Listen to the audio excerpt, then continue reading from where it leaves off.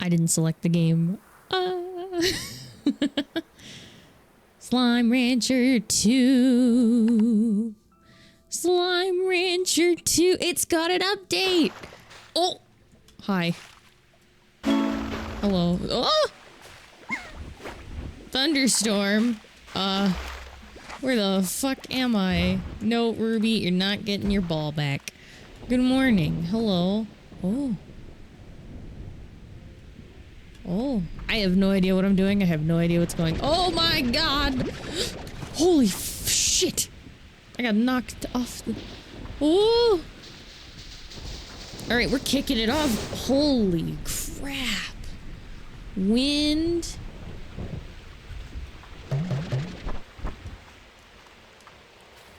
Ah! Oh. Oh. I'm dumb. Excuse me. Pardon me. So sorry. I guess if I'm too close to that, is it gonna hurt me? Yes! Yes, it does. Oh, wait, but I'm also faster, I think. Whee!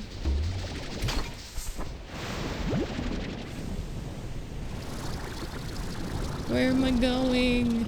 Oh, oh gosh, this wind. Hang on, okay.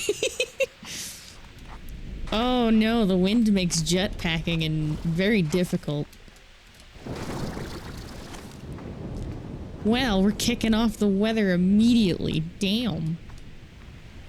Alright, they said it was in the Slimepedia. Weather. Wind! Hold on to your plorts. Nothing beats the cool breeze of sea air that rolls through the corner of the Rainbow Island. Severe flooding alert. The entire world is now an ocean. You got it, Spook. Lightning strike, thunderstorm. Jeez. So, wind is a thing I need to worry about now.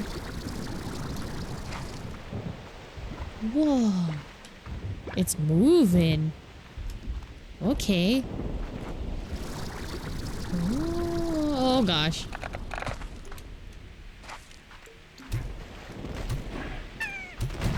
Get out of here, Tar. Get out of here. Oh! Oh! Oh! Volcano alert, that's land. Oh! Oh! Oh, there were rocks there. Alright, where am I going? What am I doing? That's land. What about a rabbit? Huh? Oh man, that's gonna be interesting when we're flying. Oh, oh. Alright, I wanna see. Does it hurt? Yes. Yes. Yes, it does. But I think I move faster when I've been struck by lightning. Don't know for sure. Oh! A chicken. Honey plorts. Chicken. Oh! Oh! Oh, shit! Hi, Tano! Ah, what the fuck, Richard? Ah! Puddle slimes. This is new and I love it. We got... Oh, to be a puddle slime. No cares in the world. Just vibes. Not a care in the world, only vibes. Don't we love that? And I still haven't found egg slimes either. Butter slimes. Flutter slime. So I wonder, does the wind make them fly away? Maybe? I don't know. It doesn't say whether or not they get flown away. I mean, it looks like they're just moving. Bonk. Ah, a seagull. A sea hen. Alright, where am I? That hasn't been developed yet. Whoa, this is new. There's more here. I want to get home, which I went the opposite way to get home. I think.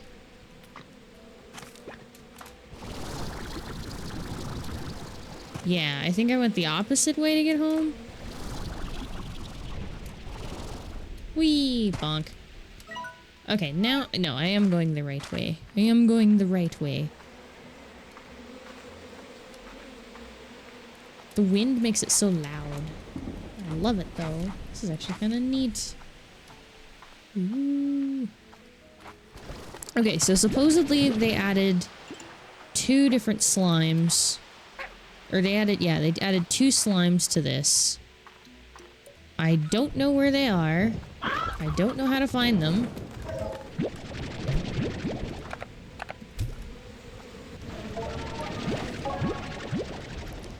I have no idea how to find them. I just know that they're... I don't even know if they're here, actually. Oh, hi. Oh, hello. Mint mangoes. There's... a bug down there. Maybe it's up here. Have I been up here yet? This is gorgeous. I don't know if I've been up here. Long. Have I been up here? Wait. No. Yes?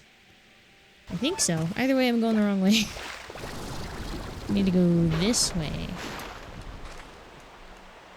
And supposedly there's a refinery somewhere nearby, or have a refinery thingy. That's a bug I've already talked to. That's a rabbit. That's a jar of honey.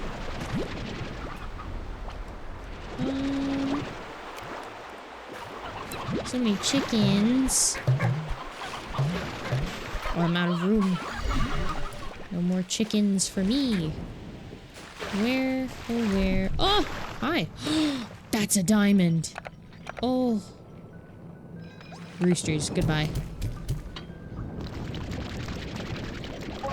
Strange diamond! Let's go. These are rare to find. Okay, wait. I heard more. S'mores. Okay, where am I now? Let's see. More beehives. Let's see. Did I just go in a... No, I went the right way. Okay, yeah. The portal to get out of here is up here. Okie dokie. I'm going the right way. I'm going the right way. I think. Rabbit slimes. Pink slimes.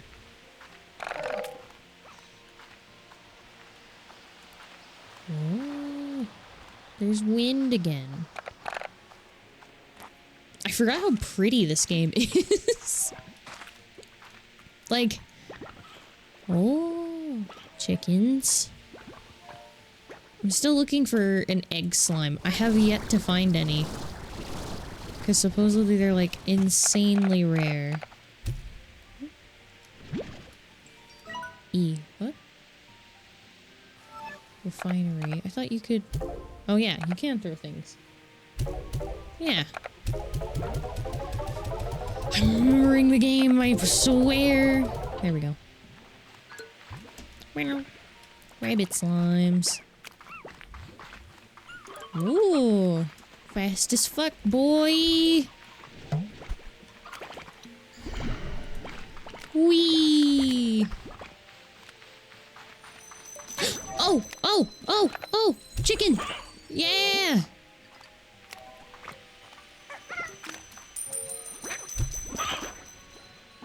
It gives me money! Not a lot, but it gives me enough. Oh, and it just so happened it got me to the, ooh! It got me to the house. Or the ranch. The conservatory.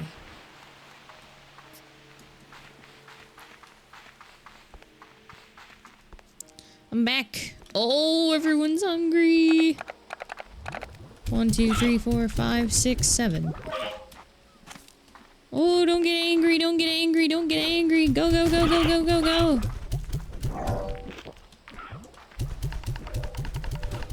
They've been here too long. They're hungry. There you go. There you go. Is ye satiated? I hope.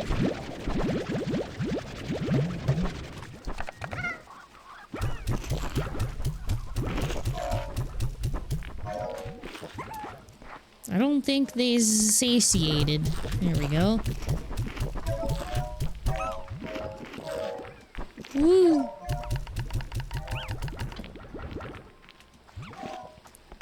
Are we? Are we good? Are we good? Are we good? I think we're good. I think we're good. Have you guys even been eating the Q berries? I forget. I don't know. I have it set up in a way. We've been collecting the hens. Oh. It almost looks like someone's been in this field. I presume. Yeah, okay, so there's 3 new ones. No, one of them's the egg, and then there's the two new ones. Whoa.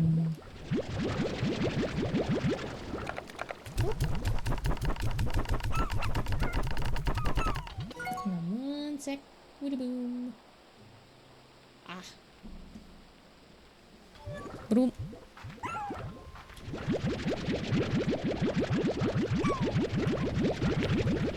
Now I gotta figure out where to find the new slimes. I don't remember. I think someone mentioned it somewhere on the wiki. Not the wiki, but like Twitter. Whoosh.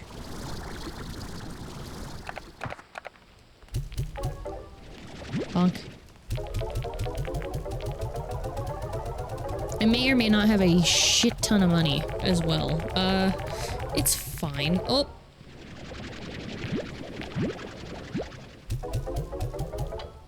If I remember correctly, I was doing science, actually. Because I think there were some upgrades I haven't gotten yet. I need... Oh. Dash boots, jetpack. Upgrade. Tank guard. Portals. Warp tech.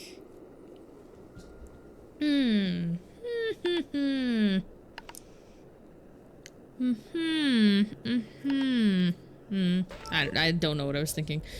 I don't know, man. It's probably fine. Where'd you get, which art? The PNG I got from, let's see if it still works. It does not. It does not. I got the PNG from somebody who goes by the name Sticky Mochi on VGen and Twitter. They're both on VGen and Twitter. They are so fun to work with. Highly recommend it if you are looking for a PNG. It's pixels too. Like it's a pixel drawing, and I love it so much.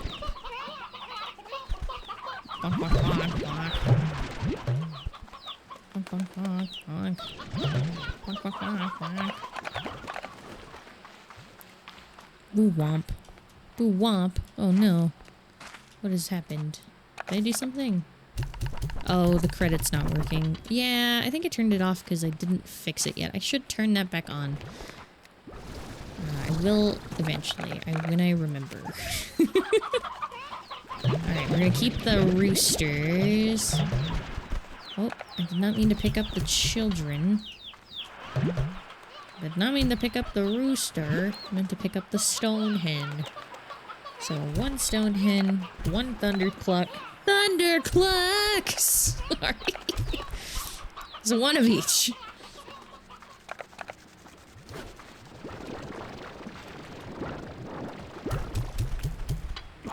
There we go, that's their favorites.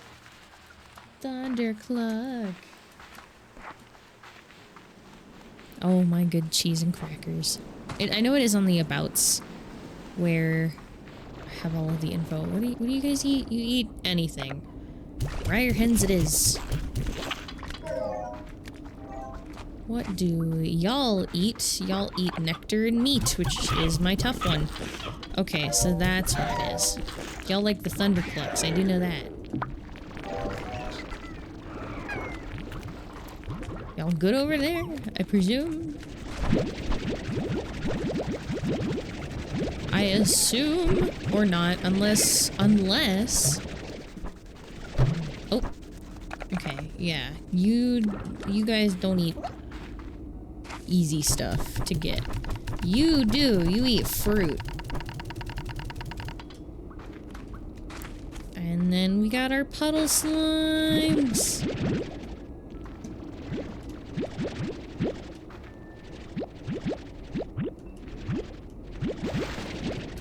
Bonk. So, boom, boom, boom. Also, I found out, I didn't know this in the first one. In the second one, when they blush, that means there's too many of them. They're too shy, and they won't produce plorts.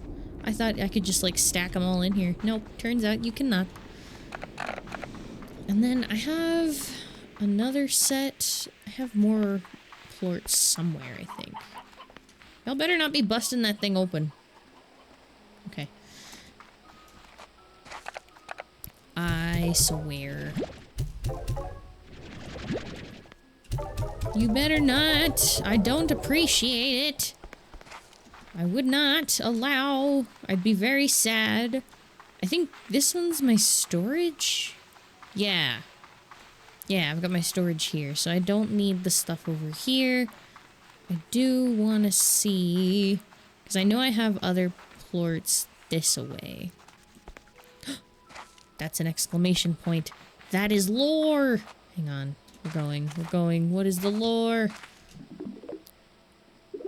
Hello, Beatrix. Despite appearances, this is not Victor, but the hologram. Blah, blah, blah. Please stare at this message. I will assure you this message is not given to me, but instead Victor. Oh. Oh. Thora. Hey, Bee. I know it's silly, and I worry about the hard work you do out there all on your own. So I sent you a little care package. Thanks. I thought that was lore. It is not. Fair enough. I was bamboozled. Oh well. They're probably pissed.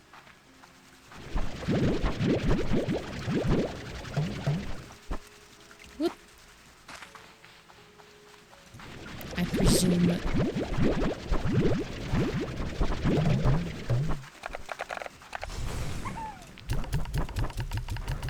There we go. There, now they can't complain. They've been fed. Well, kinda. They've been fed enough. They've been fed more or less. Okay. Okay, they need food badly.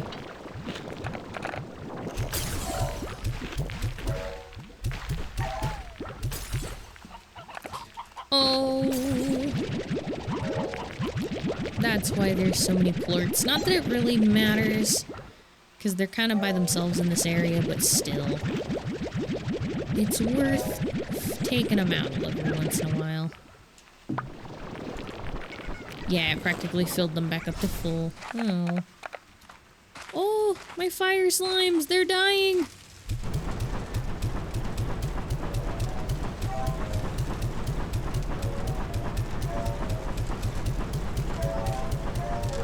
Oh, oh. Oh.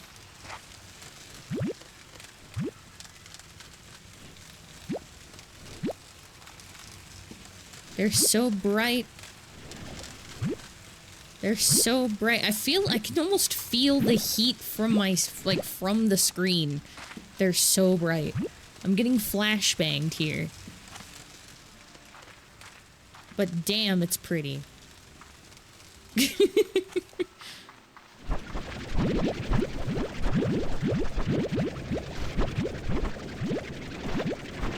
Like, sheesh. Oh gosh, the carrots, they've run out of room, but we'll burn them. Right? I'm getting flashbanged at this, we're welcome to the flashbang portion of this stream.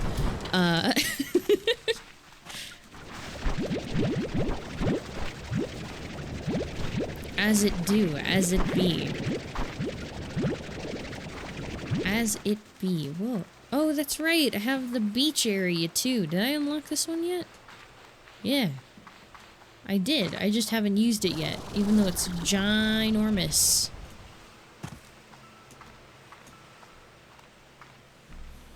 Enjoy the flash. Enjoy the flashbang. Please do not resist. It is simply a flashbang. It's fine. Where am I going? What am I doing? I have no room for anything else, so I need to go put some stuff away.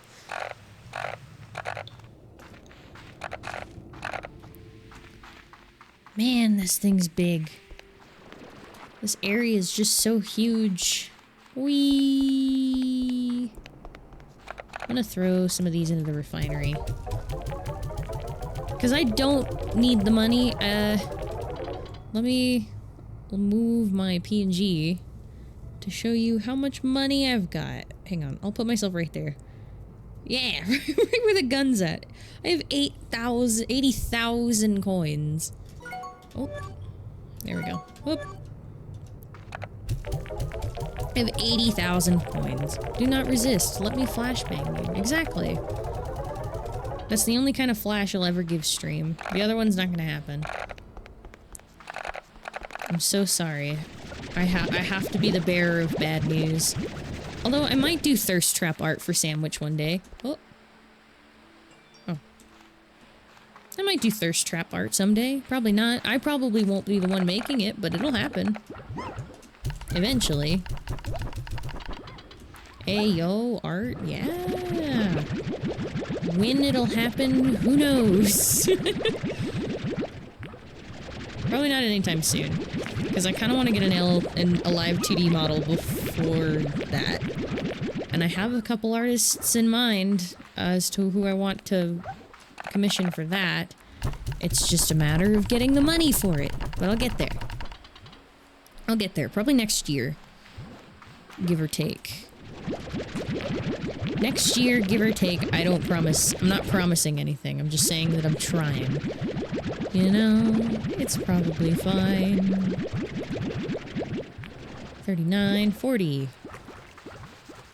40. Bonk, bonk, bonk, bonk, bonk, bonk.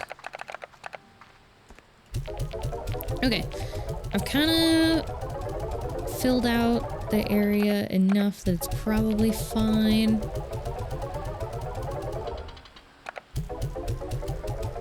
I don't need to be spending plorts or selling plorts. All things considered, I have 91,000 gold. So, let's see. Who wants odd onions? Do you want odd onions? You'll eat them. Question is, do you want them? You got carrots in there. You got Q-berries, which I can throw in there.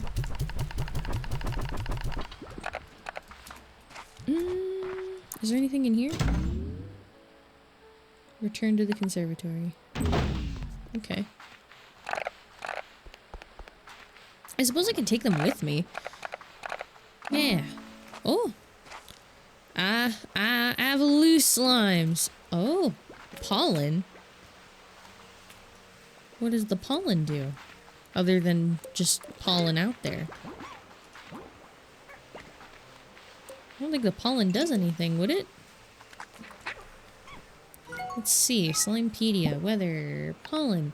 Rainbow Island is lush with trees and flowers, so it's not unusual to find clouds that cause tears of joy and sneezes of joy as a reaction to the majesty of nature of full bloom. But nature on Rainbow Island rarely stops there, as pollen clouds are often a precursor to more aggressive forms of plant life. I need to find clouds, apparently. Oh... I need to find dust clouds, I think.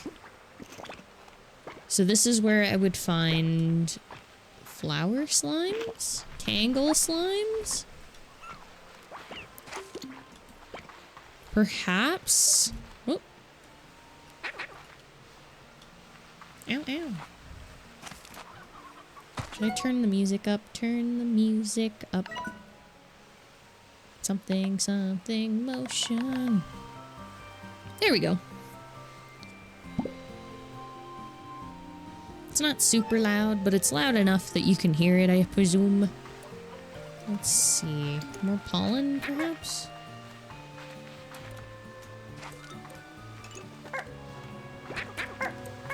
That's a bunny.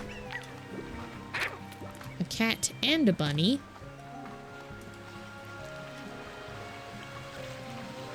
Hmm?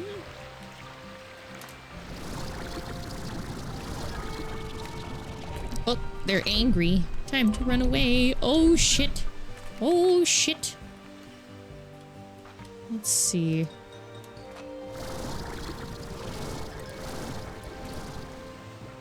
You know, I actually think they're supposed to be a daytime slime. So let's go home. I need chickens. I need a couple of chickens. No, more rabbits. More rabbits.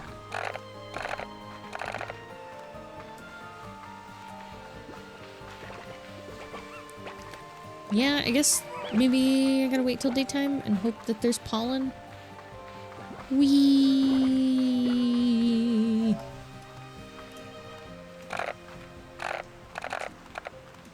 So I'll sleep until it's daytime. Because right now it's 4 a.m. So if I sleep till morning. Here we go. Return. It's morning.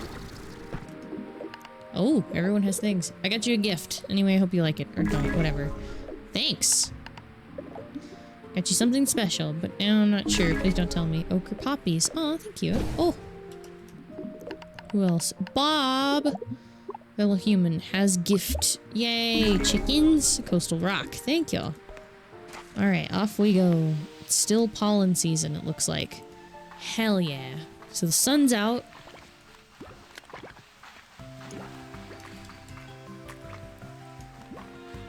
I think. Maybe not. Because there's still phosphors out here. They'll go away soon, I think. Yeah. But there's definitely pollen in the air.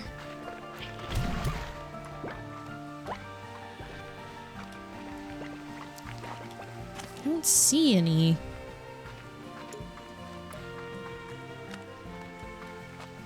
Maybe I'm not deep enough in. Whoop. Huh? Chicken nest.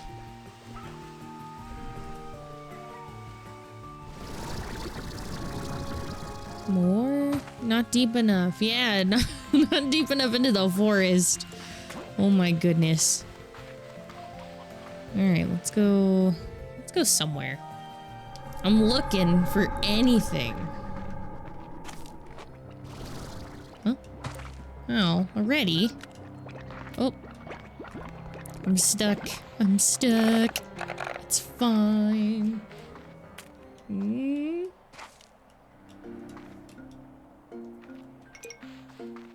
Any weather patterns here? These guys are pink! Oh no, because they're pink largos.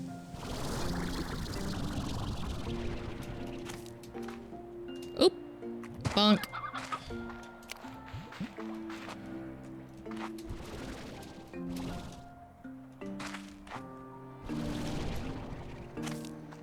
They're pink largo and angler mixed. I don't see... They are hounding whatever's over there. Let's go look. A single chicken. A single chicken. There you go. Have fun with those. Don't fight over them too much. Hmm? Oh, I leave a dust trail now? That's kind of neat. I don't think that was there before. That or I just was dumb and I didn't notice it. Probably both.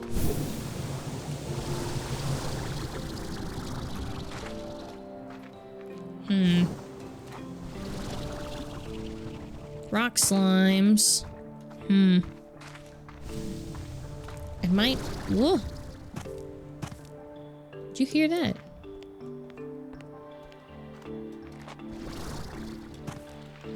Were the rocks falling or something? Is it a rock slide?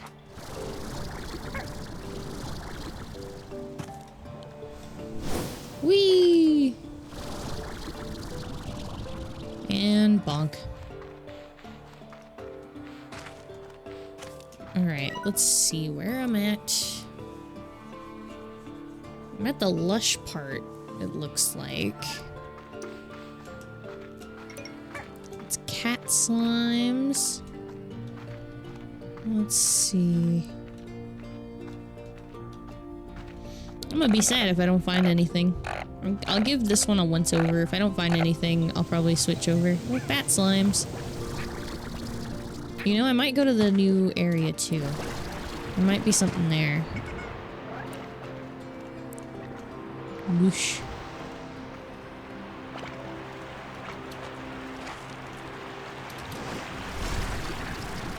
Whoosh. So up here. Around here. Okay. Is it back there again? Yeah, it is. Yep. Whee! Fire pit. Down the hole. Bonk.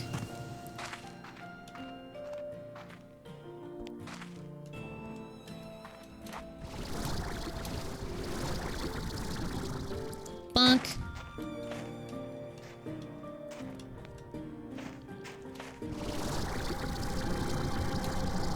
Oh, I missed it. Bonk. Alrighty. I know this place is gonna have some weather conditions that I can use. Or that I can witness. Snow! Snow! Hi, Saber Slime.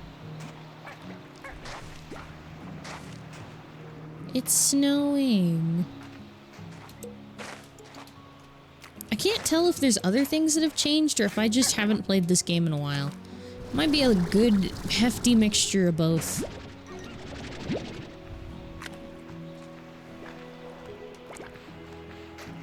Because that's what I'm thinking. It's a good, hefty mixture of both that I don't remember stuff. And they did change a little bit about the maps. But, who's to say? Oh, chicken.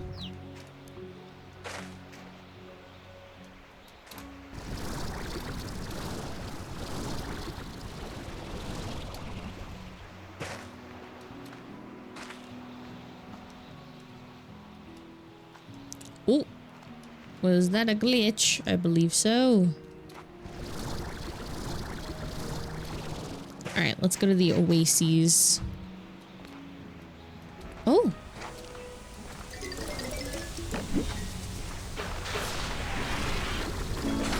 Frozen flame! Ow, ow, ow!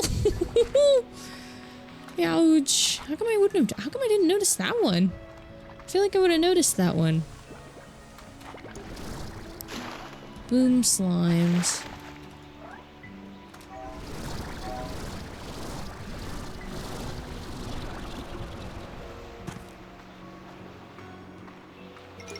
More puddles. Hi.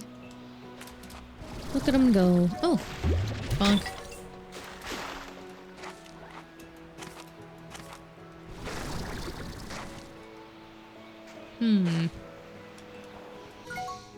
So Slimepedia, weather, the snow.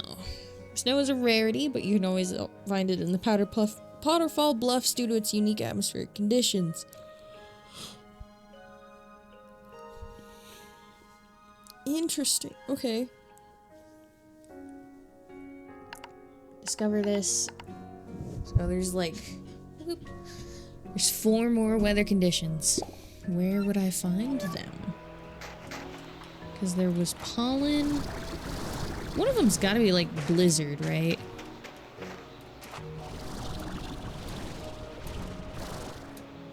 Bonk. Woo, woo, woo, woo. Hi.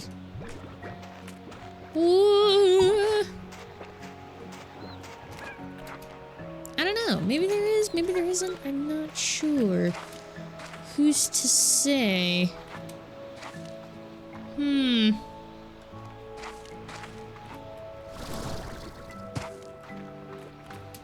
There's saber slimes for sure.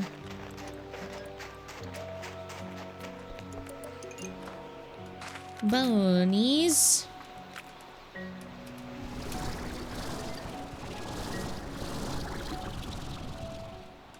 Bonk. Where am I? Oh, I'm over here. Okay, so if I go across that way.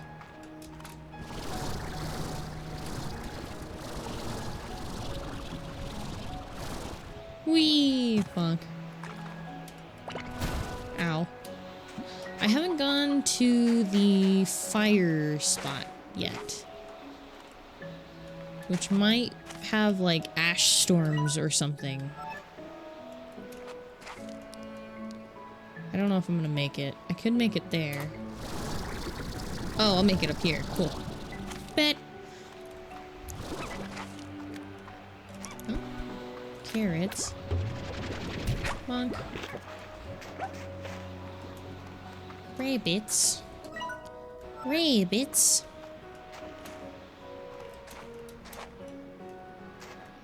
This is a small amount of grass. It's very much not alive. But that's fine. I can do what it wants. Alright, it doesn't look like... I mean, obviously there was the snow. So we'll go ahead and head back. That is so cool. Keeps your snow prints. Ow. There's the bug. And bonk.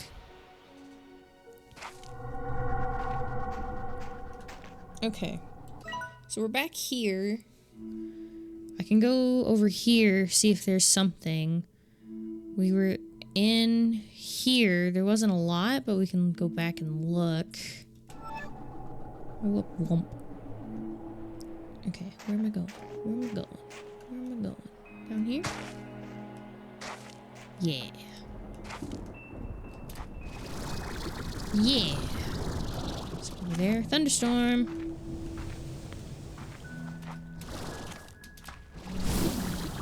Woo! Well, allow me to burn for a second there. Oh dear.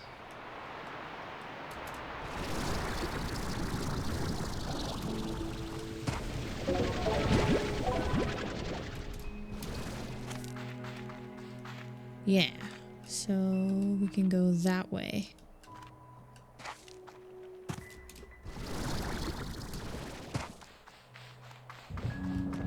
Oh, thunderstorm.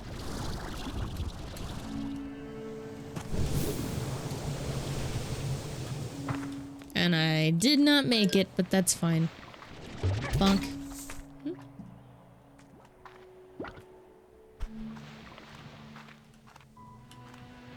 I feel like I heard something, but I guess not.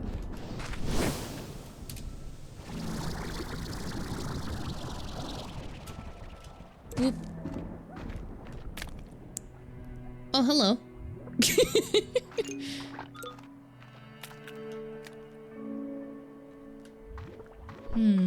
Okay, I'm gonna go over here.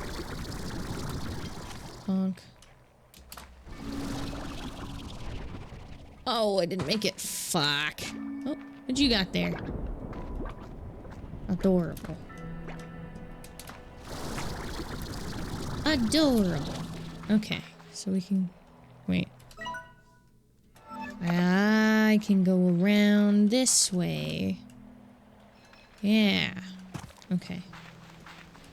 Yeah, and it's the dangerous area.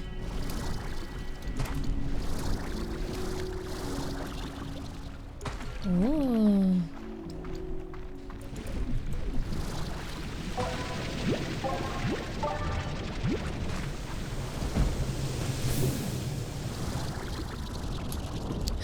Oh.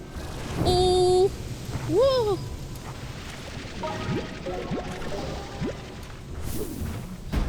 Ah! Oh, goodness.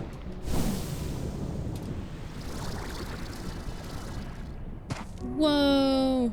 Everything's shaking. I don't know if that's good or bad. It's probably bad.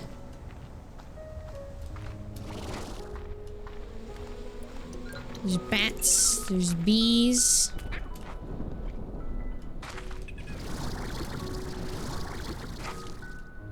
This has to be some kind of storm, isn't it? No? I guess not.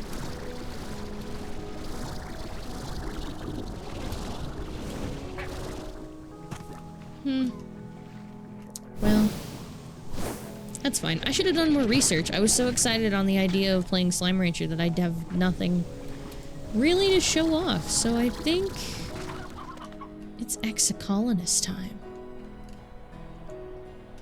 Oh, let's go over there and see if there's anything new.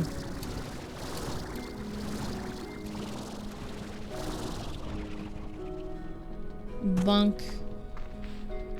I don't think there is. There usually isn't. I don't think there's any new lore stuff because they never mentioned lore. No. There's a bug. Huh? Okay. Yeah. Nope. Nothing new. Okie dokie. Are we sure there wasn't another season like that I missed or weather that I missed? I guess not. Okay. Well, I'll do more research eventually I'll do more research eventually. I still need to find Richard die sliming. Oh my goodness. Okay. So I'm gonna move to just chatting. Hello. Oh. What was that on my screen? Oh, save and quit. Quit. It's exocologist time. Let's see. I don't know what I'm gonna call this part. It's like, I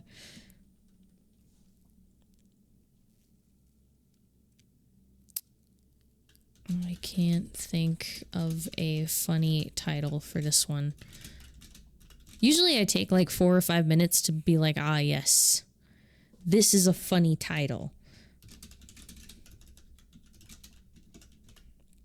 But I guess this time I'm just like, I can't think of anything. I know it's like I'm in age 17 and it stops at 20. And we've done romance and the like, so I'm kind of lost as to what we're doing.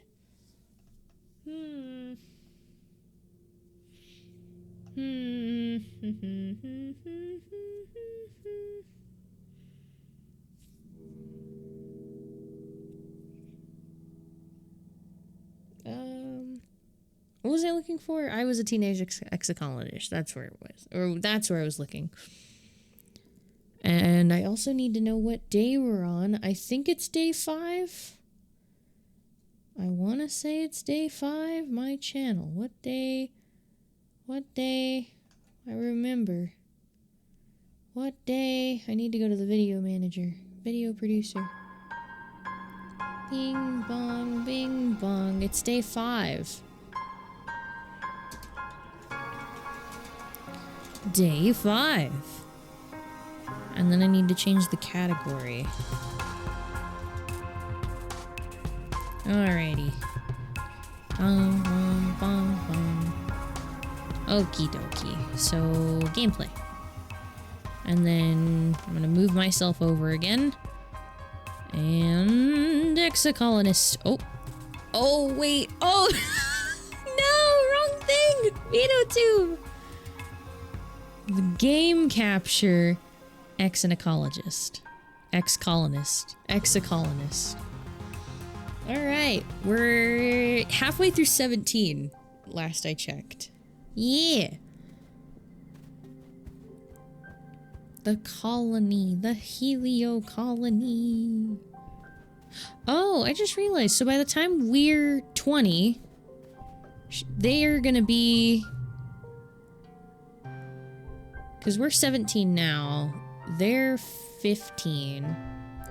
So we're 2 years older than them. They're going to be 18 by the time this game ends. They're going to be just shy of 18, if not already. And everyone else is going to be like in their 20s. Officially. Whoa. Oh. Dating vase. So we're at war then, Tang says, fiddling with her microscope. I'm of mixed feelings. First of all, nature's been at war with us since the day we landed, so if it takes an official declaration in order to secure more resources for engineering, I accept it. Welcome to the good fight, administration. She pulls back from her microscope and blinks, rubbing her eyes. On the other hand, it's ridiculous to declare war on an intangible enemy. One may as well declare war on aging. Do you want a flower? Here, have a flower.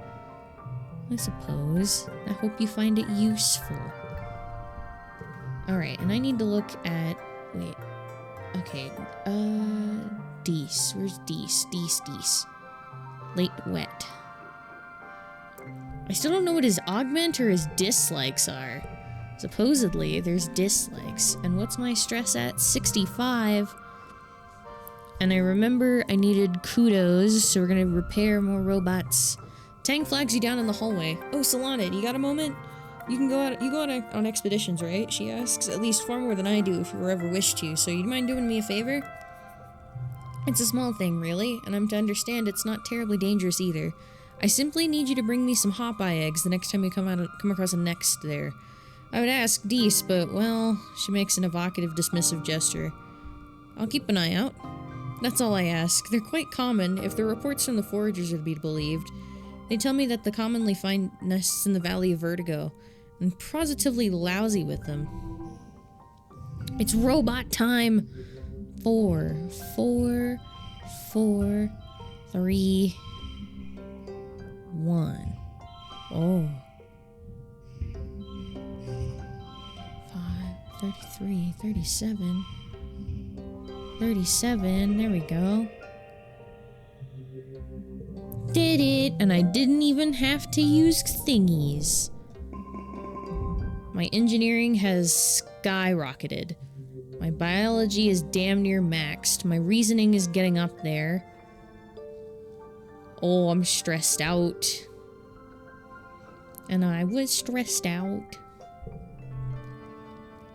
Ah, this year's Virtumnalia is ushered in with a big military band, horns, drums, supplemented by recordings of the parade and music from Earth. Governor Lum strides out of command on a grand red carpet and ascends the stage with precocious applause. Thank you, everyone. It's titties. Look at you. Look at this colony. Finally, truly united. All it took was a common enemy, he declares. I look at this, you beautiful people, you strong people, you good human people, and I see a fire in your eyes. I see courage in your hearts. I see a colony that's ready to win. I see a colony that's here to stay. Vertumna, do you hear me? He raises a hand, his arms and roars. Do you hear me, Vertumna? We humans aren't going to hide anymore. I don't think we were hiding in general. Lum gestures for Chief Security Rhett to join him on stage, then continues. The original fugitive colonists got it wrong. In Roman mythology, Vertumnus was the god of cultivation, not of rampant, chaotic growth. He clenches his hand into a fist. We need to clear the field before we can plow it. Vertumna won't be safe for human life until all the aliens are eradicated. Rhett crosses his arms and nods his agreement. Maybe there's more to this plan than Lum's getting on. Huh? What? Wait, Lum descends from the stage and does a receiving line of handshakes and fist bumps. In the vacuum left by the presence, Chief Administrator Seeks takes the podium and clears their throat. Ahem, ahem. I want to announce that this will be the last year that festival contests will be held. What? A sound of protest rise from the crowd. Near the front, Lum just shrugs theatrically and mouths, "Not my fault." Seek looks down at him pointedly, then continues. This war will use our colony resources at a tremendous rate, including the most valuable time. Vertumnalia is a day. Lum takes the stage once again and soothes the crowd. I do have some good news, he declares. Starting today, the colony is going to be granting requests from people who want to have children. Huh?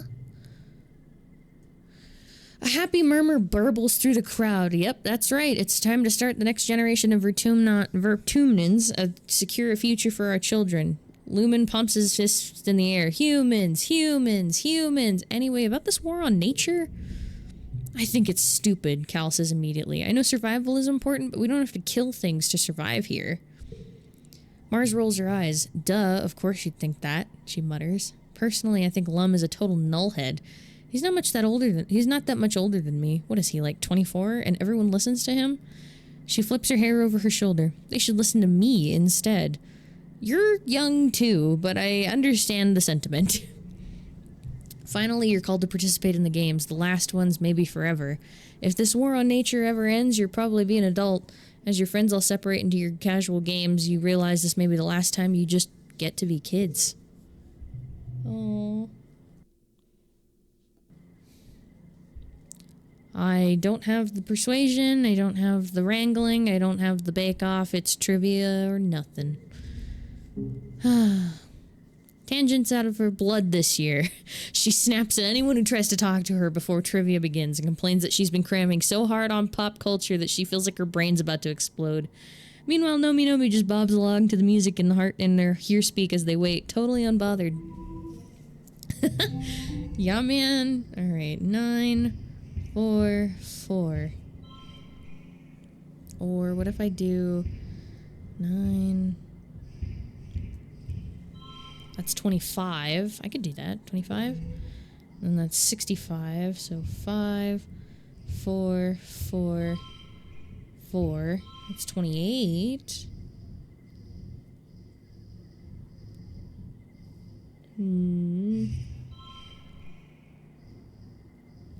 That's also 28.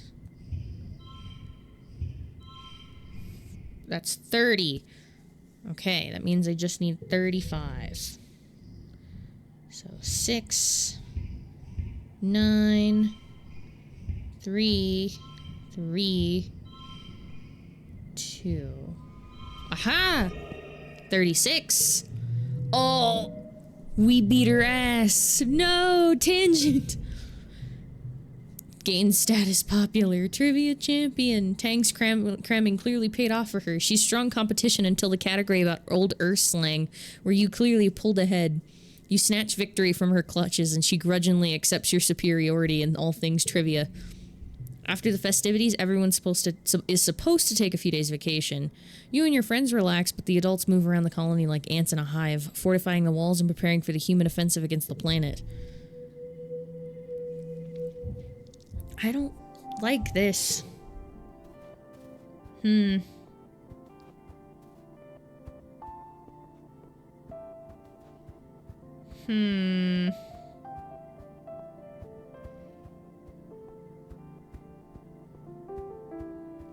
don't know. Something about this bugs me a lot, actually. Hey kiddo, sometimes I can't believe we're on solid ground. After 20 years in space, it doesn't feel real. I know, we've almost been here for like 7, 8 years now. Dees! What's up, my man? Sometimes I swear I can hear this planet talking, he says. Everyone always told me I was weird. Maybe they were right. Maybe not. I don't know. Maybe. I don't presume so. Let's see. My friendship with Dees is 83.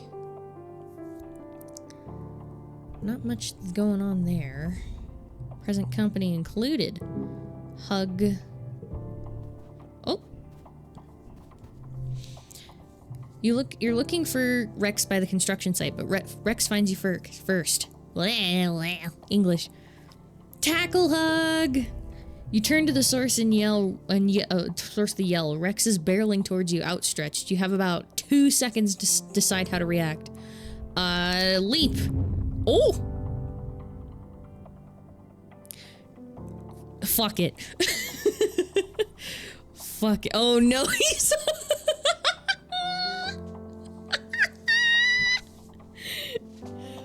Yeah, no, I agree, Tano, I agree. I agree. You relax yourself. You ready yourself to launch into his embrace, catching a glimpse of Rex's delighted smile as he scoops you up in his strong arms. He lifts you off your feet and swings around laughing. Hey-o, Solana. He holds you easily against his chest. I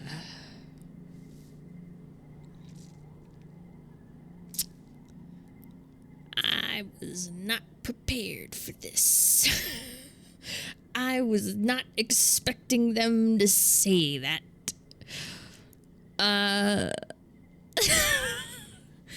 Listen.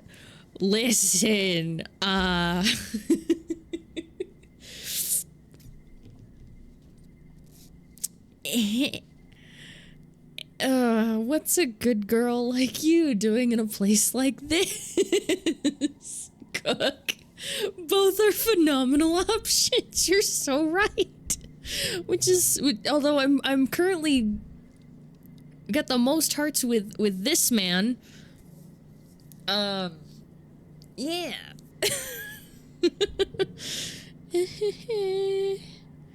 Oh, she's pretty. To be fair, what's to be fair? You spook? Nope. Giving him a peck on the cheek. Rex's cheek is warm and soft, and you feel the curl of a smile under your lips. He sets you down on your feet, cups your face in his hands, and presses a friendly kiss to your forehead. Nice to see you too, Solana. Listen! Oh, Rex's hug. +4 stress is over 50. Oh. You think you're starting to understand this strange Helio boy and his love for hugs. So, Rex says, crossing his arms. Are you looking for me? What you want? What you need? Let's do something fun. Like... Excuse me?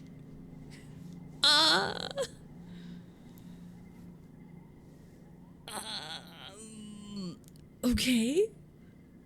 Option 2? I'm hot, you're hot, let's go. Oh my god. Go. Okay, Spook, you're an enabler. Oh. Rex's eyes go wide and he bites his lip with his fang. Oh man, he says, rubbing his hands down his face in mock agony. I mean, obviously, yes, hello, Solana. Hit me up literally any other time, but I'm actually super stoked to work on the build today. He looks over... Show him you oh my fucking god. He looks over his shoulder at the construction project behind him, then looks back at you with a devilish smile. If you want, you can see what we're working on. There's a ton of cool little private rooms and stuff. Lead the way! I'm holding on to Ruby's ball. Okay, chat.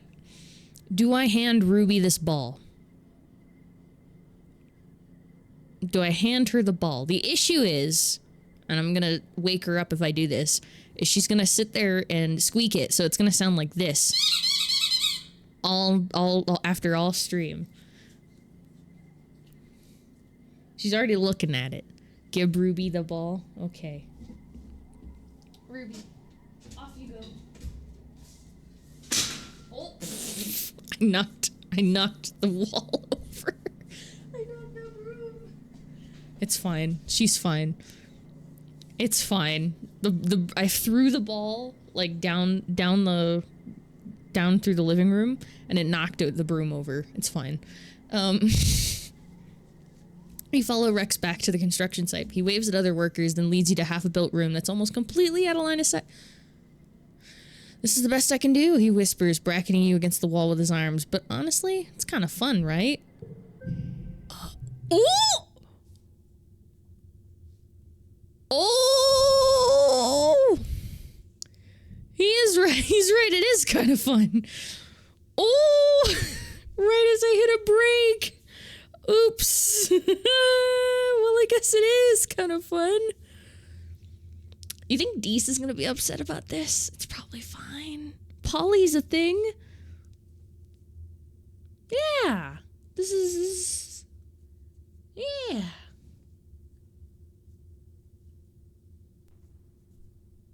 Yeah. You have fun with that, with whatever. Yeah. Oh, -100 stress, +5 rebellion. Jeez, okay. You and Rex emerged from the construction site sometime later, rumpled with kiss-bitten and just a little bit contrite. What does that mean? I'm just hearing the popcorn. Fair enough. The other construction workers tactfully don't make notice as Rex kisses you one more time and sends you off with a jaunty wave. You feel more relaxed than you have in weeks. Yeah, man. Is Deese gonna be upset about that? It's time to find out. Is he? No, he does not care enough. No, he does not give a shit. This is a small colony. Word travels. But I guess that means I got more time to go to school and learn about robotics and biology. Too much to do. Well, alright, well, bye. I got nothing. I need to go foraging again one day. Should I just go today? Yeah, let's just go today. Yeah. Go be better friends with Deese. Yeah, it's up here. Expeditions. Because I've got my stuff down. Forage in the valley. Let's explore nearby, actually. Oh, you know what? I don't get a lot from exploring nearby. It's fine. I just can't. You report to the expeditions tent. Oh. You report to the expeditions tents to not just find Utopia, but Security Chief Rhett and Vase as well. I can't spare any more of my people, Utopia is explaining to them. You already pulled almost all the foragers, and we're already running skint crews in the ridges as it is. There's one more person you can spare, Rhett replies, turning to face you. Hello, Solana. How'd you like to transfer into one of my hunting parties? Utopia tells me you're one of the best explorers. We could use someone like you. He indicates Vase. I need someone who can keep up with this one. Vase puffs his chest out loudly. I'd never kill. Vase scoffs. Even if it's trying to kill you? I knew Strato kids were soft. I didn't know you were suicide. Listen. That's fucked up. Not everyone's cut out for life or death situations, Rex says, and turns to you. You know, Solana, it's not all killing. Sometimes about tracking and identifying dangerous creatures before they reach our walls. You wouldn't necessarily have to kill them. But you don't have to decide yet. Talk to Utopia later if you change your mind. No, I'm not doing your shit. Fuck you. I'm not working for the government. Ew. Why would I work for the fucking government? Hell no. You let your mind wander as you're walking. I don't know. Perception challenge is easy, apparently. 8, 3, 8, 8, 4, 4, 8, 4, 6, 24, 37, 3, 3, 4, 4. It's 21, and then I need a 16, so 4, 4, 4. Bonk. There it is. You can hop from that rock to the fallen log, then climb over the old pieces, and you're through the blobgrass. I was looking for sticks, but I don't see them. There are logs. Practice spitting seeds. I know I've done that before. Hello. Oh. Carefully pick a yellow flower. Ooh. Ooh. Ooh. Ooh. Something's over there.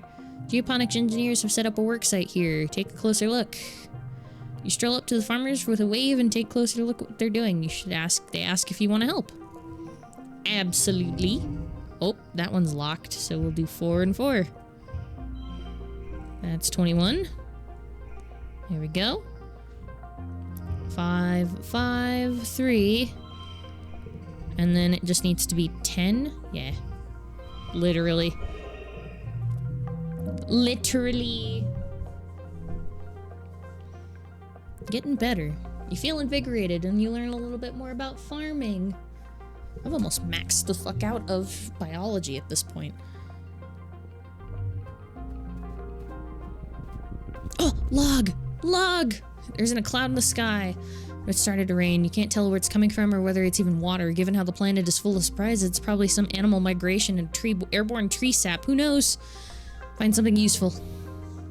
You break off a large leaf and stem and hold it over your head. Make some kind of pleasant thrums as the drops splatter on it. Log! As the movement catches your corner eye, there's something on top of the nearby mushroom. Is that a person? Oh!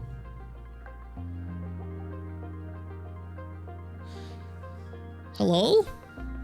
Someone is peering over the edge of the mushroom cap above you. You can't quite see their eyes, but you get an impression of long dark hair and an enormous mocking grin.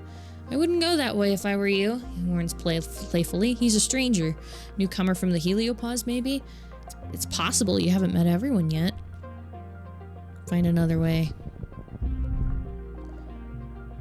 Is that a person?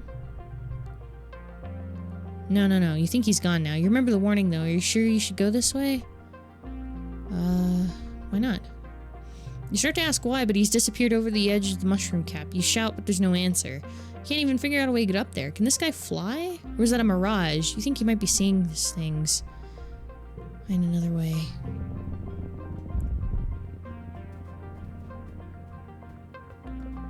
I can't go... Well, I want to go that way. Yeah, I think that's the only way I can go, so I have no choice. Yeah, I'm gonna regret it, but, you know, I don't think I can die early, can I? Is that a person? No, he's gone down. Why not? Ignore his advice. Whoever the weirdo is, he makes you uncomfortable. You round the bend and regret it immediately as something long and thin slaps against your face, then another whack across your back as you spin to face your attacker. Whap, whap, 2 slaps to your shins and sends you reeling. Whoever's attacking, you can't see it. You fall to the ground and cover your arms in defense. Nothing happens, just silence. When you look up, there's no attacker, but the plants all look around you flat into the ground. They're long purple reeds with knobby bumps at their bases. As you watch, the reeds slowly start to bend back upright. You poke one experimentally and it slaps back down to the ground, stinging your hand. Attacked by grass. How embarrassing. You decide to call it slapgrass.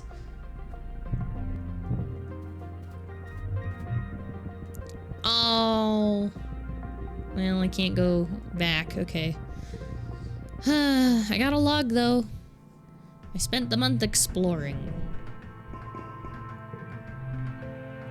You're browsing the Colleton bulletin board when you...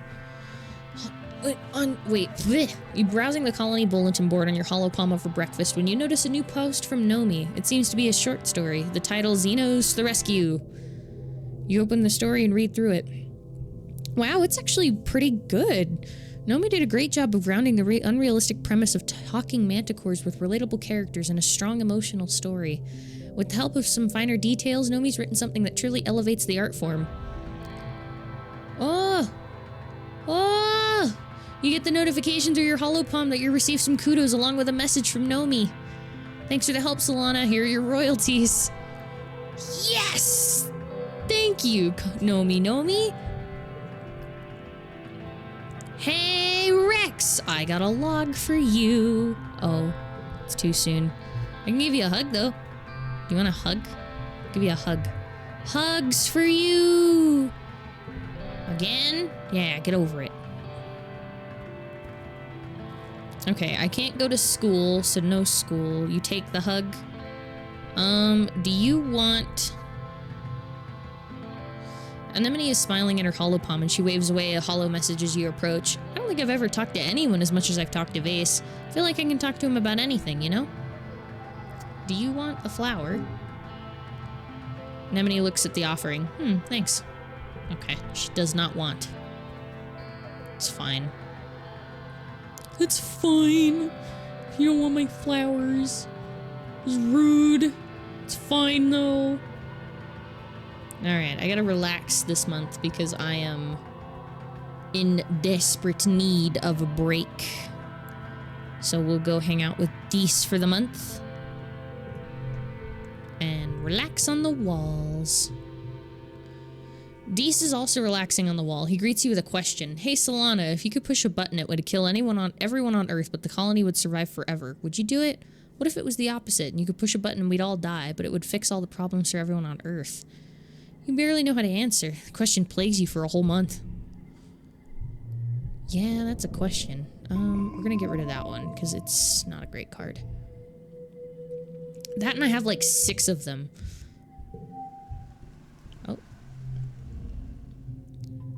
You spot Anemone playing darts with other soldiers. She throws a dart and lands clear in the middle of the faceless... Well, head isn't the right word, but the soldiers all cheer and clap her on the back. She breaks away from the small group and slings an arm over her shoulder. Did you see that, Solana? Here, do you want... Got nothing for you. Bye.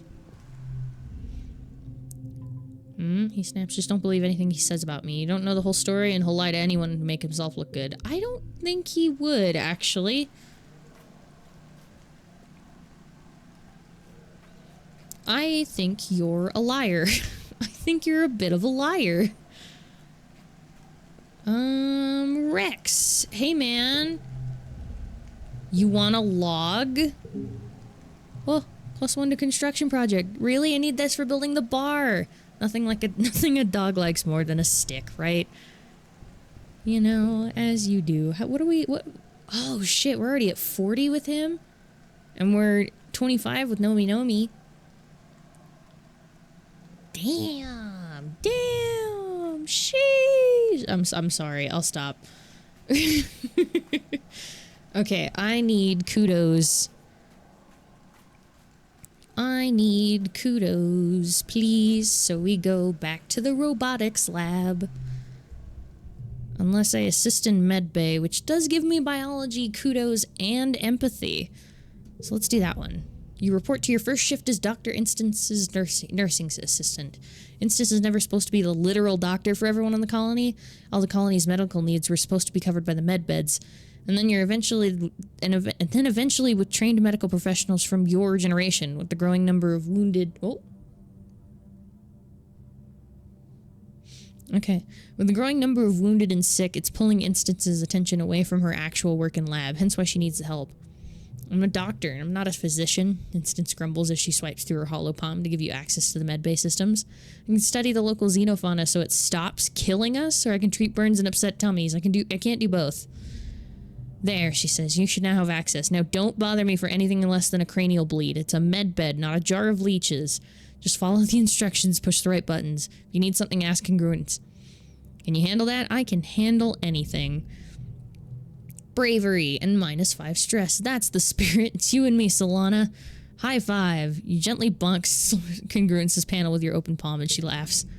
There are no patients today, so you're going to brush up on your first aid training. Every colonist gets first aid training starting in their early teens. Lungs gotta breathe, heart's gotta beat, blood's gotta stay inside the body. Check. You run through the quiz scenarios with congruence for a whole week. CPR. Uh-oh. I just saw something. Paul, wait.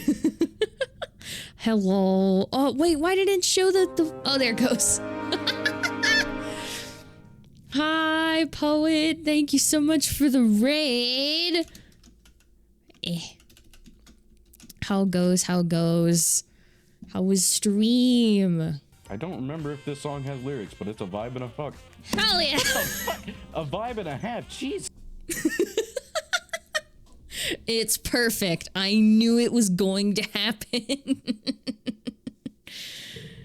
Yes! It'll be fine. It's only a matter of life or death. No biggie. Oh dear. Holy shit. Wait. Whoa. Two, wait, two, no, two, 2, 3, There we go. Hell yeah, we worked. Hell yeah, that's 7 in biology, bitches. I'm gonna max this out. Whoa! 162, 28 plus 15. Shit! I need to do that again. Alright, should I... Oh. You spot Tang heading to the engineering wing. Engineering wing and follow, only to find she's disappeared. Then you look up and see the access ladder leading to the maintenance platform behind the engine turbines. Long silence and starting to rust. Oh! CG! You climb up to the platform. Tang's there, lying on her back and staring at the sky. A hatch beside her leads back into engineering. That must be how she knows about this place. She doesn't acknowledge you until you're almost standing over her, your shadow fighting to overcast the light. She blinks with the sluggishness of someone who's only just remembered its necessity. Licks her lips before she speaks. Do you need me in there? You shake her head. Tang doesn't sigh in relief exactly, but her eyes go close again. Good, she murmurs. It's all too much right now. I thought... Her mouth twitches. I don't know what I thought. I don't know what I'm doing up here. What's going on? Tang huffs a small laugh and folds her hands over her stomach. You know, I think I may be burned out or depressed. In Earth movies, depressed teenagers would sneak out on the rooftops, she says. I confess, I don't think I see the appeal. Maybe if it'd be better if I had alcohol or cigarettes. She shakes her head, blanking out your mind with substances is what my mom used to do, not me. Do you want to talk about it? Tang smiles, self-effacing, and doesn't look at you. I don't think so, she says. Maybe will you sit with me? You lie down beside Tang and watch the gentle revolution of the sky for a few minutes. You can feel the caginess seep out of Tang as you lie there in silence until finally she speaks. Do you ever think about humanity? She asks slowly. Humans are such glorious, beautifully, utterly self-destructive thing. They only ever create by destroying, and in return they hasten their own demise. Tang finally looks at you, her hollow eye lighting up her cheekbones. She looks gaunt. It was a belief in human supremacy, an unchecked innovation that doomed humankind on Earth. Does it seem we're doing the same path here in Vertumna? I believe we can do better here. Oh. I think so too. I just don't know how. Oh. -1! Oh, sometimes I wonder, oh. Wait. No, I gotta keep going back, right? Load, autosave. Wait, yeah, wet 217. Okay. Yeah, I don't like that. Okay. Whoa. I'm not gonna flirt with her. But CG. What's going on? Do you want to talk about it? Okay, so what if we are? This is our home. It is our home, she repeats. You're right, we can't change that, and we shouldn't have to apologize for wanting to live here, just like anything else that does. Shh, no one saw that, it's fine. We're just trying to help people. I'm tired of killing people because I don't know what the hell I'm doing. Sometimes I wonder why we even sent humans to explore space. Given our track record, you would think perhaps an artificial intelligence would have been wiser. No ego to get in the way, no questions about ethics or morality. After all, we learned in Earth history that when humans colonists traveled from Europe to the Americas, they nearly killed everyone who lived there because they spread disease. Tang looks at her hands. I just can't help but wonder if we're doing the right thing. The hatch into the laboratory clangs open and Tang jumps. There you are, Instant says, just as her head and shoulders visible through the hatch. Have you finished recalibrating the strand sequencer yet? Tang scrambles to her feet and brushes off the seat of her pants. No, not yet, she says. I was waiting on the results from BH4316 and... Instance clicks her tongue against her teeth and raises her head to interrupt Tang. They're ready, she says. I need that sequencer ready for the G4100 samples. Her eyes flick to you. If you're done, she adds icily. You know, as you do. Yes, ma'am, Tang says, cowed, and slides into the hatch after Instance. As her head disappears past the roofline, you catch a fleeting hint of an expression on her face you can't name. This poor girl. She is stressed the fuck out, and she's like 17 years old. It's fine. I got funny time powers. You're right. Trying to tell myself that not everyone needs to fight the aliens, Anemone says, looking up the colony road to the garden and geoponics domes. But I can't stand it when Cal talks about how we all gotta sing songs and get along. He's so stupid. Weren't you playing, like, sports ball all day? Did you even go to school? I say as, listen. Listen. I don't have any logs, so I can't give you logs. Do you want a hug instead? He does. Aw, yeah. What about you, Mars? Hi, Mars. Are you still running around everywhere? It sounds exhausting. It's important to take care of yourself. You should take notes. Here, have this fucking crystal and shut the fuck up. Anyway. Take the fucking crystal and shut up. Wait! I missed the twins' birthday again. No, it didn't. It's late wet. I missed Mars's birthday.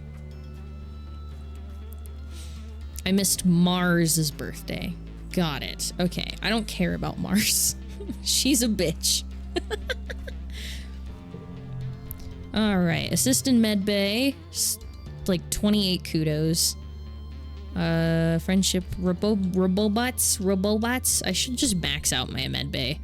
You do a full inventory of the colony's medical supplies, putting in requisitions for things you're running low on, painkillers, band-aids, anti-nausea meds, itch cream, eye drops. There's a lot of minor illness and injuries that don't require the use of med pods.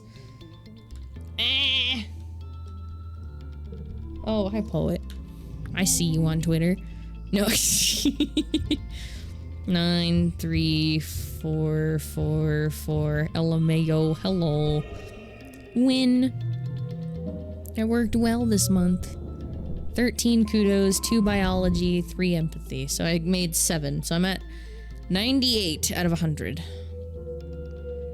My biology is almost maxed the hell out. Okay, it's late wet, which means it is Deese's birthday. I don't have anything to give him, really. I guess I could use the kudos to go buy a cake. But I was saving them up to go buy that one thing. I'll buy the cake. Visit Supply Depot. Yeah, because I want... whoa. 15 to all skills. I want this one. I want this one. Because plus 15 to everything puts me over the threshold for a lot of them. I'll buy a cake. I'll buy a cake. At least for the one I'm trying to romance. This war. You want a cake? No, no, no, no, no. Oh! Oh no! He doesn't wait. Hang on, let me read that first. No, no, no, no, no. Des shakes his head in frustration. Nobody ever asks me what I want. It isn't cake. Not on my birthday. Not ever. You try to ask him what he does want, but he pouts and doesn't want to answer. What's up with this guy and cake? You saw nothing. Nothing happened. Oh, look. Oh, look. Oh, look. Hey, the powers. Hang on. Hang on. Let me get my money back, damn it. There we go. My money's back. Alright, fine. Ain't no one question me.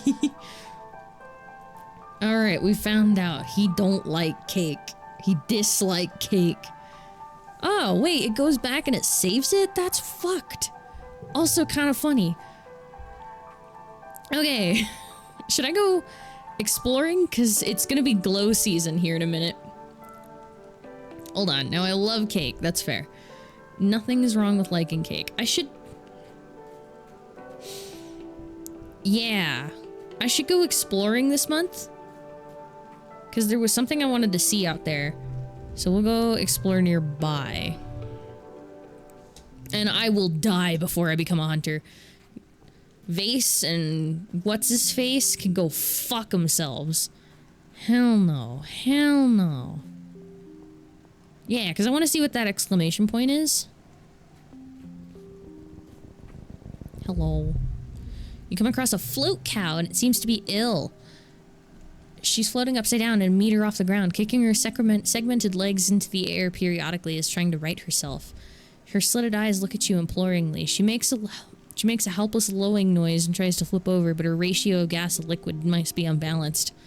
You take a closer look at the float cow. You've heard they float at a certain ratio of liquid to gas in their membranous bladders. So they often have, after consideration, you figure out that the bladder must be in her back, or on her back must be too full of liquid. Milk. It's hard to milk a float cow that's upside down. She struggles and kicks her legs as you try to flip her over long enough to get to the udders.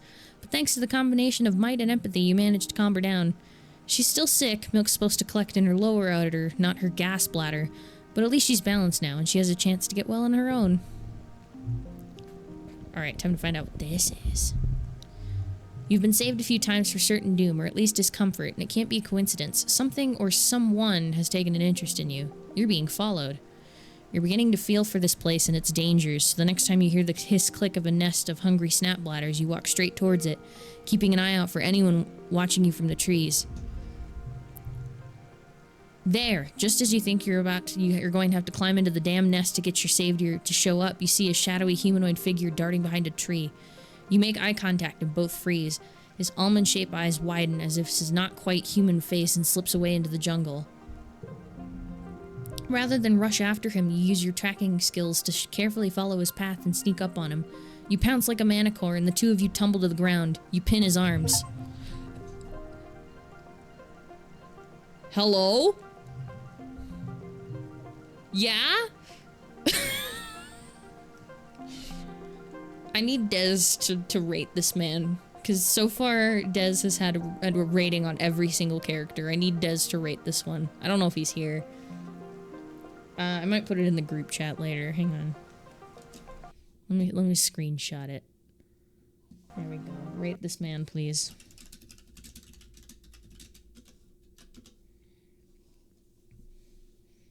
Rate this man, please. You get a good look at his face for the... Bro, who in the Final Fantasy 17 MC? You get a good look at his face for the first time. The long, delicate features, the odd tone of his skin, almost purple, and his glittering alien eyes. Before he can answer your questions, you jump off of him and back away.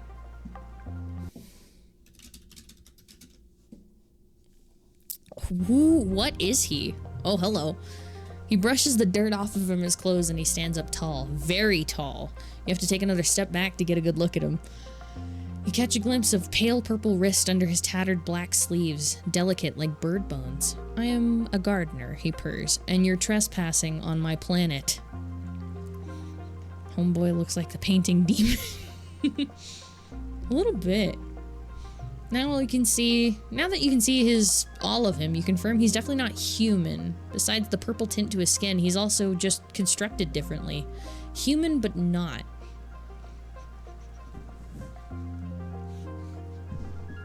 It smells like it's burning. It's probably fine. He's taken up a whole little discrepancies to add up to something that is decidedly alien. You're an alien?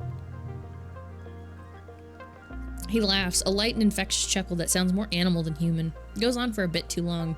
You think he might be poking fun at you. You're the alien here, if you think about it. You need to think about it. He's right. He jumps up onto a large rock and crouches, eyeing you thoughtfully. Let's make a deal. Hello? He speaks with an odd inflection. Black veil brides and fans from outer space. He does. Wait, hang on. hang on. There's a... What's the name of that band?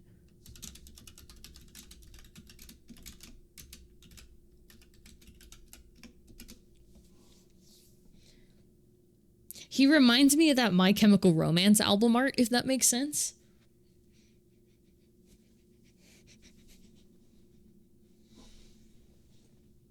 Something does smell like it's burning, and I don't know from where.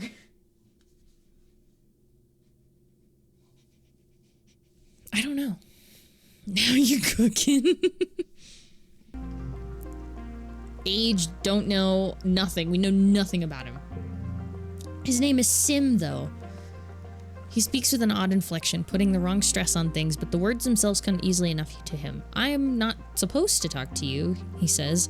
It's against the rules, but since you caught me, I grant you one wish. He smiles mischievously. Is this a joke? I wish for 1,000 kudos. I want to know more about you. He gives you a sly look. In time, Solana, I hope we... He pauses, his eyes unfocused for a moment. He stares straight ahead, unblinking. He slowly stretches like a cat and stands up. Well, this has been fun, but I'm afraid duty calls. He doffs an invisible hat towards you. My name is Symbiosis, by the way, or Sim, if you like. He jumps down behind the rock and disappears. Literally, he disappeared. You search all around and can find no trace of where he might have gone or how. Oh, horror Karen who prohibits. Oh my goodness. Oh! You're walking up the trail when you're caught by surprise. It's Sim, and he's running? You're knocked to the side as he pushes past you.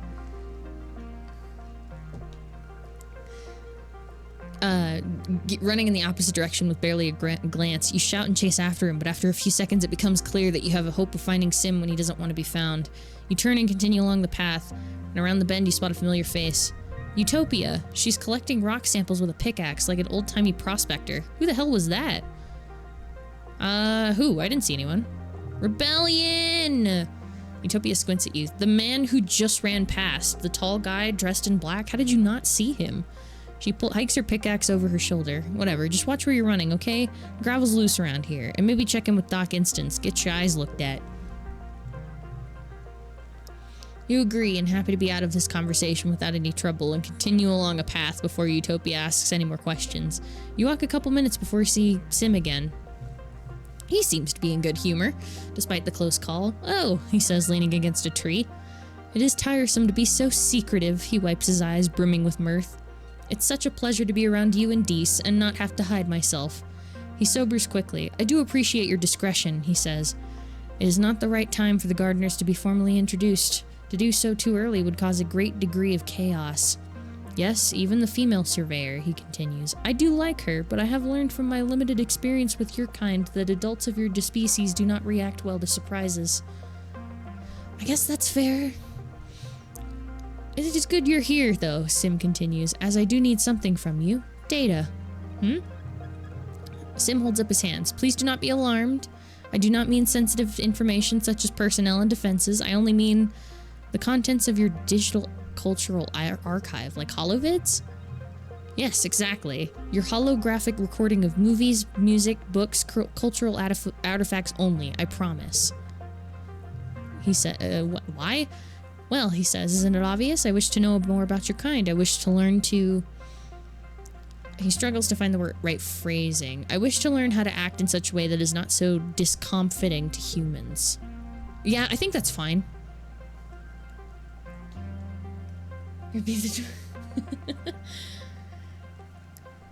Truly? Oh, I thought it would take a great deal more convincing. You are surprising. It's such a pleasure. I figure it's fine, because it's culture stuff. It's art, music, like speech, movies, videos. You tell Sim that you'll likely find a mem drive of engineering and fill it with the data he wants, but you have a few questions of your own. That's fair. It must be frustrating to feel as though the truth is being withheld from you. Ignorance is not woke. Not a yoke of your kind bears easily. I can't read that. Please trust me when I say that my inability to answer your questions is born of circumstance beyond my control, and not a lack of desire on my part, he continues. I have full faith that you will know everything soon enough. I guess that's fair. I'm looking for logs, though. Yeah! Logs! Ooh! You hear a sad hiccuping sound and follow it to a sick hop-eye. It's hunched down low, its foot completely nestled under its body. It's shivering uncontrollably. Its enormous eyes roll around in confusion and fear as you approach. Try to take it home with you. 6, 4, 4. Oh. 25. 34. 5, 4, 3, 2, oh, 17, and then I just need a 17, so 4, 4, 4, 4, 3, nice! Animals, 1. The hop-eye hisses and tries to bite you. It doesn't want to be touched. You throw your jacket over it, then carefully pick it up and put it back. Put it in your pack. You crack the zipper a bit to give it some fresh air. Your dad helps you make a little nest for it in the empty part of the geoponics barns. Every day you bring it food and water and gradually nurse it back to health. Oh, Cal takes an active interest in your recuperation. Utopia says that hop-eyes don't usually have a gender, he says, as you're washing out the pen together. Or maybe she said they have both? And they're really social. What do you think you're gonna name them? Optimus Prime! Ow, my jaw. Optimus Prime. It has to be, or Hop Solo. Optimus Prime. A noble companion who's more than meets the eye. Perfect. Hop-eye. Yaw. Cal offers the Hop-eye a piece of bobber fruit. Cute. Optimus Prime plucks the fruit from Cal's hand and then hops onto your lap to snuggle down and nibble on it. Cal snaps a photo and his hologram shares it, captioning it for Friends for Life.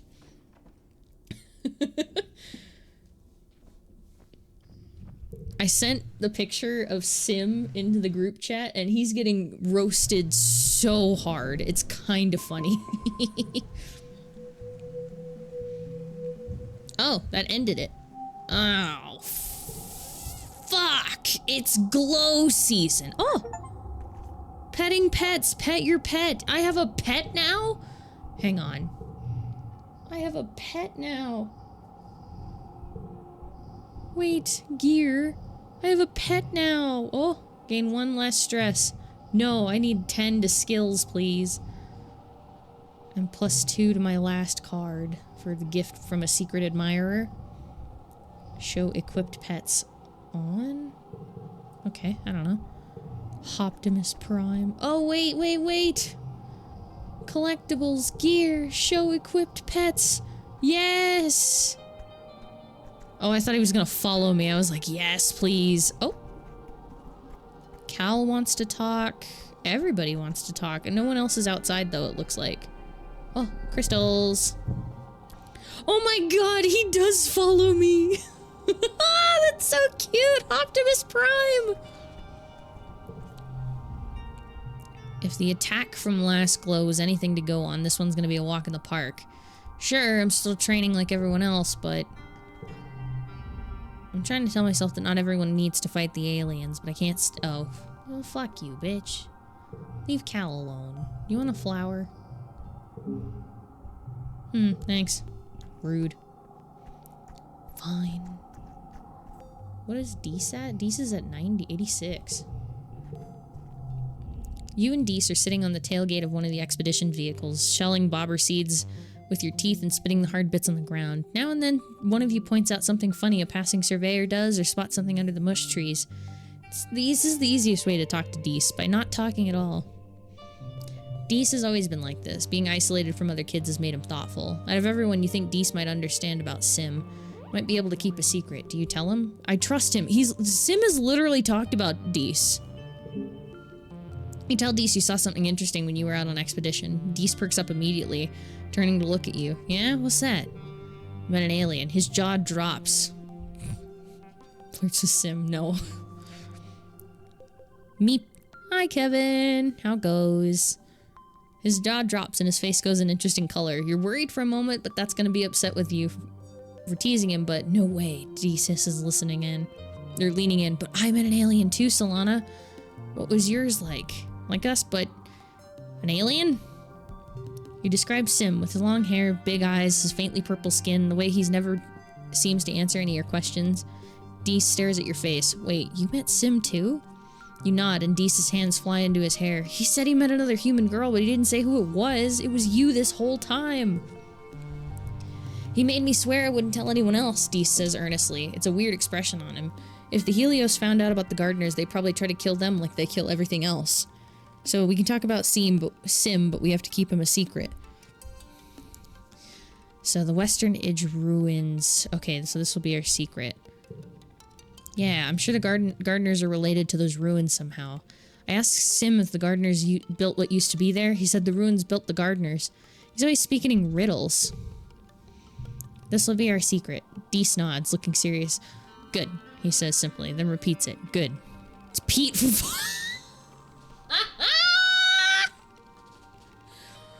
Oh my god. Oh no.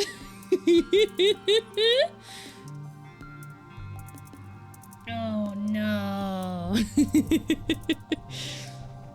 To see the black parade, she said so. Oh my god. Oh wait, hang on. Wasn't? Ah, so they were the last. He was the last person.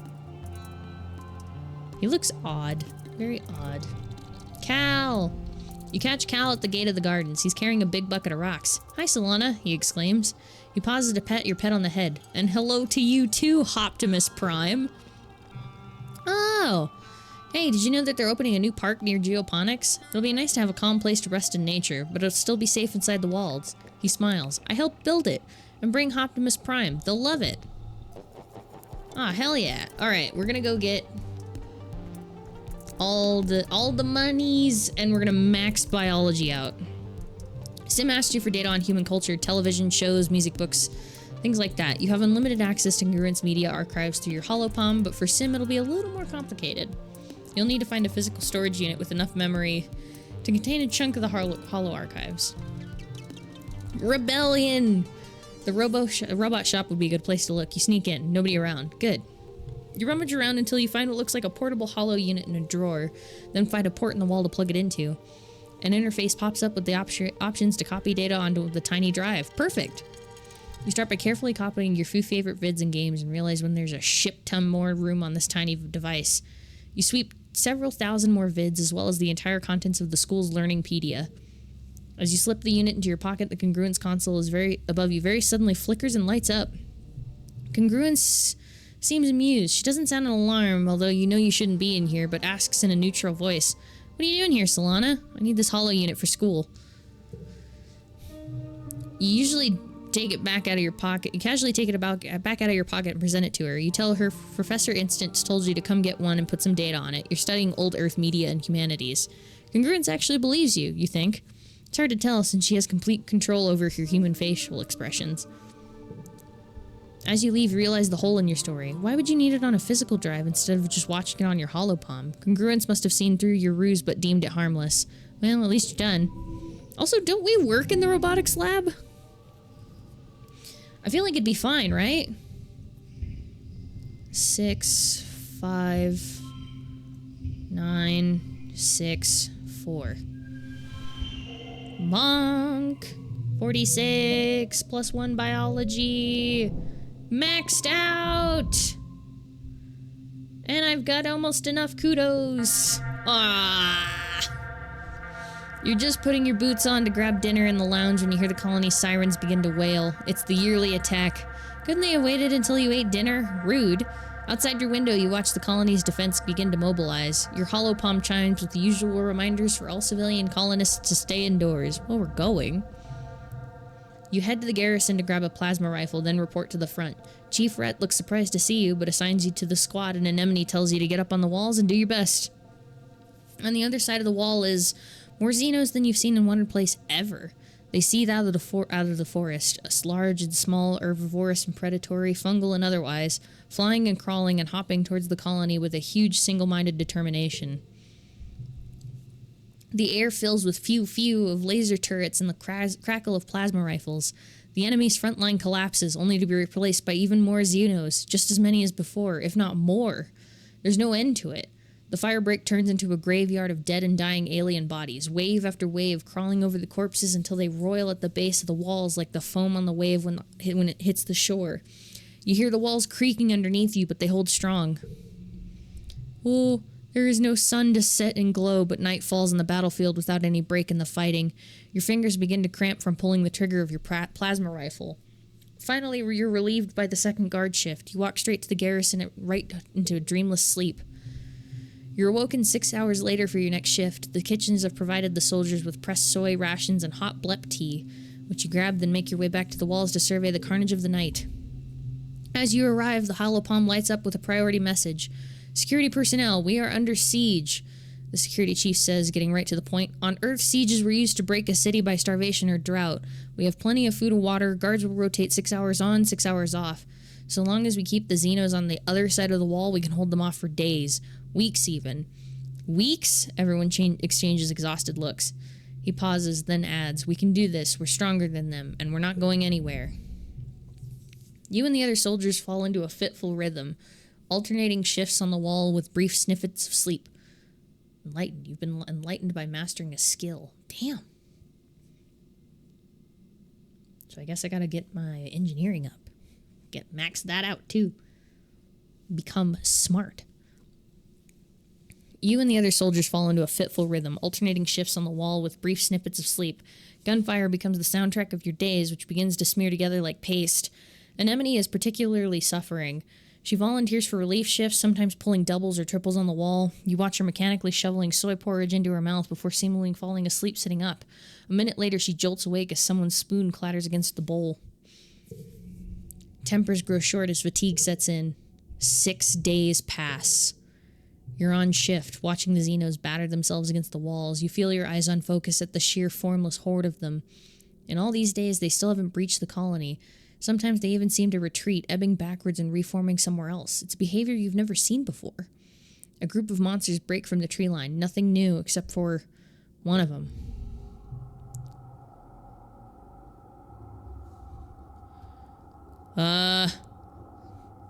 One of the Xenos looks different from the others. Almost humanoid. What is that thing? It's got a gun!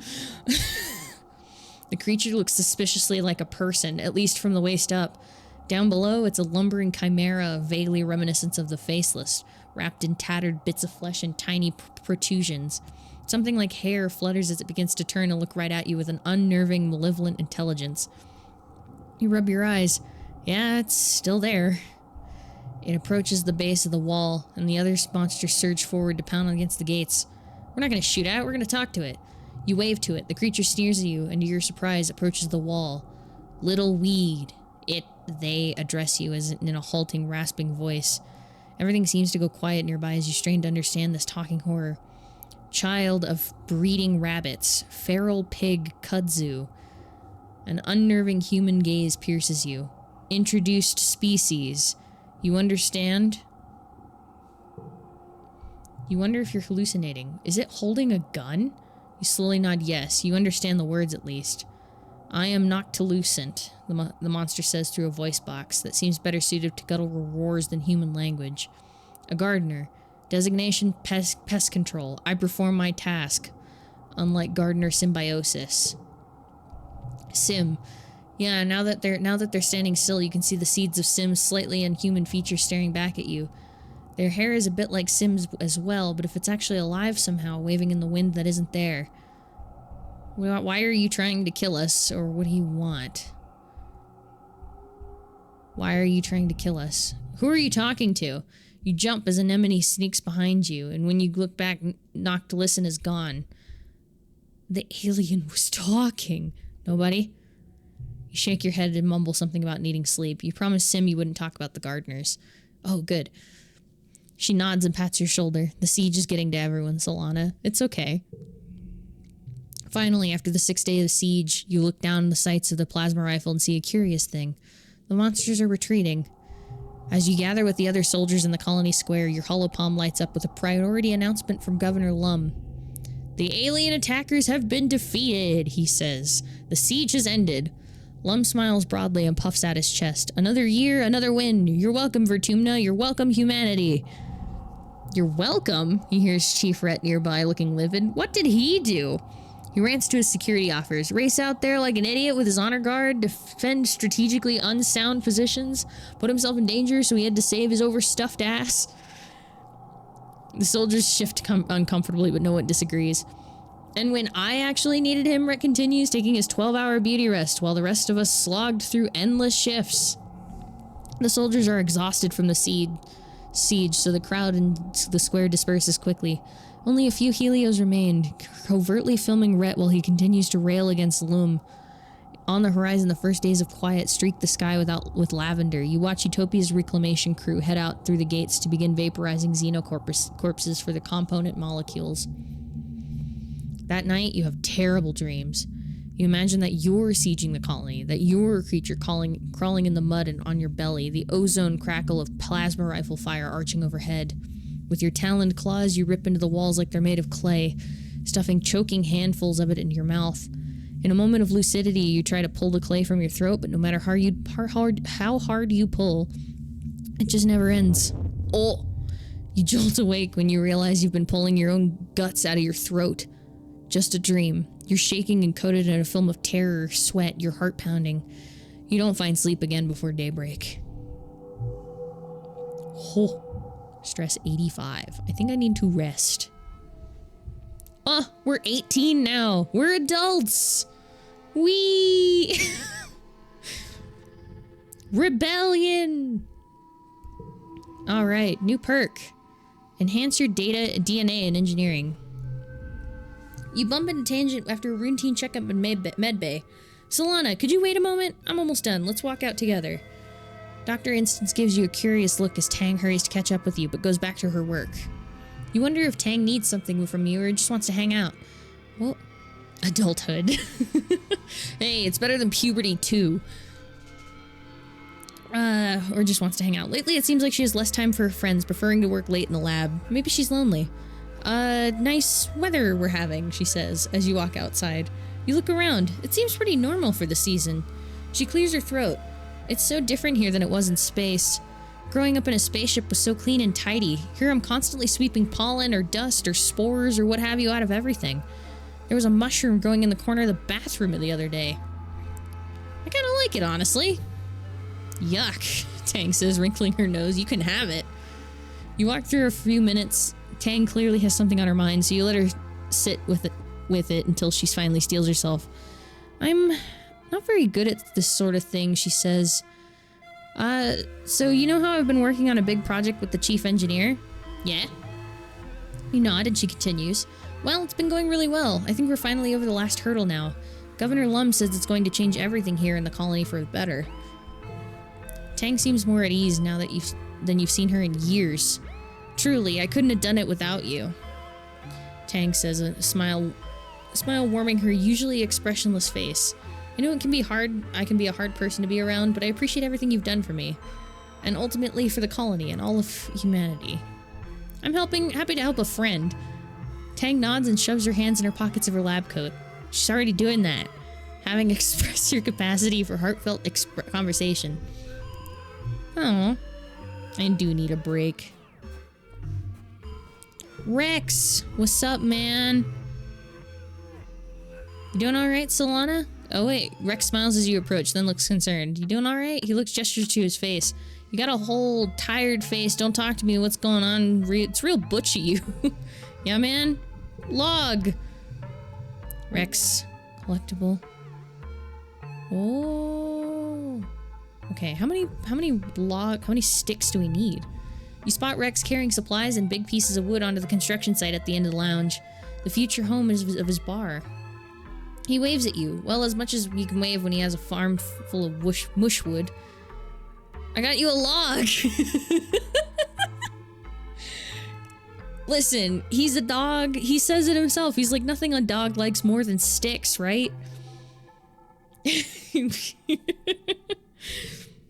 Hey, Solana, things are going great here, thanks to you. It'll be done in no time. Take a look at what you can see. Rex has kept it all pretty much tarped up and hates letting people inside to peek, but you can tell it's big. Perhaps a little too big. Ambitious maybe for a first solo construction project, but Rex has had a lot of help from his crew and from the whole colony. He'd have to be able to find enough wood. I'd love to see it. Rex shifts from foot to foot. Well, he says, biting his lip, but you get a sense that he's dying to share it with someone. Okay, he says, but just for you. You follow him inside to the tent. It's chaos inside, littered with pieces of mushwood in varying lengths and covered in fine sawdust, light coming through some gaps in the tent pick up while little sparkling motes of dust in the air, making it seem almost magical. Rex spreads his arm. Well, this is it. Well, so far. We have a bar and a dance floor. That's all you really need. He swipes open his hollow palm and starts playing some music, then shimmies over to the only clear spot in the mess.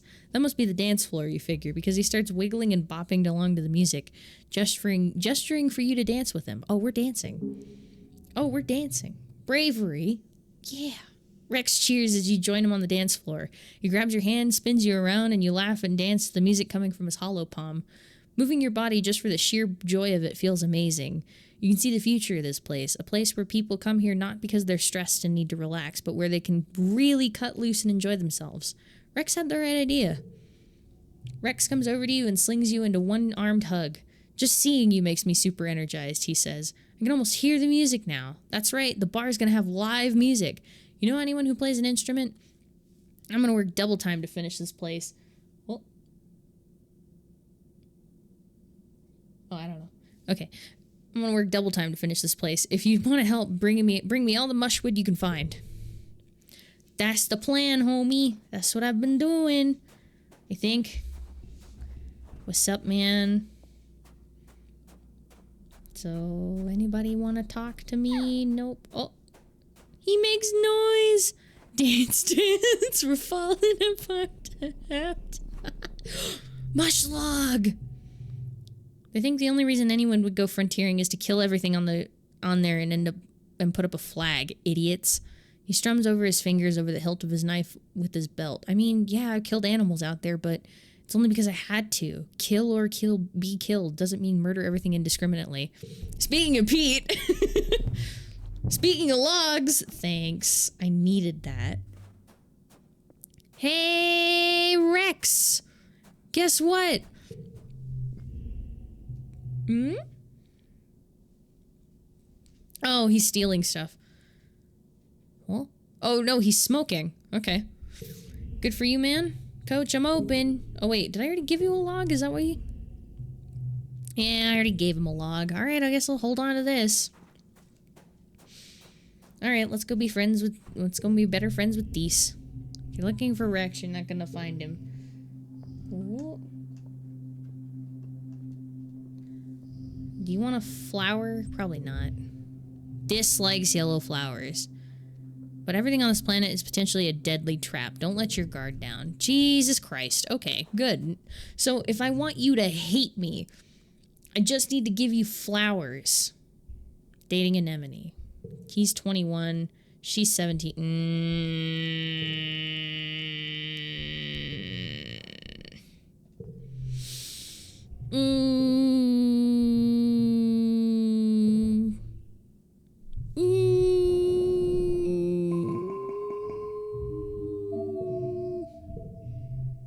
You roll out of bed at noon because you're allowed to, because it's your birthday, but also because you're exhausted. You barely slept at all last night.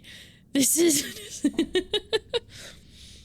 You barely slept at all last night. You've been having these nightmares since the siege, more and more every night, like they're trying to tell you something urgent. You can't make sense of it. All the imagery is jumbled together. All these possibilities and timeless and things that might happen.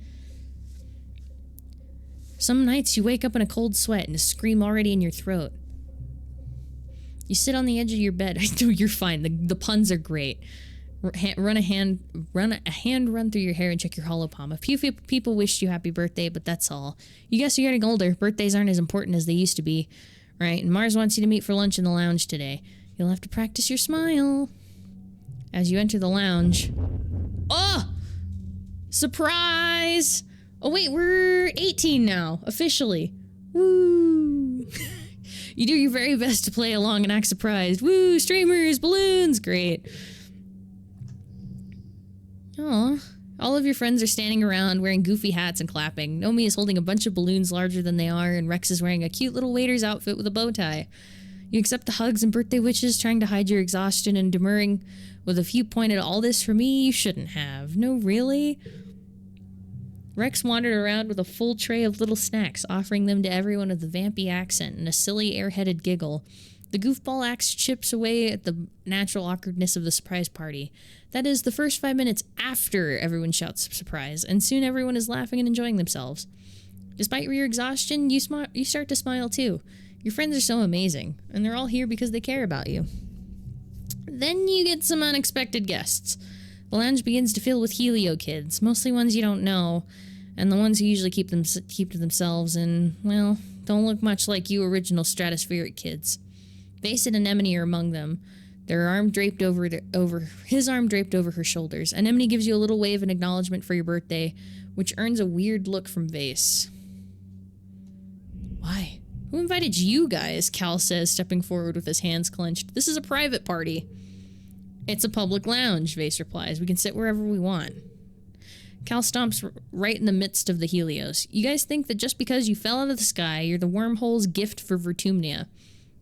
He spits out. We don't need you. We never needed you. All you do is make things worse, like this party.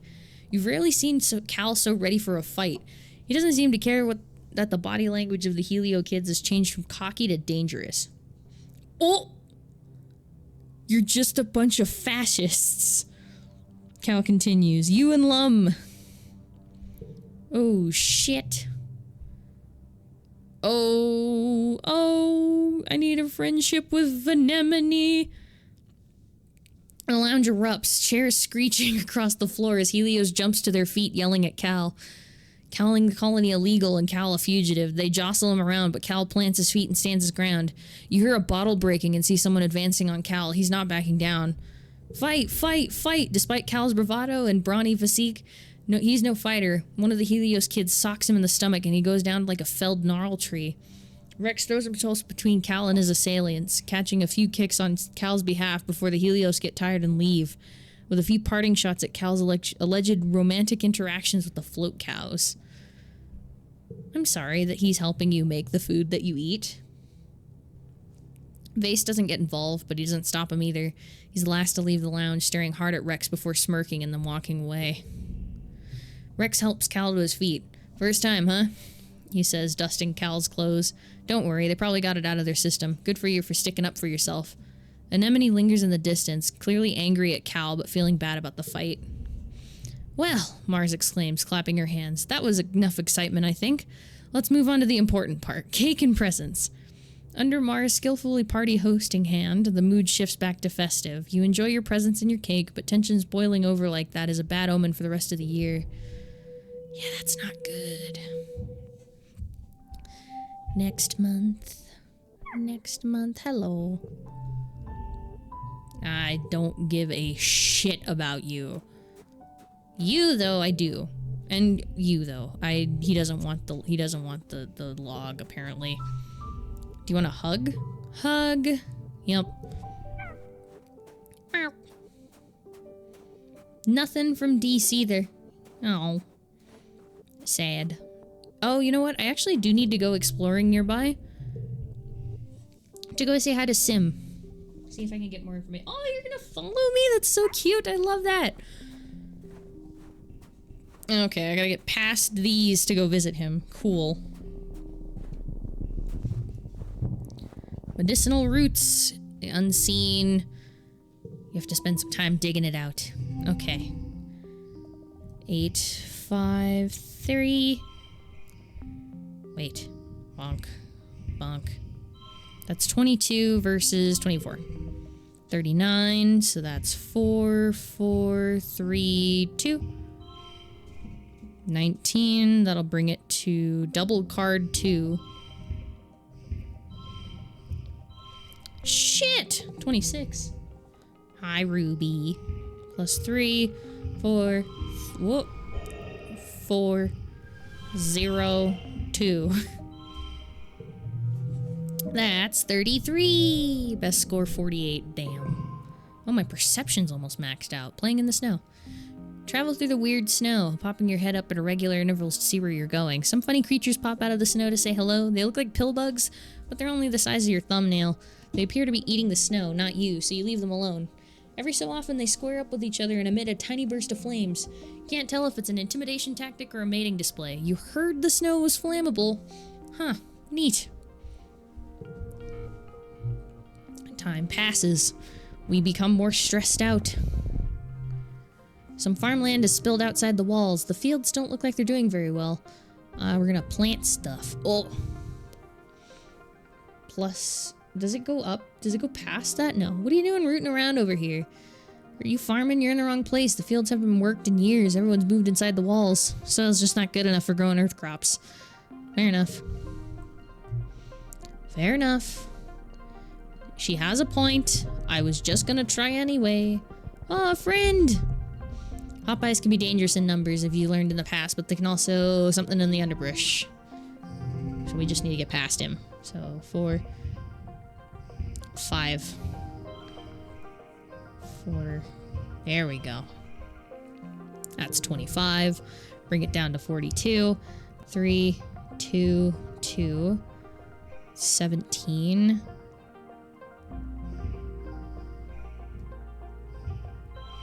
That's 19, so that brings it to 23. I can do 23. Plus 3 on third stages of challenges. That's a good card.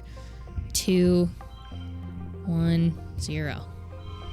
Here we go. Hell yeah. No skill point changes. Damn. Cute little critter kicks you, but you kick back. You send them scurrying off before you pick on smaller creatures smaller than you. Log, log, log, log, grab the log, another log, geoponics. You stroll up to the farmers and you want to ask if they can help? Sure. 5, 3, 2. Oh. Not good cards. Ooh, even worse. That's 24. That'll bring it to 25. Aha, there we go. Good cards, or better cards. 9, 2.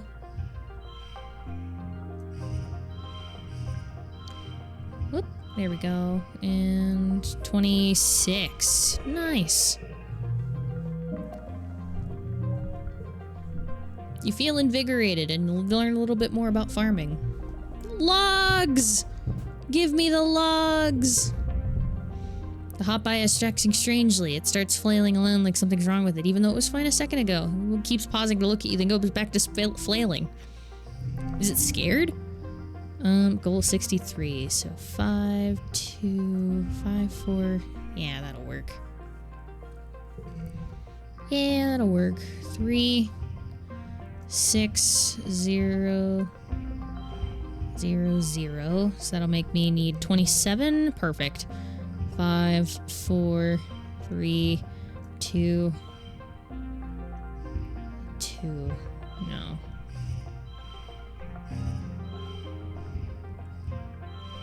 There we go. And I'll just do stress. Yeah. Yeah, that'll work. Nice. 10 stress. Okay. Just listen. Oh, you can hear a little squeaking. It's probably trying to warn you from its nest. Oh no! I missed the log! Damn it. Bastard. It's fine.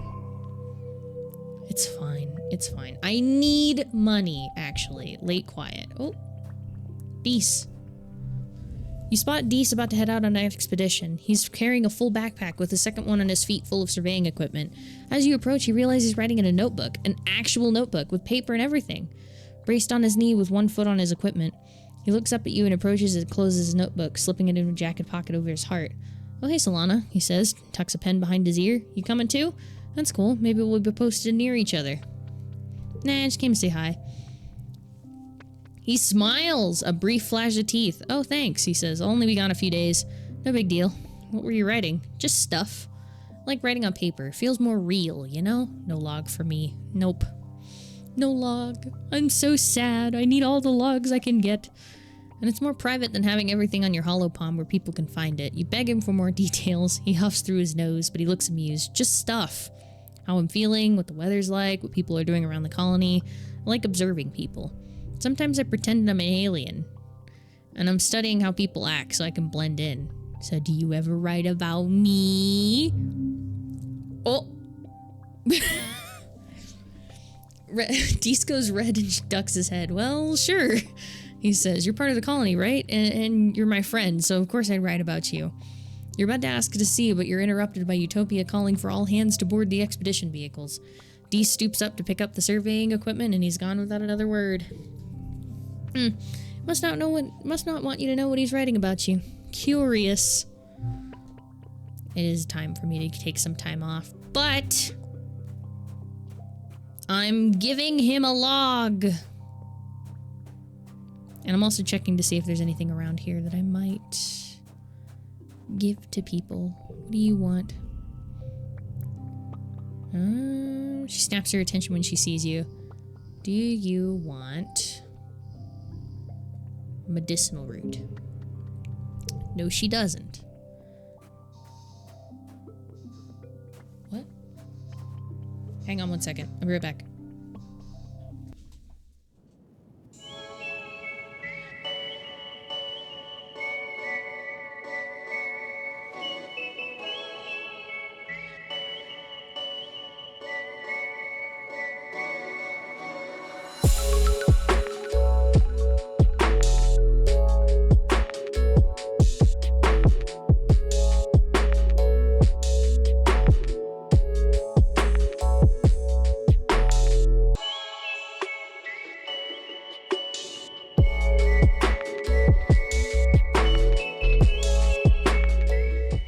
Okay, it was just my cat being weird.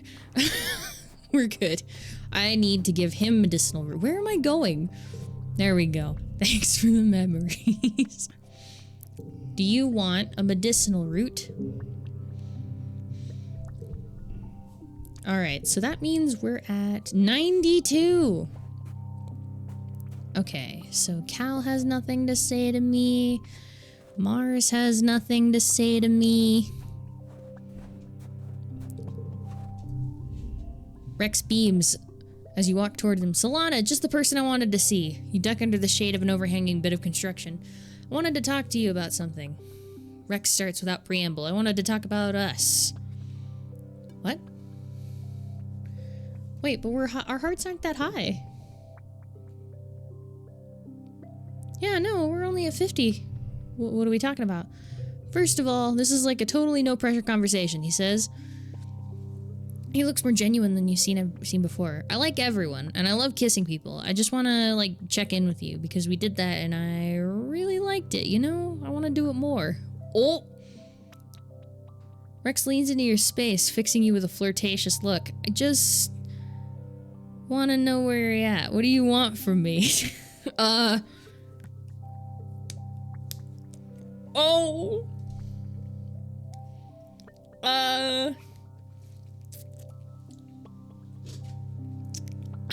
Listen, we could go casual. Jumping into... Well, we did make out. Like, I'm not beating around the bush here. That did happen with the two of... with Solana and Rex. That did happen.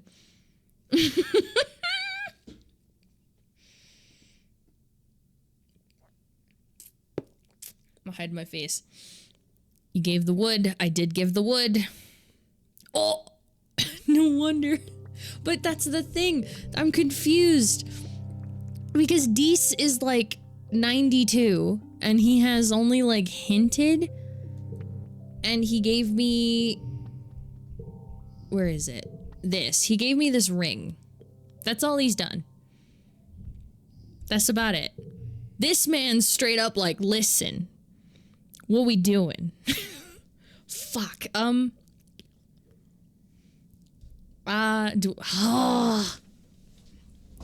no, I'm stuck. What do I do? Okay, cause like, So either golden retriever boyfriend or Evo Pete. That's basically my choices here.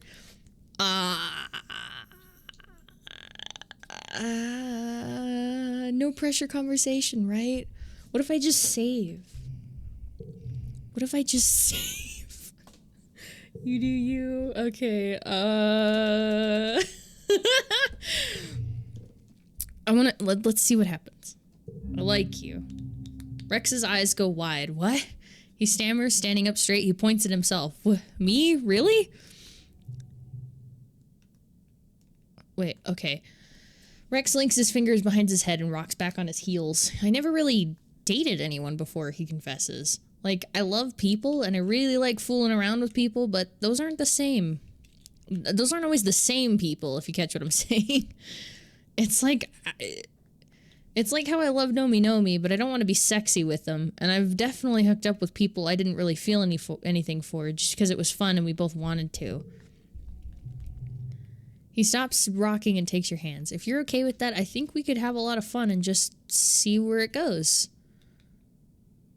Okay, but won't dating be complicated? He's bouncing off my booty cheeks. I love the way he rides. Fuck! Oh my god! Hi, Ruby.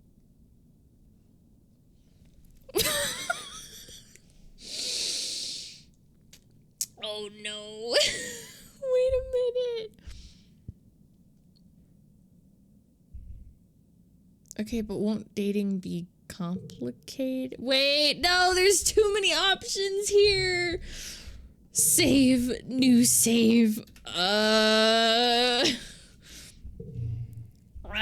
Won't dating be complicated? What do you mean? What about you and Nomi? What about them? Oh, you mean how close we are? I mean, and you know I love Nomi like a sibling. He says, his voice heavy with fondness. More even. They're my best friend. Kind of like, you know, my soulmate platonically. Yeah, no, that makes sense. Really? You're okay with that? Because Nomi is really important to me. Not saying you won't be, but like, we're just getting to know each other, so... Wait, are we officially... No. Okay. Sorry, I'm getting ahead of myself. I mean, really excited. You want to date me, I want to date you. That's galactic. What do you want to do now? Abort date. Oh, usually after I tell someone I want to kiss them, we just kiss. Is it different after you're dating? Oh, we are fully dating. Okay. I guess we're going for the golden retriever. Deece missed out. Get fucked, man. He claps his hand to his cheeks. It's like his radiant smile hurts his face. I'm overthinking it. Ah. Oh. Smitten. You started dating somebody and want to share it with everybody. +1 to social skills increase for 2 months. Or 3 months. Oh. Gain status. Ah. Listen. It's fine. He didn't wait. I don't know. I guess for 3 months I have to use this one. You have mercy on Rex and pull him in for the kiss, deep and languid. He melts into you, making a happy noise in the back of his throat as you embrace each other. Wow, he murmurs. Those kind of kisses are just like on tap, you know? I could get used to this. Poor Deece. Okay, hang on. I morally, I have to take that off. Morally, I have to not have that on, because that's not from him. That's from Deece. I could load. I could go back.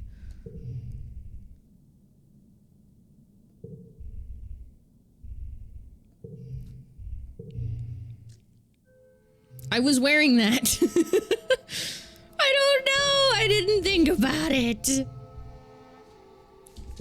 Ruby? Stop fighting the cat, please. I'm not wearing it anymore. What if I do I'm not looking for anything serious? Now I'm curious. Okay. What a coincidence. Not being serious is my specialty. It's not... I didn't think this was gonna happen! How about we be not so serious together, he murmurs, starting right now. Good talk, Solana. A dog is really mankind's best friend with oh my god! Oh my god! This is worse. I feel like this is worse. Dating you! Okay, we're going back. This is worse! This is worse!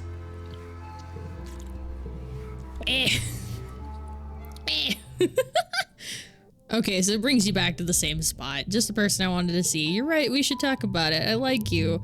I'm just gonna go back to what we were doing. Yeah, that's fine. Yeah, that won't complicated. What about you and Nomi? Nomi, that makes sense. That's galactic. Okay. And then we kiss him. And then we're smitten. And then we started dating Rex. Okay. What have I done? I've gone after the good choice, not the I've gone after the safe choice. Oh. Can we talk about a relationship? Oh, so you can break up with him whenever. Apparently. That's kind of fucked, actually. And I still have the fuck, do I? Fuck!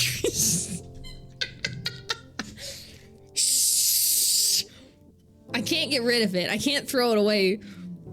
You're done. You're done. Listen, it's fine.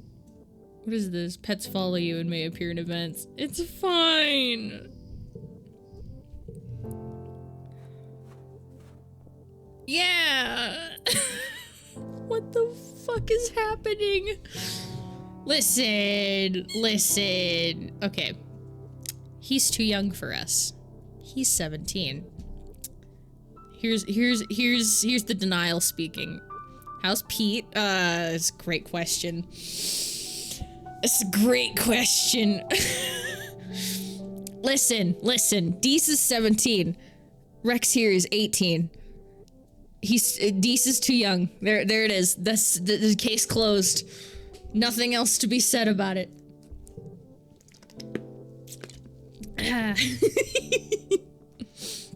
Nothing else to be said. We can still be great friends with Deece, right? That, and I also think Polly Why don't I talk with Pete before I make this worse? Oh, I can't. I'm stressed. Hang on. There's freedom out there. No, it's just his basic run. Oh god, someone's talking smack. Oh boy, who could it be? Hi, oh, Ruby. Since I still have Pete, listen, it's fine. It's fine. I can't get rid of it. I'm still just gonna have it. I'm not wearing it. And it's technically not a ring, actually. It is a gift. And basically, it's like an iPad that has songs, music, and I just said the same thing twice. Music, TV shows, videos, books. It has all of those on there. I can't throw it away. I can't. I can't. It doesn't happen. It won't happen. I'm sorry. It's early pollen. Hi. Man, she says, I hope we never actually have to do that. Seems like a bad idea. Do you want a bobber fruit? Nope, you don't. Whoops. Rex, do you want a log? There's a lot of potential. Oh, and old folks. Oh, I got you a present. It's a log. +4. You remembered my birthday and you brought the perfect thing to help build my bar. Rex's construction project. Okay. Excuse me. Excuse me. Wait, okay, hang on. How's it hanging? I was just thinking about having a nap. Want to sleep with me?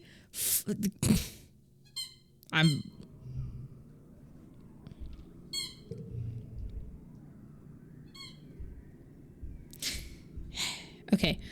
Okay. You can make him happy by just giving me with a stick? Yeah, pretty much. Time to go do engineering. Whee! I'm clear-minded and I'm smitten. Engineering. Whee! You're engineering very late today. You're starting to nod off. Consider packing for the night. You see Tangent and Instance leave their lab without locking the door. They're headed back to their quarters. Usually they're very cautious, but it's late. They must be tired and forgotten. Yeah, we're sneaking in. Rebellion! I sneak into the office. It's just off the med bay, and every flat surface is dedicated to experiments.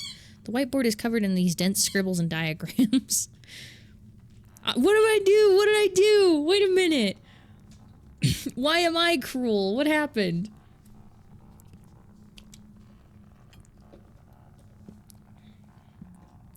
Listen. I don't know what else to do. The whiteboard.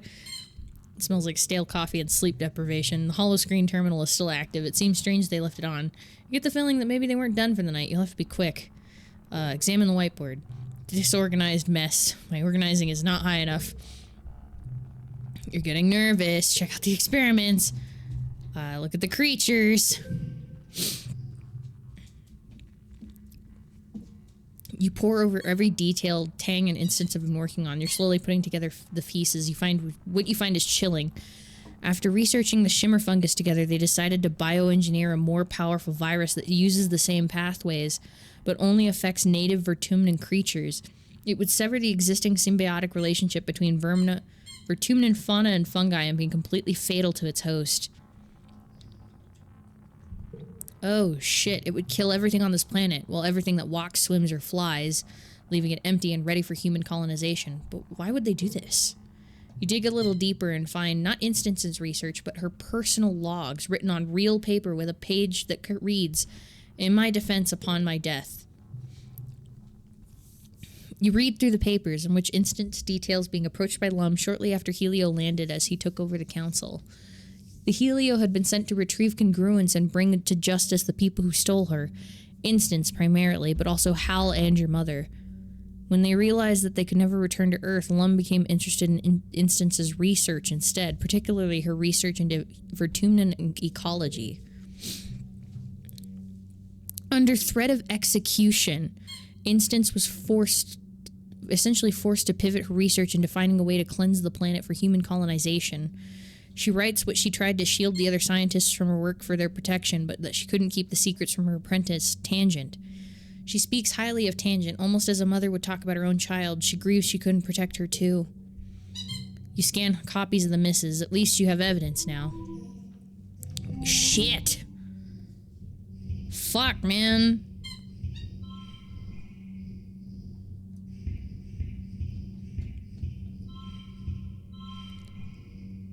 Fuck, man.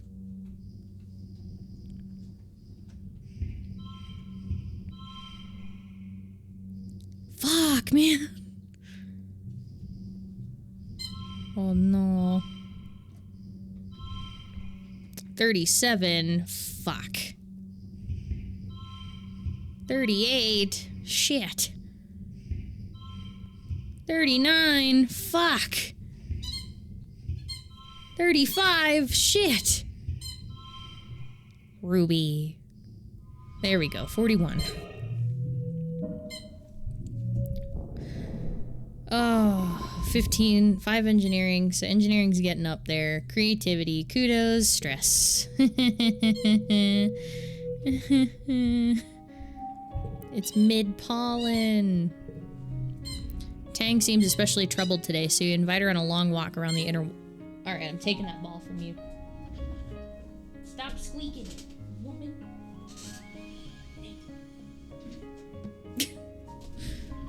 Her ball has been acquired. I'm sorry, Bug.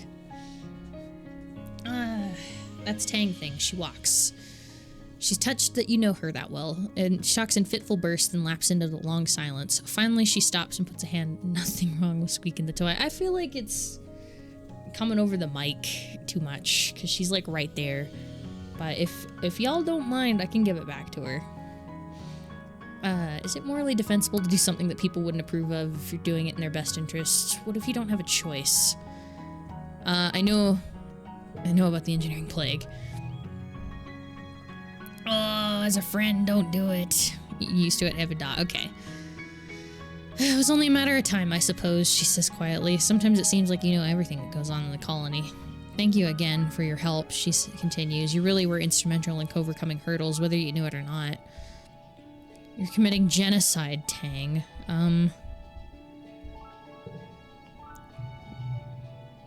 Wrong compared to what, Solana, Tang says angrily. We're all going to die here if we don't do anything. Our explosives are going to run out and the attacks will keep happening. If the air or the food or the weather doesn't kill us first. Don't talk to me about morals. I'm doing what I have to do. If you want to survive, you have to make hard decisions. Lums is just using you. So what? I would do anything, for instance. Do you think it's easy being as smart as I am, constantly being held back because I'm just a kid? Instance is the only person in the colony who's ever treated me with respect. Tang sets her jaw. Without her, who would I be? An alcoholic, like my mother? Dysfunctional loser, like my brother? This is a terrible idea. Tang rolls her eyes. What would you know? She retorts. You're just another ignorant ape. Jesus Christ. Grunting fire bad without realizing you're looking at the future of humanity.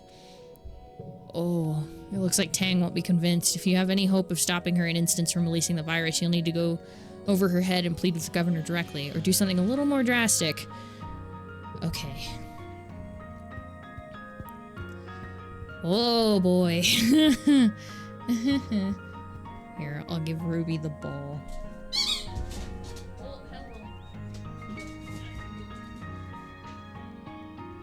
Off she goes.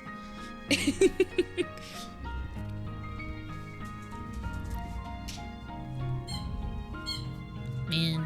Oh. Go to hell. I don't want to talk to that man. He's terrible. Avoiding someone? What do you mean? Oh. Maybe. Oh, okay, yeah.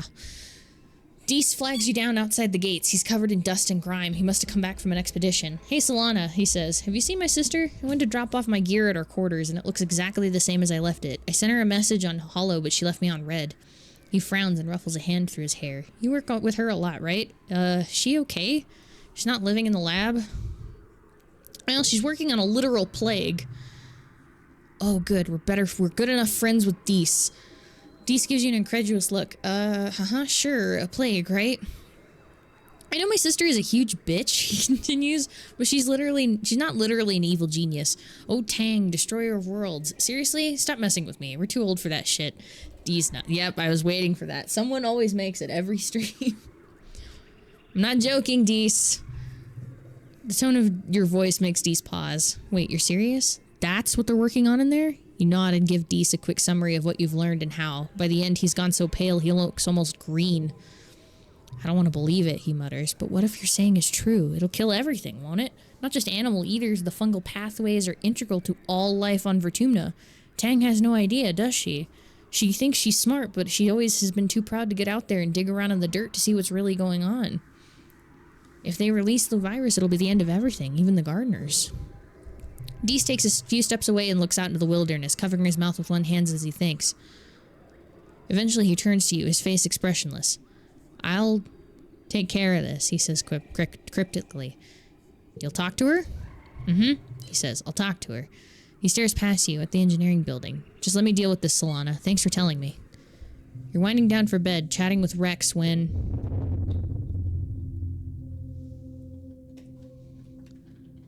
all the other kids with their pumped up kicks...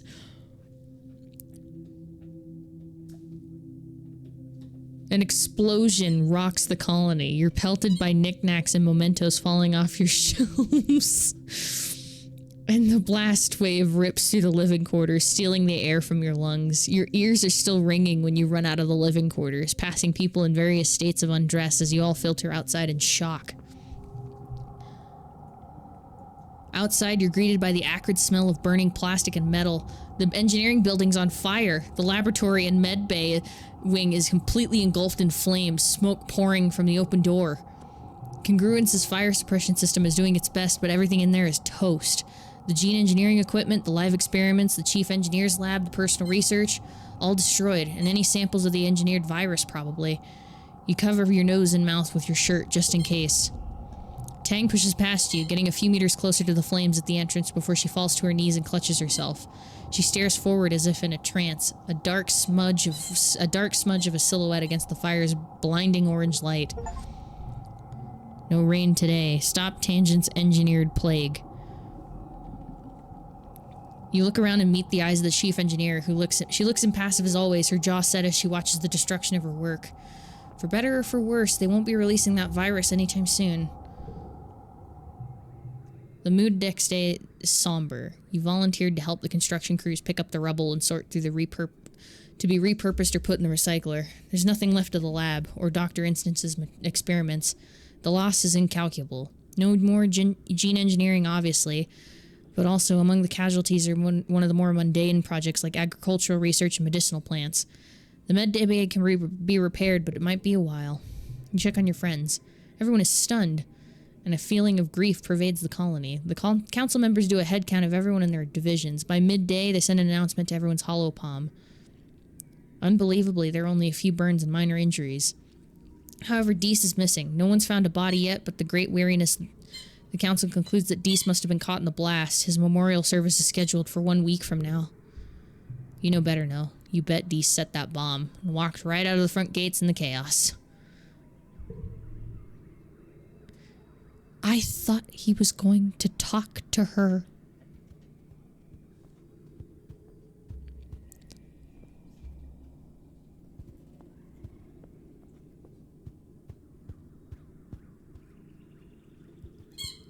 I caused arson. It's more than that.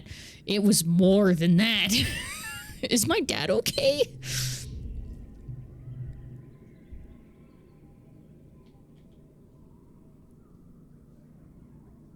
Yeah, Cal's a helpful kid. He's got a natural talent with plants. Wonder if he gets it from me. Just kidding. His mom didn't use a donor, I'm pretty sure. If she did, no one told me.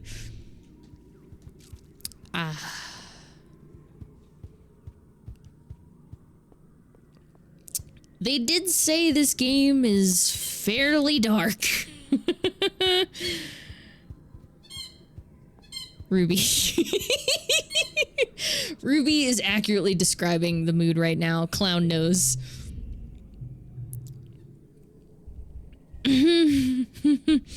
I broke his heart and now he's gone. I do wonder what happens if we click this. I don't think I can go to the engineering bay, can I? No, I can. It's still there. You still smell the smoke that fired. Oh, luckily the engine in the classrooms are spared, but the entire wing has been temporarily shut down. Can't tinker with DNA. Lab destroyed. Oh. All in the name of Rex. Yeah.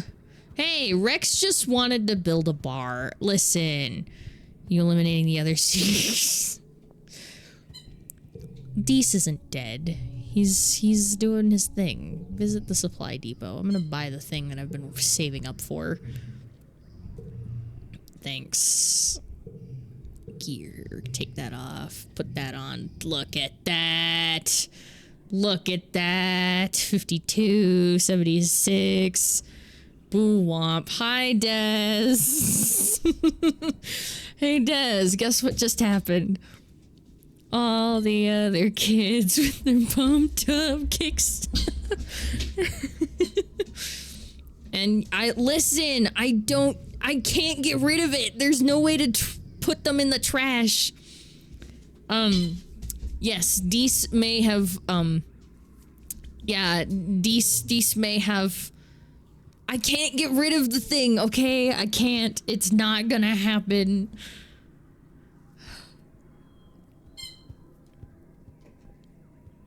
What did I do?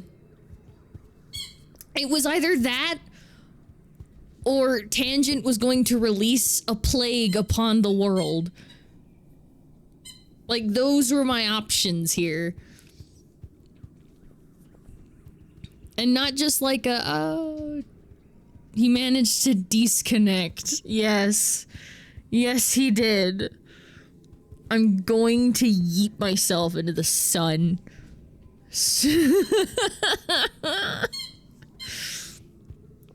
I'm going to yeet myself into the sun. It's gonna happen. I'm not saying you shouldn't be. I'm just saying it's funny. I can't do engineering for a bit. My biology is maxed out. Work on the farm is biology and toughness. So we'll do animals. You go to grab a wheelbarrow from the barn while Cal pets his dilly pillar. You find Cal standing over an empty truck. Socks is nowhere to be seen. Oh yeah, I guess I didn't know. Guess you didn't know, huh?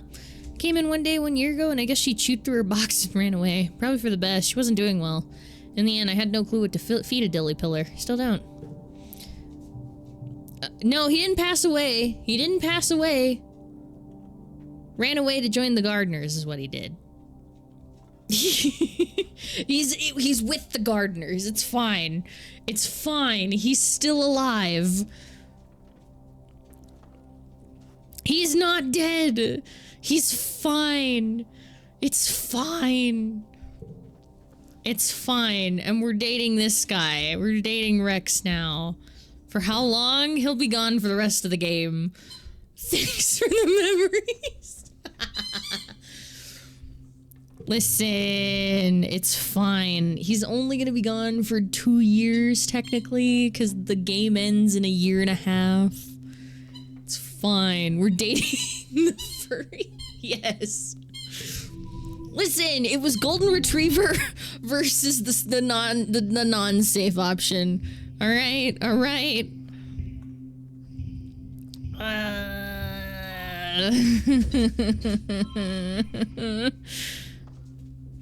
Oh, I can double card. Hang on.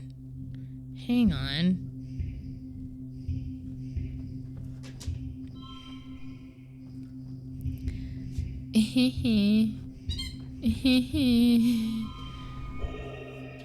Why not date Tangent? Because Tangent created a plague that was going to kill the entire planet.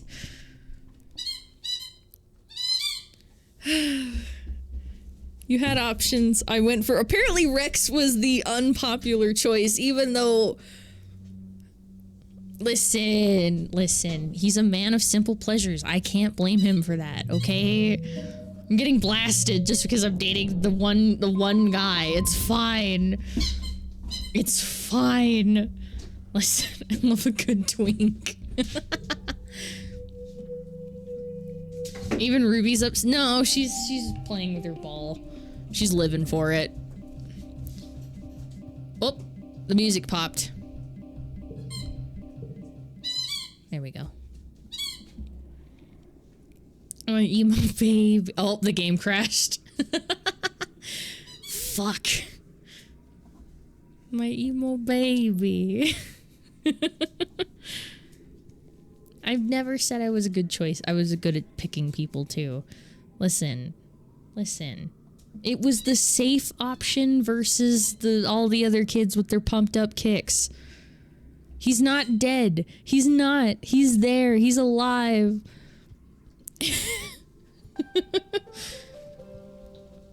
It's fine. It's fine. Is it back? It is back. Oh my goodness.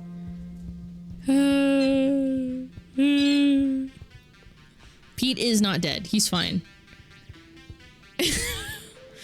But we will probably never see him again. Yeah. Yeah, no, because he's grayed out, which means we'll never see him again. I almost maxed him out, too.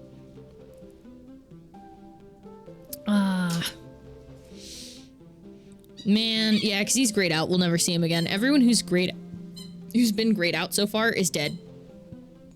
Yep, like our mom died when we were 14. Our mom starved to death when we were 14 years old. And she died when she was 9. She was a baby. And then he died shortly after. Oh, and then he died too. It's fine. It's fine. You can't do anything. That's fine. Tangent. Tangent doesn't notice you approach. The body is... Okay, okay. What in the listen. Okay. I mentioned this on Twitter, and it's still ringing true. Whenever I pick a game that I think is like, oh, this will be comfy and fun, it's just a visual novel. And then I get unpleasantly surprised in, no, it's the darkest shit you've ever seen. I got you a present. Rex, I'm gonna help you build something. Okay. An automatic snack delivery system for when my hands are busy. I would think if I hang a big barrel of cookies up here, he continues, pointing at the gnarlwood tree right nearby, I could use ramps and pulleys to bring the cookies over here, and then they could just roll right into my mouth. I am literally playing the planetary version of Doki Doki. It's a bold plan and involves a lot of twisty-turny ramps, gears, levers, swinging arms, and more. It's probably a lot more complicated than it needs to be, but it is hilarious to watch Rex press a button and send a cookie rocketing down a chute and eventually into his mouth. He has! He did! Nomi and him were doing that earlier! Like last stream. They did! They actually did! They made him play fetch!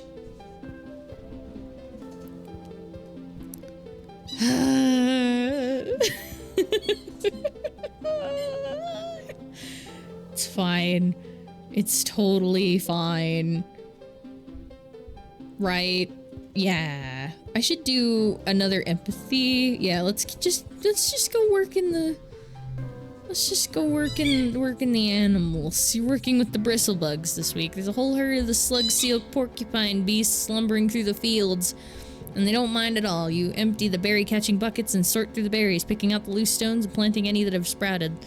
Those ones will grow into bristlebugs too one day. The game crashed again. It's not wet season, but they're fully bristled and cranky about territory, so everyone's playing nice. What happened? Oh god, you get it? Oh. Okay. There we go. Luckily, bristlebugs aren't very stealthy. There's a glistening trail of slime trail leading towards the ruins of the stratospheric. I don't know about wet season, but death season? That's glow. That's glow.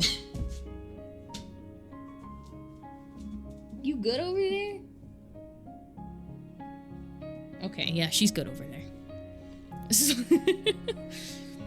You lock the gate and set off the trail to find the wayward bristlebug. Kudos, and an animals. You find the bristlebug. It's gotten itself wedged between two panels, scritching back and forth on the most perfect scratching situation possible. You laugh and fill your shirt with berries like a bowl and gently nudge it back towards the herd. Slowly going, but eventually everyone's back together again. Nice. 8. 2, bonk. 2, 2, wait. 2, 2, 4. There we go. Easily. Easy. 5 animals. Yes, we could get animals locked up to another one. Because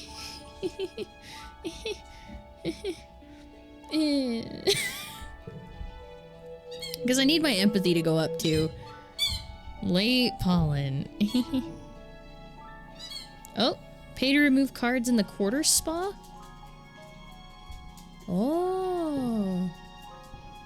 Oh, wait, I can get rid of the ones. I can get rid of the ones. Wait. Wait a minute. Wait a second. Visit the spa. Oh, that's expensive. Holy shit, man. But I can get rid of my zeros. Like, giggling. I can... Oh, I don't have enough money. Never mind. That works, though. That works. I think. I'm actually kind of sad Deese left. I didn't think he was gonna leave. But I understand why he did. But you know what? Maybe I can see him out there. Maybe he's, like, close by. I should have thought of that before, you know. Listen! My choices were... Yeah, because, like, with the gardeners, that's what it says he went to go do? No, he's not dead!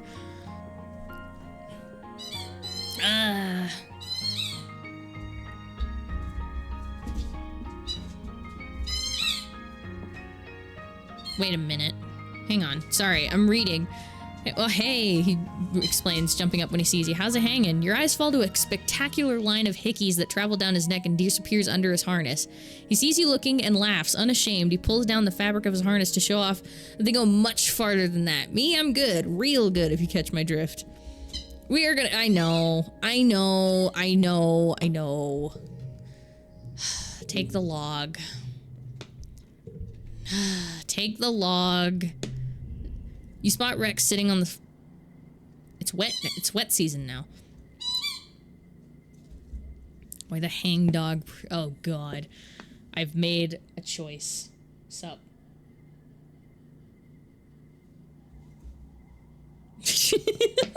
Ruby's looking at me. He's literally a man wench. He is. He is. We've been new. You good over there? Okay.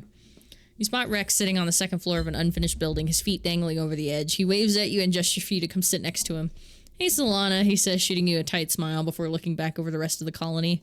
From here, you see the garrison soldiers marching around in formation and Vase at the head. Rex watches them all with an uneasy expression.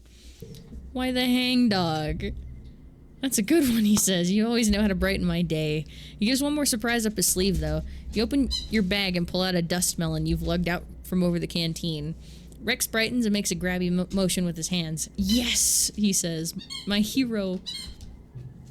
Rex tears into the soft rind of the melon with his fingers and splits it in between the two of you. You sit together and watch Vase bark orders at the other soldiers. What a bunch of mindless drones. Not all of them. Some of them are pretty nice, but everyone on the Helio listens to Vase, you know? And he doesn't like me, so that means I've always been an outsider, whether I wanted it or not.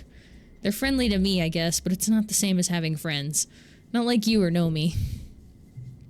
It's fine, though. You don't have to like someone to hook up with them. I kind of like being the one that everyone comes to if they just want to have a good time. You know? What's the deal with you and Vase? It's kind of a long story, and not a fun one. I'd rather not drag it up. Short version? Rex frowns. The short version is that Vase isn't really the hero he tells everyone he is. He's just a bully. Everyone acts like they like him, but they're just afraid of what he'll do when if they step out of line.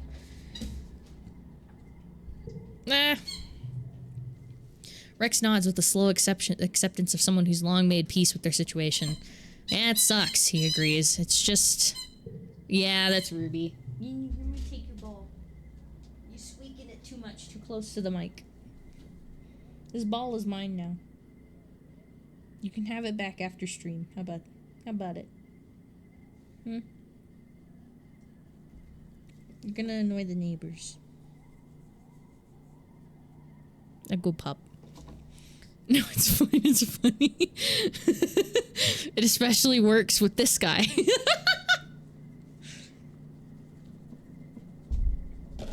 Oh, what'd you do? Oh, okay. Give me a paw. I require payment. Give me the paw. Ruby, shake. Come on. That's the other kind of shake. Ruby, sit. Come on. You know how to do that. Shake. Thank you.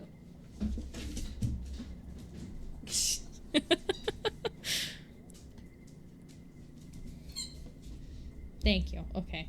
There she goes. He used to be kind of like me, a small weird kid with a chip in his shoulder who really just wanted people to respect him. Can you go back to your spot and play with that? At least it's a little farther away. Surrounded by dogs. It's just the one. It's just the one. Well, he got it. Rex continues. He looks like he might say more, but goes quiet for a few long seconds instead. I wish it was different. I wish he was different. We could have been friends, maybe. Garrison soldiers break from formation, and you watch Anemone approach Vase. He sweeps her up in his arms and swings her around. You can hear her delighted laughter from here. Which Rex watches this with a frown. Anemone and I don't know each other very well, he says, probably because Vase is telling her all kinds of lies about me. But I'm a little scared for her, you know? She doesn't know what he's capable of. I'm bouncing when the thing squeaks. That's concerning. Rex straightens and puts up a happier face. I don't want to waste my day thinking about Vase, though, he says firmly. Not when there's friends to talk to, and a whole world to explore, and dust melon to eat. He leans into you with a flirtatious look. Of course, dust melon's not the only thing I like to eat. How about you and I take a...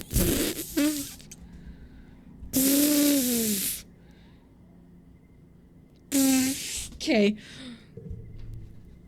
Yeah, man. That's a new one. Oh my god. When they talk about dogs going into heat, this isn't what they meant. You got any water? What the fuck, man? Be unwinched. Des, you're gonna hate this part. Rex's ears perks up and wiggles his own body. Oh boy, do I. Let's go. Whoa, look at his place. That's actually kind of nice. You and Rex steal away to his room for a few hours, where Rex shows you, well, quite a few tricks he's learned. What a...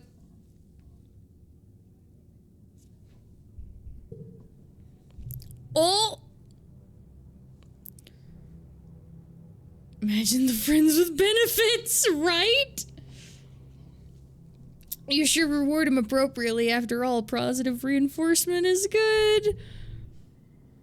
So we fucked, basically. What the hell? What the fuck, man?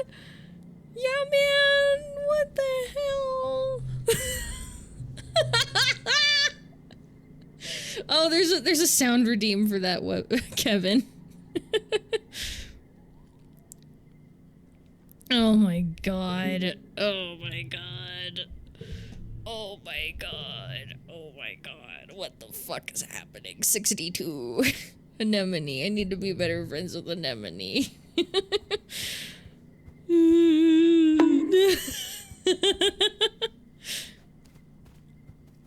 Oh my god. Oh my god. Okay. We're going on a trip. Watch me, Nene. Watch me whip. Zooming through the sky. Little Einsteins. We're gonna forage. Oh, perfect. Bobber fruit. It's the valley. It's the valley of vertigo. It's the valley of vertigo. It's utopia, apparently. Hive Queen. You're afraid of her acid, but the royal jelly looks tasty.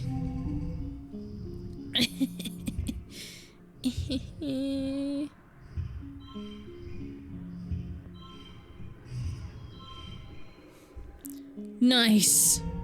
70, 56. The demons? Oh, good night, Des. To be late. Have a good sleep. Wrong demons? What other demons? Serious question. You up? Oh, Des, you sweet summer child. Do you regret this decision now knowing you just did it with the golden retriever? No, not really. Weirdly enough, I'm not a furry. I have mad respect for furries, especially the artists. But, I mean, let's be honest. I was gonna 100% this game anyways. I was gonna end up with him anyways. And thinking on it, because I thought about this earlier. Womp times a billion. I was thinking about this earlier. If I had said no to Rex, and then continued friendship with Dees, and then the whole plague thing happened, the whole thing would have happened anyways. Like the whole explosion thing, and he would have had to leave. So it's like I would have gotten neither of them at that point. And that's my thinking, that's my reasoning. I might end up going back one day and being like, oh shit, so I could have saved it. But from the way I'm thinking this would work, he would have left anyways, regardless of whether or not I was dating Rex. So it's like I either end up with one of them or I end up with neither of them.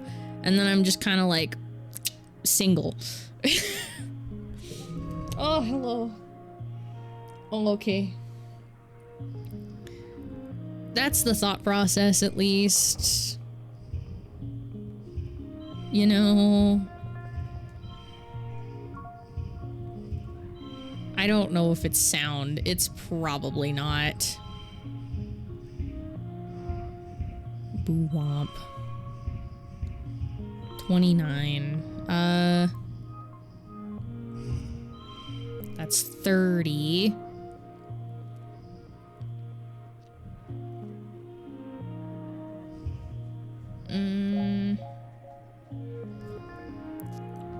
I could redraw my hand. Sure. Much better. Much better. Much better. Yeah, much better. Okay.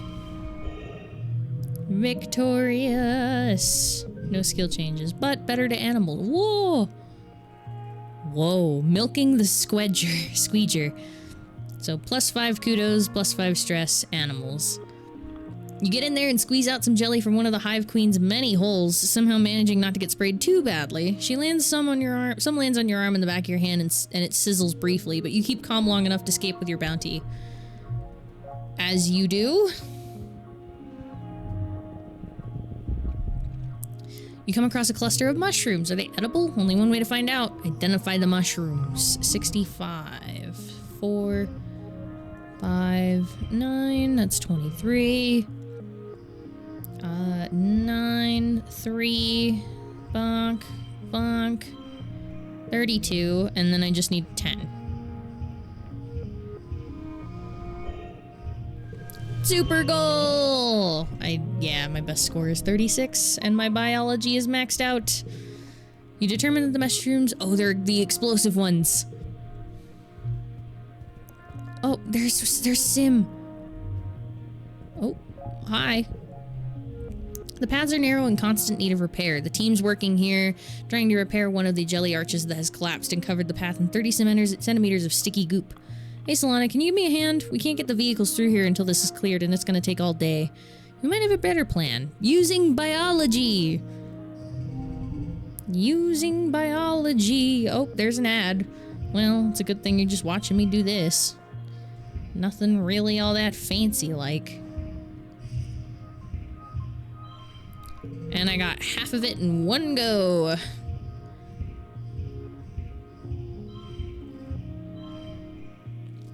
That's 20, 21.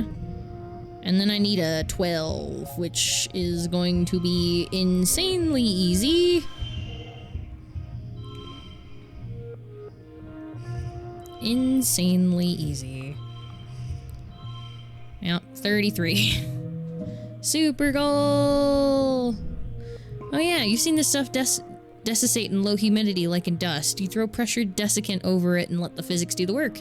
It's easier to plow through a bunch of plumbed up granules of desiccant gel than it is to shovel all the slimy muck. You save a few hours. Nice. Oh. It's a bug! Reeky or carnivores, you think, but the juveniles are too small to take out anything larger than an insect.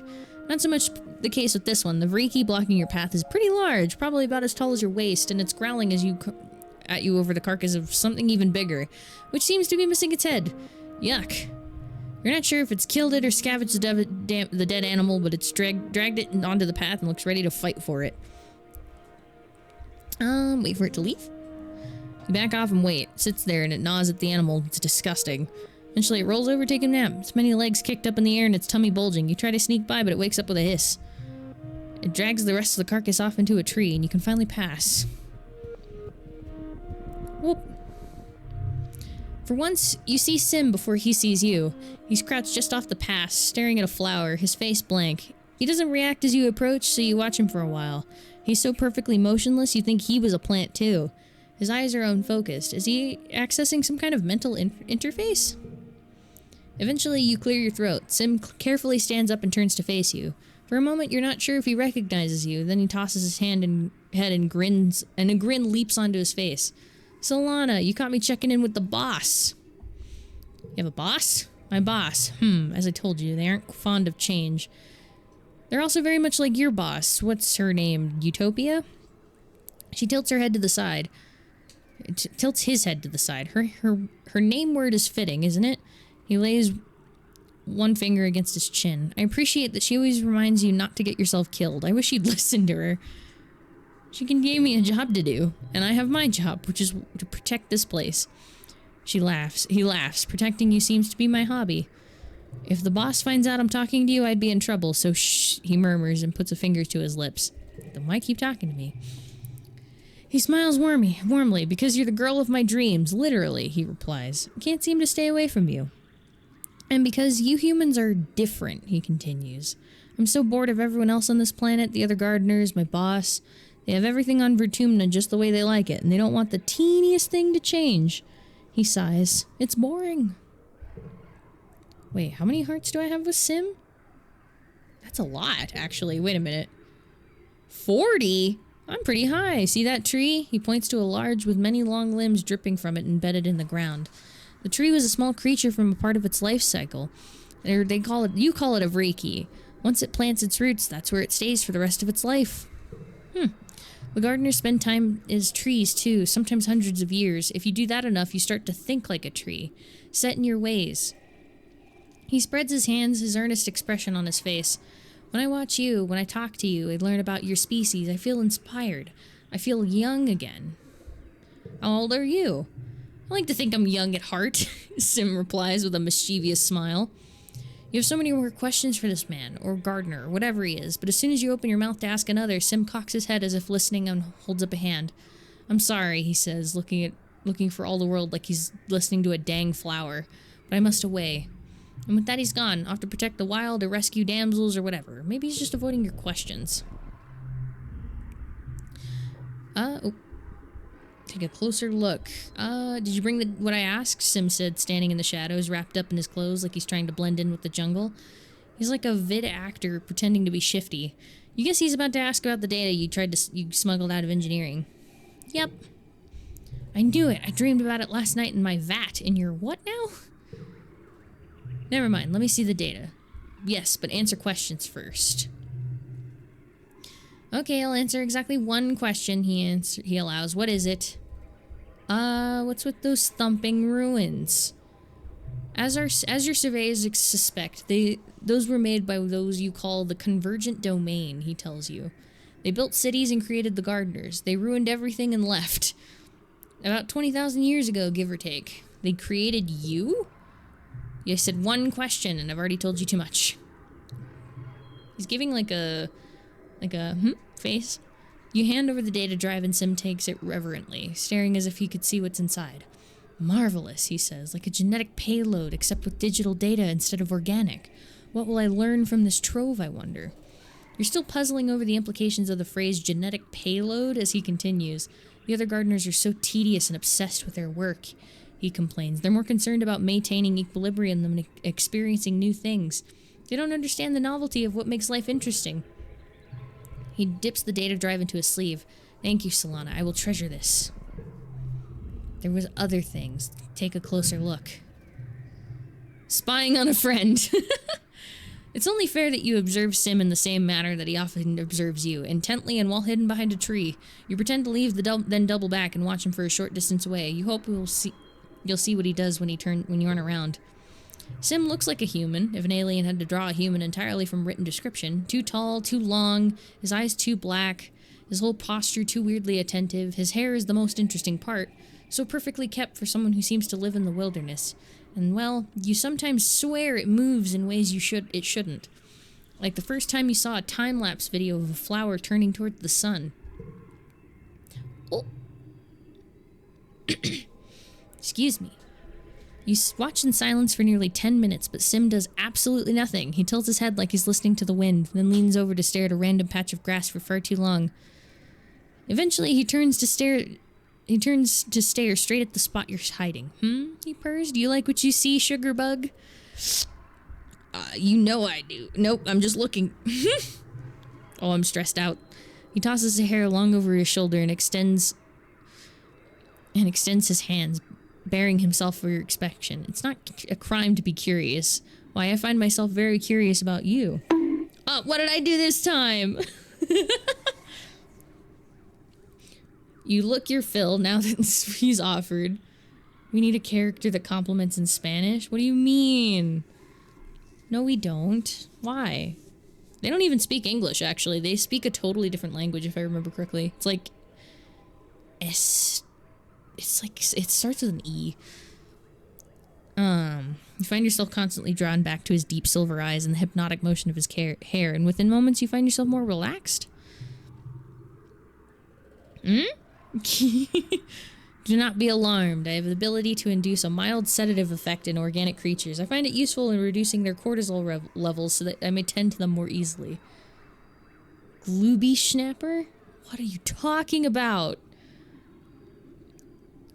If you find it soothing, I would be happy to use it on you at your request. You simply have to ask. Excuse me? Take an even closer look. Could you help me calm down? Oh! This time you catch Sim doing something weird and alien. You send a survey drone to follow him and watch through your holopalm as he heads into the forest. Ruby. Leave the cat alone. He comes to a still pond and crouches by it, staring intently at the water. With a flick of his wrist, he snatches an eel from the depths and bites its head clean off. Waffle schmooper?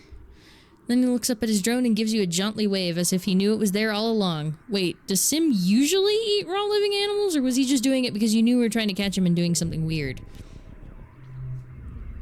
I haven't lost my touch. Can you help me calm down? Of course, stepping into your space. His cool hands alight on your cheeks, tilting your head to look at his eyes. Within moments, you feel the burdens of your day lift off your shoulders like a balloon floating away into the sky. Oh! Nice. What are you talking about, spook? Do you want a flower? Oh, he does like them. Aww. You try to explain that he can keep it, but he just smiles again and shakes his head. Okay.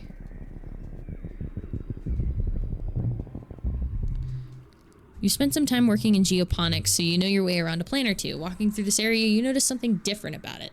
The bare ground feels bouncy, like a trampoline, and the plants are all weirdly stunted. Not a lot can stifle nature here, so you honestly get a little weird that there's no grasses or mosses growing here. Biology 20 or greater. Okay. All the plants in this clearing are oddly stunted, and there are a few grasses or weeds. Wait, is this even soil? You kneel and take a closer look. More like a dense moss or coral, maybe. You press your hand into the moist, squashy substance. Oh, random ass words? I'm just looking at it like, huh? It smells weird and starchy, like cake. It blankets the ground here in a thick sponge-like layer, swallowing up everything it touches. Gross, but it smells so good. You dig up a chunk of sponge cake up to bring back to geoponics. Further analysis is needed, but you have a good feeling about this one. Oh, I need to go home soon. Oh, what is this? A flower. A flower. Okay, yeah, I need to go home. Bunk. I get no friendship with Deese anymore. Because Deese is gone. Rip. Rest in peace, Deese. This year... Oh, it's Vertumnalia. This year, Governor's ascension to the Vertumnalia stage is heralded by an entire military band. Their instruments shiny and nano-printed new. What? They march out in command in formation, splitting and fording in phalanx at the foot of the stage as Lum takes place before you. Spotlights turn on in heavy ka-chunk noises, illuminating Lum in a halo of floating dust particles. He spreads his arm wide. Hello, Vertumna! His voice booms over the speakers. Are you winning, son? The reactions are mixed. You look around, it's easy to see the ones cheering the loudest are Helios and people who fully adopted their mentality, like Anemone. Their Stratos is more reserved, some even silent. Security Rhett is one of them, his usual stony expression hiding his true feelings. Regardless, there's enough cheering that Lum has to wait for it to die down before he continues. We're killing it out there, people. Every day, we claw a little more territory from the savage aliens of this planet. I don't like how they A potato pod arches through the air and lands with a broken splort at Lum's feet, splattering him with juice. You don't know who threw it, but the fraction of geoponics is looking reckless. They begin to jeer and stomp their feet. Lum continues on, raising his fist. Those Xenos attacked us first, and now they're learning. Don't mess with humankind. The crowd is now split evenly between cheering and booing. The Stratos are agitated, and you hear calls for things like return to how they were, and how Lum and his soldiers are killing the planet. Even the council lined up before the stage and facing the crowd looks convicted. We left Earth to get away from this shit, your dad shouts, and you turn to him in surprise. He rarely swears. Now look at us. We're right back to where we started, fighting each other and the planet. We brought it with us. Utopia hops on stage and routs her own hearspeak through the speakers. He's lying, she yells bitterly. This year we lost 2 surveyors in the swamp, Sorrel and Quinny. They'd be alive today if Lum hadn't sent them to clear out a manticore den for no good reason. She jams her fingers against the governor's chest. The only threat to our colony here is you. Oh shit. Loom's smile doesn't change, but his eyes go cold. He snatches Utopia's hands and calmly, slowly crushes the hollow palm crystal with his thumb. You can hear the crunch of the bones in her hand before her feed cuts out. Utopia yelps as her knees buckle with the pain, her bravado gone. She holds her broken hand to her chest and is too shocked to resist when Lum shoves her off stage. Des. This is the man Des wants. This is the man Des wants. Supposedly. The crowd is stunned and... Whoop. The crowd is stunned into silence as well. Lum clears his throat and approaches the end of the stage, looming over the council. Thank you for your input, he says icily. Your concerns have been noted. This isn't the buffoon Lum presents on his daily holo vlogs or the nuisance he is when he visits a work site. You see something in his eyes that you only caught glimmers of before. Hatred. It's because of the titties, that's why. You Stratos are lucky we didn't crush you under our boots and take your colony by force, he sneers. Before we got here, this colony was doomed. You're only alive because I was merciful. Just a bunch of burned out hippie fugitives. What was your plan on surviving out here? Wishful thinking, singing songs, and talking to animals? Laughter ripples through the Helios. You, he gestures to the council, then jerks his thumb at his chest. Need us? Need us, not the other way around. I'm done pretending I need to listen to your opinions. If you want to live, you'll do what I say. Oh, shit. He stares at Dr. Instance, who glares up at him with hate in her eyes as she tends to Utopia's hands. Maybe it's time to clean house, he threatens. We need team players here, one who share the vision for the future of Vertumna. After a few moments, Seek clears their throat. Ahem, shall I continue with the traditional formalities now?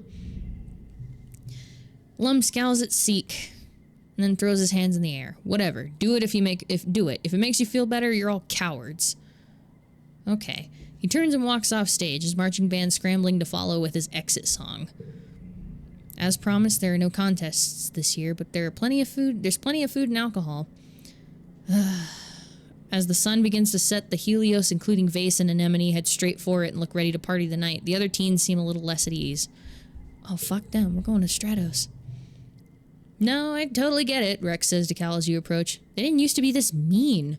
Sure, we all joked about how, like, we'd find you guys rubbing sticks together in the dirt after the nanotech broke down, but it wasn't like this. He jerks his thumb towards Vase and his group of friends, who've wrangled themselves in a live trippet and are skewering it to roast over a bonfire. You can hear its dying squeals from here as night falls. Smell the sweet charred scent of its cooking. No, they've always been kind of like this. Just like total human supremacists. See something you don't understand? Nomi makes laser guns with their fingers. Pew pew, all gone. Want something else? Want something someone else has? Pew pew, all yours. They lean back in their hands and look up at the night sky. In dust, the wormhole looks so peaceful and far away. I used to think me and Rex are like changelings, like aliens beamed in and replaced two human babies with weirdos. I don't think you're weird, Cal says wide-eyed. I think it's really great you two don't act like Helios. We are Helios, though, Rex replies, and Nomi nods. And some people are dancing around that bonfire of Stratos. It's not about how you were raised. It's about the choices you make, Nomi finishes. It's just a good person or a bad person. Only bad people think they always make the right choices. Hey! The dancing and the feasting continues well into the night while you pass the time with your friends in peaceful faction. Knowing that the whole colony isn't into being soldiers and fighting Lum's war on nature makes you feel less alone. But you can't stop thinking about the governor's eyes as he crushed Utopia's hand today. So long as he's in charge, does it matter what anyone else wants? A week after Vermtunalia is one of the hottest since you've landed. You're supposed to take time off for a much-needed break, but it's so humid and awful and tempers are short. Shortly after the festival, you start seeing graffiti cropping up everywhere. It seems that a lively, if not particularly civil conversation between the two factions is being held on the flat surfaces of the colony. Uh-oh. Lum announces a zero-tolerance policy for political graffiti, but you notice that not every tag is being removed. Just the ones against the war, of course. The atmosphere of the colony is oppressive, as thick as the choking dust heat itself. Everywhere you try to relax, people just want to talk about the war. To make matters worse, the sweltering nights are making your nightmares intense again. You return to work feeling more stressed than before. Pew pew. It's rest month. Oh, man. Hey, you want fruit. Do you ever think about Tammy? Oh. Cal asks you as you both lean back against the fence and watch the shadows creep across the garden path. He takes a long pull of his canteen and sighs. I don't know. I don't want to be a downer, man, but it's sad, you know? It's been like, what, 7 years? He scrubs his hand through his hair. We're all totally different people than we used to be. Wonder what kind of person she would have grown up to be. Make me feel worse about it, damn it! Oh, what are you working on? Radioactive plant. Well, I found this pretty plant. And seem to begin feel sick. Oh, shit. It's radioactive. Good thing you knew that. What do we do? Not sure, but if you study it in the geoponics lab. I found something you might like. One of these. Food! How'd you know? Nice. Hello, father. Hey, gooseberry. I need animals 80. I'm at 77. I'm getting there. Pew pew. Alright, Rex. Do you want a piece of wood? Oh, nope, apparently not. Coming in for a hug. Again. Also, apparently...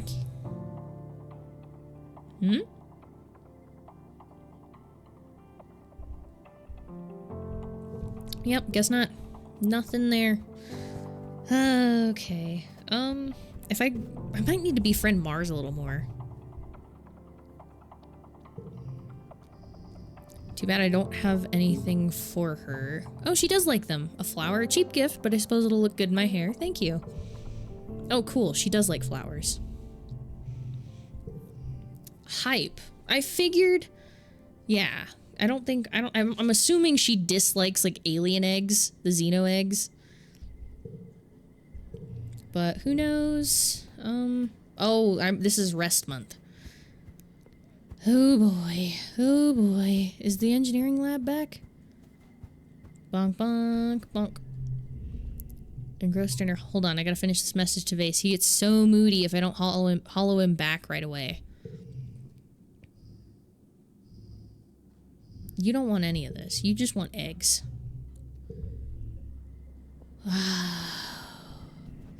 Got a bad feeling about that. Lab destroyed. Oh. Okay. Nothing to do there. Not yet, anyway. So rest it is. Oh, wait. I came over here to rest with the pets. Because I can't go on the lookout anymore because I don't get any friendship. Because Deese is gone. Relax in the park. Forget one memory. Optional. You and Cal walk through the park, a special place set aside for growing ornamental plants from Earth. It is grown from a precious seed bank, preserved for over 20 years aboard the Stratospheric before your mother started planting them here in Vertumna. Almost nothing here is grown for food, though many of them are technically edible. It's so green here, and they smell so sweet. My mom works really hard on this. The park is your mom's legacy. She was the one who brought these flower seeds from Earth, and spent so much time planting this garden even when there's so much work to do on the farms. She always seemed like a sensible hard ass, but here's the proof that she had a soft, nostalgic side. You wonder what else she never got the chance to learn from her. It's so peaceful. It really is. This is one of my favorite places in the whole colony. You can really feel the love in every plant. One pretty white flower in particular is flourishing here, the Astrantia, your mother's favorite. It seems to be growing faster than the native plants do, covering the plant paths and bluffs with tiny white stars. Practically have to push clumps of them aside in some places to make sure you don't crush any. Good thing it's so beautiful. You took the month off. Get rid of that first. Get rid of that #1 card.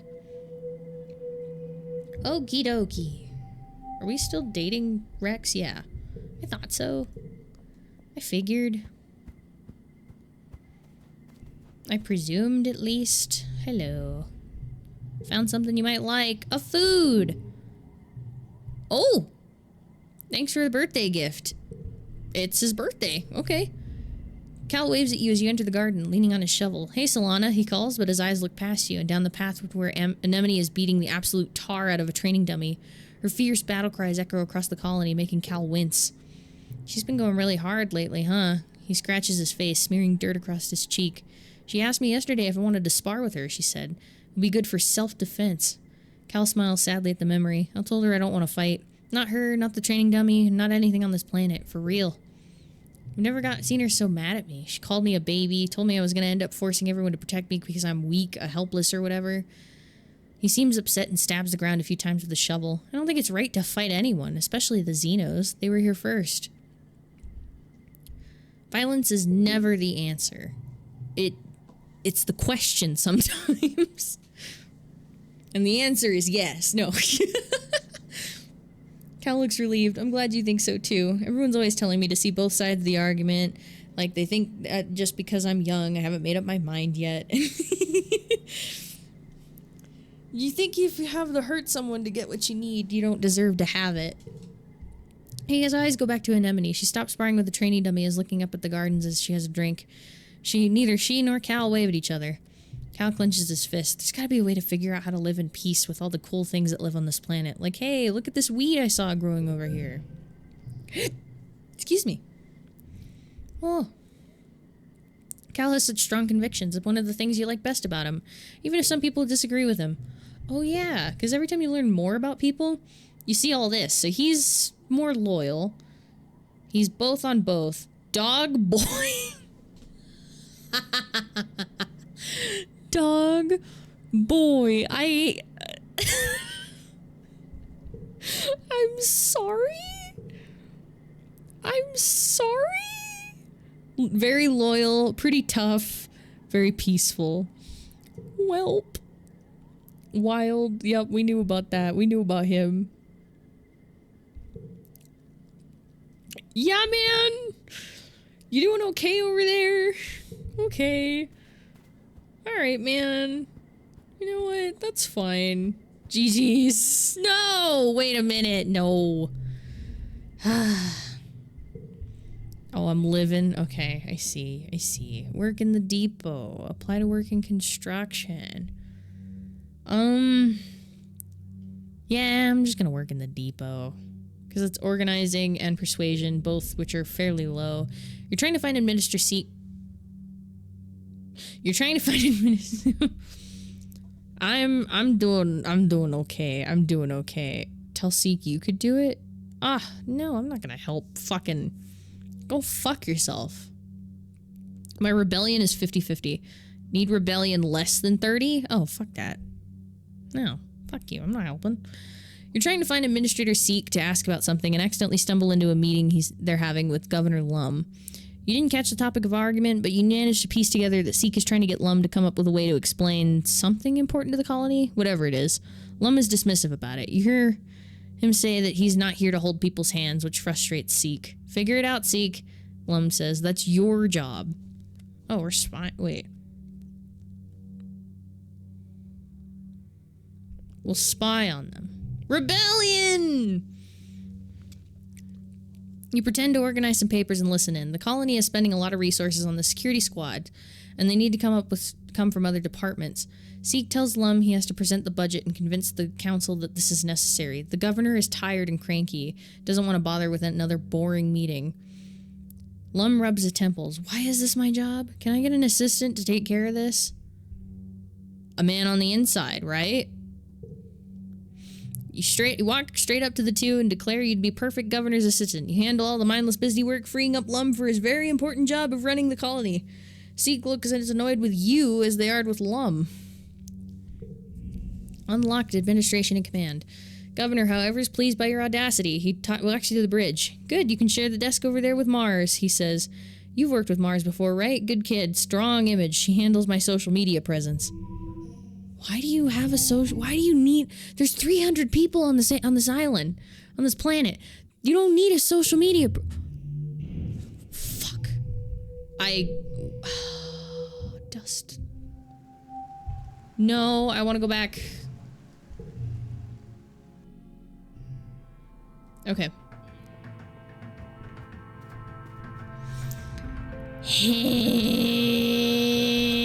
I misclicked. Yeah, I misclicked. Violence is never the answer. That's what I said before. I misclicked. I did not want to give up immediately. Okay. Let's see. Work in the depot. Spy is what I chose. Convince Lum. And get to work. I didn't want to quit. 4, 9, 3, plus 6 if card is... There we go. 4, 39. Nice. Plus 1 organize. Plus 9 kudos, plus 10 distress. Oh, good cheese. Oh, it's early wet now. It's your birthday now, isn't it? Yeah, okay, we'll give you a cake. Or wait, no, I don't need a cake. I just need to give her something she likes. A cake is just universal except for... There we go. Well, had better birthday gifts. Doug's doing something. Alright. Hello. I got you a present. It's a log. How's it hanging? Real good if you catch my drift. Okay. Interesting. Yeah, man. Of course, a stick. Listen, it's to help his bar. It's fine. It's fine. I've not seen my brother in some time, Tang muses. I'm certain he lives. I am certain he lives, otherwise expeditions would have raised an alarm, but myself, personally, I have no time to track him down and beg. Through pertinent tears, to be loved as a sister should be. If he wants to make amends, he knows where to find me. I'm not the one who's impossible to track down. She just does not give a shit that her brother is gone. Okay. Oh, these are back. Edit System Med Bay is gone. Lab is destroyed. I can do... Oh, wait. Or is that because my biology is maxed out? I think it's because my biology is maxed out. I can max out my engineering. Oh. Security chief has brought one of the sentry turrets for repair. These damn things are jammed again, he exclaims, exasperated. They turn on, but instead of firing, they just make this loud buzzing noise. He flicks the turret on, and the room is filled with high-pitched clunking squeal. You wince and cover your ears. It's annoying, but it's not very effective. Can you make them kill things again with bullets, not with noise? I'm not fixing your machines of war. You refuse to contribute to the humanity's forever war on the animals of this planet. Rhett faces go completely red, and he looks like he's going to drop a packet. You can practically see him silently counting to 10 and gritting his teeth. An awkward standoff that goes on far too long. His shoulders drop and he shakes his head. Fine, he mutters. I'll take it to one of our other brainiacs upstairs, but I'm reporting to you to command for insubordination. Joke's on you! I don't work for the military. Ha! Get fucked, bitch. I'm sorry. I'm too angry at that. It was funny though. 6, 5, 4, 3, 2. Oh, fuck.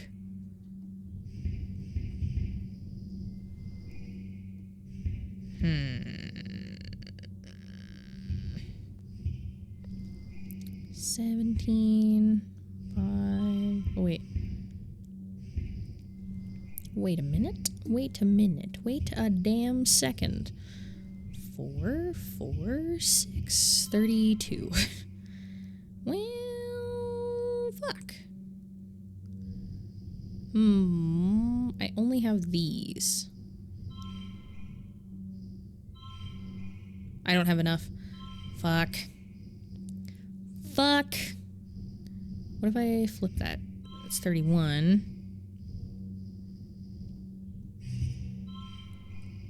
31, 9, 5, 4, 31. Oh, I can push through. Yeah, I'll just push through. That was a bad hand. Not much I could do. Engineering is getting there. If I take it off, I wonder how much I'll be at for the rest. I don't know. Who knows? Early wet, and it's mid-wet now.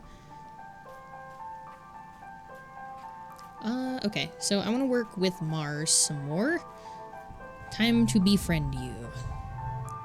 I don't see anything wrong with living a life of leisure. Surely it's just because I'm not digging plants out of the dirt or shooting a gun doesn't mean I don't contribute. It takes years to see tangible benefit from scientific research, and we still fund them, don't we?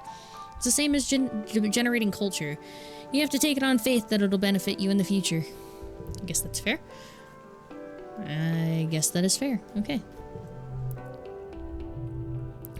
Deliver to supplies, work for the governor, persuasion, organization, friendship with Mars. It's just the governor. Is to format the monthly report to Earth. It's full of boring, carefully formatted data. Seek is very specific about it, makes you do it 3 times until you get it right. You drop off the report to the comms and realize you've yet to be told how to process a reply from Earth. You wonder if they reply at all. Do it on my own. Rebellion! You sneakily read through the administrative HoloNet files you're allowed to access now. There's a huge backlog of messages, all dating from during the 20 years the Stratospheric was in space. You scroll through the preview text quickly, not wanting to draw too much attention of yourself. The majority of the messages are updates from the colony's ally in the Vertumna group, but every so often there's a message ordering the ship to cease and return to Earth, putting an end to their illegal immigration and return for their stolen property. If the Vertumna group weren't outlaws on Earth before, stealing congruence in the gene tech definitely did the trick. These messages are angry. There are no messages from any time after the Stratospheric landed on Vertumna. Maybe nothing could get through the wormhole. Maybe the communication system was damaged, and maybe it wasn't the heliopause, and it wasn't until the heliopause landed that communications could be restored. Maybe both planets are just shouting into the void. It's impossible to say. Alright. 6, 8, 7, 4, 3. Oh,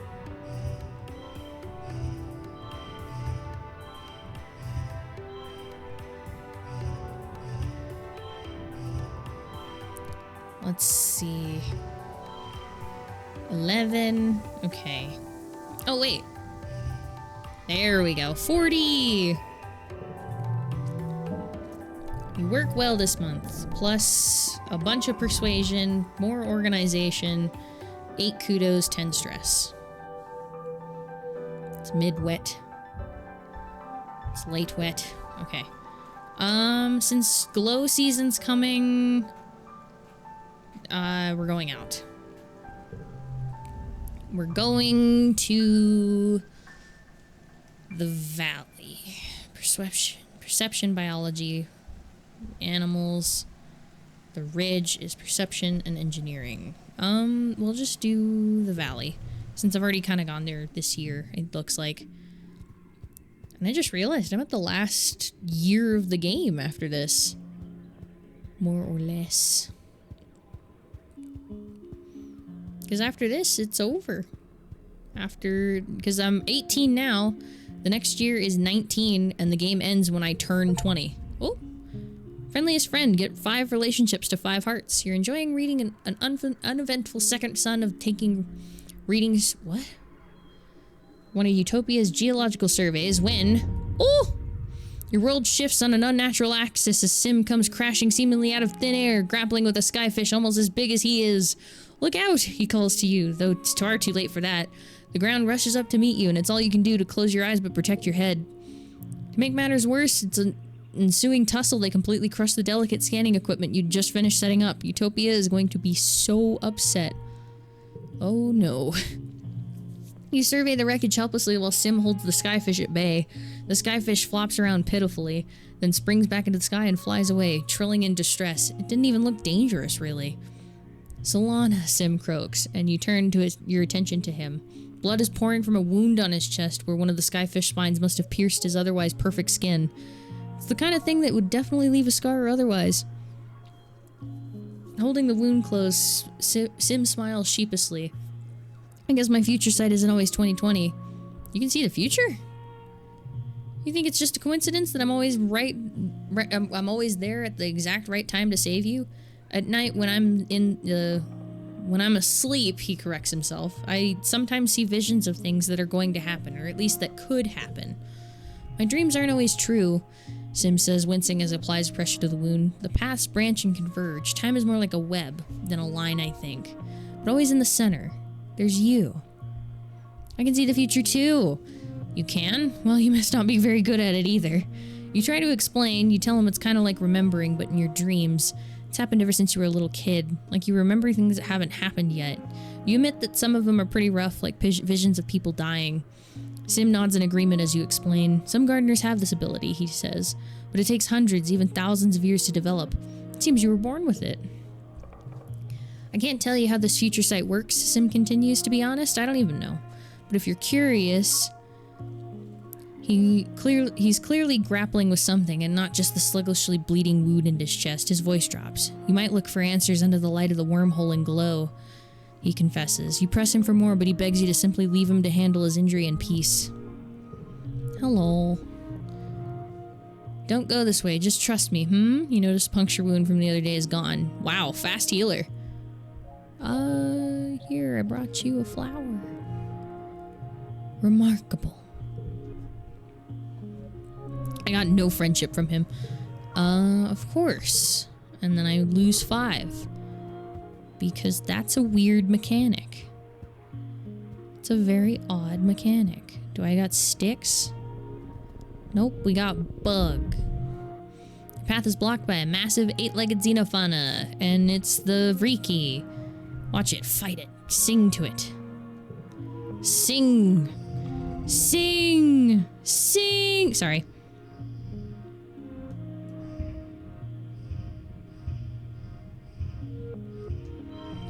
I'm sorry. I'm so sorry. 3, 4. So that's 20. It's 8. 8, 4, 3. Nice! Let's go. +1 animal. It's a strange approach, but you've seen it work in vids.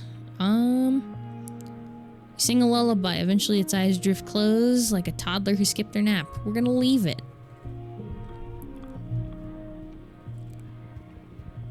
I was hoping for some sticks, but it doesn't look like I'm gonna get them. I'm just gonna go home. Yup. Go home. And it's glow season now. 2 perception, 3 biology. Even though my biology is maxed the fuck out. Oh boy. New perk. Perception level 3. Avoid blocking events. Skip past all path blocking. Explore events. Oh, I maxed out perception? Ouch. And I locked my jaw again, of course.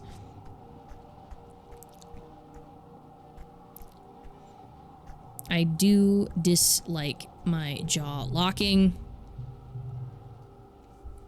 Don't worry, I'll protect you. I don't care. Yep, nope, I don't care. Alright, it is time. I think I'm just gonna spend the day resting. Oh wait, I didn't ever apply. Volunteer. Unlocked cooking in the living quarters. What does cooking in the living quarters do? Visit the spa. Help in the kitchens. Ah, that gives you kudos, creativity, and empathy? Damn. Okay. I wish I had unlocked that earlier. Hey, Cal, do you want a fruit? Everyone says the soldiers are gonna protect us, but I think it's only gonna make the aliens more mad. Like, maybe it'll be okay to this time, but what about next year, or the year after that? Here, have this. Food! Alright, where am I at with everybody? Cal is at 57.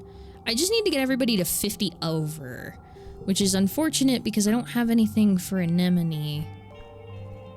Alright, do I rest this month? Or do I lookout duty? Which is friendship with anemone, perception, animals, defense training, combat animals. Yeah, let's do that. You drill on emergency protocols and how to shelter in place. In addition, with regular fitness courses, Glow has everyone on edge, waiting for the inevitable attack. Okie dokie. Nestle Crunch, sorry.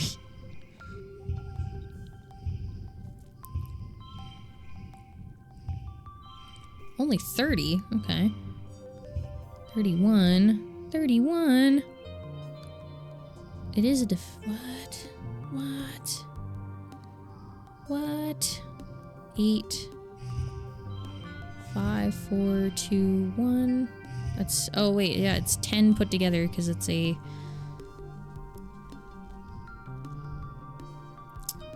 I don't want to use the only flower I have, so we're just going to push through. And I'm maxed out, but that's fine. 1 combat, 4 combat, and friendship with anemone. Okay. You're heading to bed when you hear when the sirens begin to wail, heralding the beginning of your yearly xenofauna attack. Outside your window, you see the soldiers begin to form up. This year, Anemone is heading up her own squad. You see her red hair bobbing along with the others as she rushes to defend the walls. Anemone looks at you in surprise, but nods when she sees you're ready to fight. Someone hands you a plasma rifle, and you join her squad on the walls. I'm stressed out. 1 physical, and I maxed perception out. You stand shoulder to shoulder with Anemone and watch the Xenos mass on the far side of the firebreak. Look at them all, she says darkly. They just keep coming, more and more every year. What are they waiting for? Why don't they just attack already? She shoots a look at the rest of her squad, all of them Helios, mostly younger adults like you, and lowers her voice. Just want to get it over with, you know? Those Helios learned to march before they could walk. I want to prove I can handle myself as well as they can. She runs the fingers down the barrel of her plasma rifle, where she stenciled the name Kombucha. A lowing from the forest draws your attention back to the enemy line. The walls of the animals is approaching in eerie unison, their footsteps drumming, a rumbling tattoo across the ground. Anemone clutches her rifle tightly. Here goes. The animals approach the wall at a steady pace, but stop short of the walls. Instead, they mill around outside the colony, near the garrison. In eerie silence, you hear the sudden crackle of plasma rifle fire, and a firing creature falls to the ground. You hear Security Chief Rhett from his post on the walls telling his squad to hold their fire. His voice rings through the still expectant air. The Xenos are just standing there. The animals appear to be waiting for something. The uncomfortable impasse stretches into minutes until Anemone finally tilts her head like she's hearing orders through her spear here speak. Okay, we're just going to attack them, she says. Her voice tilting up as almost if it's a question. Her Helio-born squad mates look at her with unsure expressions, but Anemone nods. Yeah, to the walls, open fire. What if I fail this?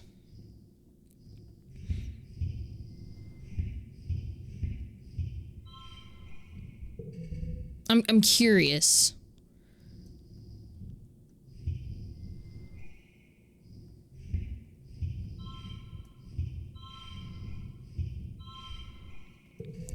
Like, I don't think it'll happen, but I do wonder.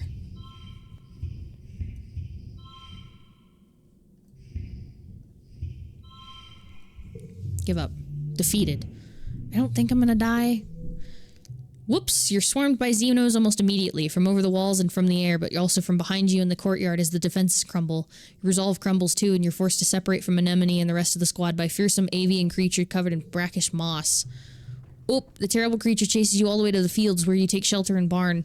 While the battle rages outside the main square, you fight for your life in one-on-one combat. You eventually take down the bracken bird, but you're badly wounded in the process. You're found after the battle and taken to medbay.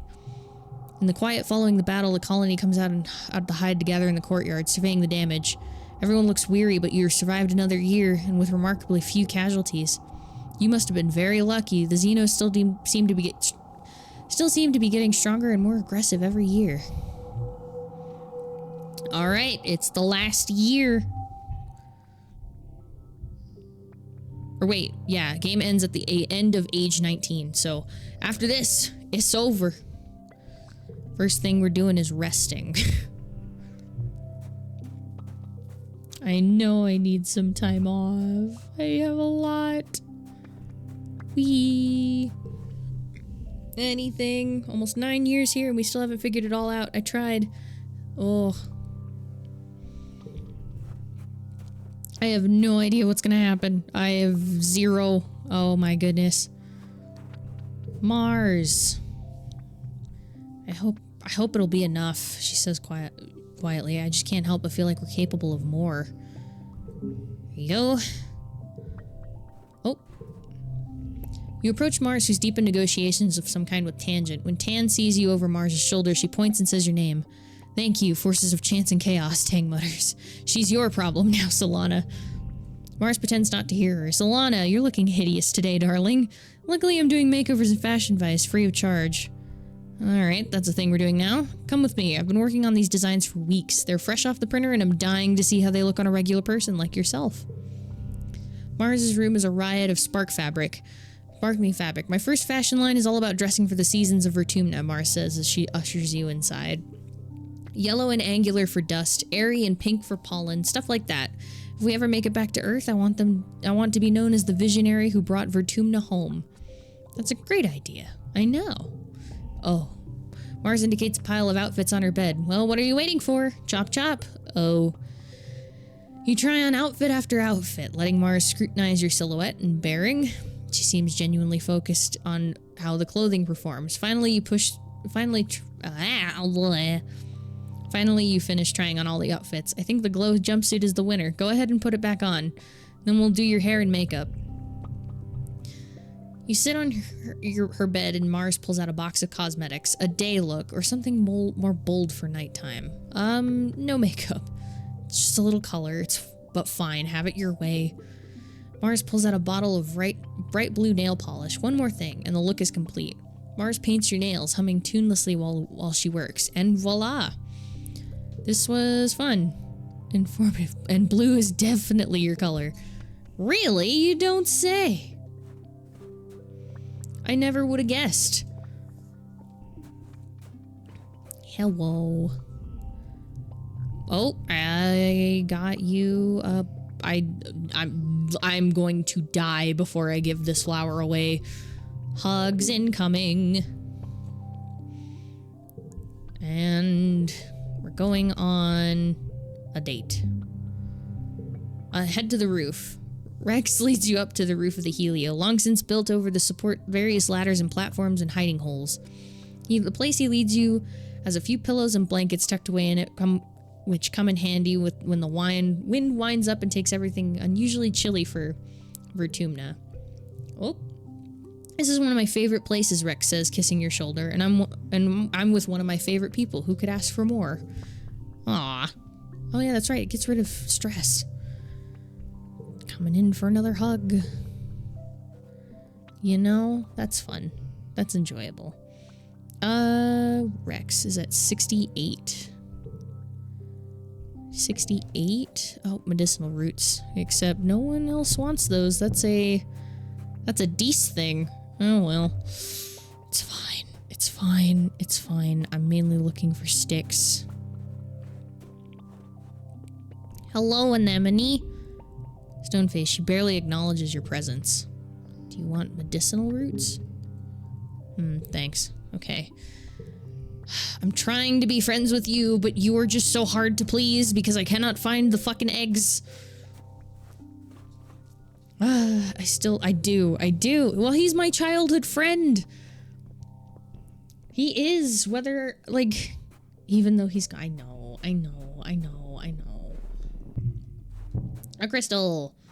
I do need to rest still, so I might just go anyway to the... It's fine. Whoop. What? You find Cal behind the garden shed, kneeling down and peering under a tarped up old watering bot. He shushes you and gestures you to come look under the tarp. There in the dusty gloom, 6 four-eyed hop kittens blink up at you, eerily out of sync. I haven't seen their mom in a while, Cal says. I don't want to touch them in case she's still around and she smells me on them, but I think one of those damn jar heads probably got her. Oh, damn. Shit, man. Okay. Okay, we rest in the animals, relax in the park. Hello, Optimus Prime, one bond with Pet Hopeye.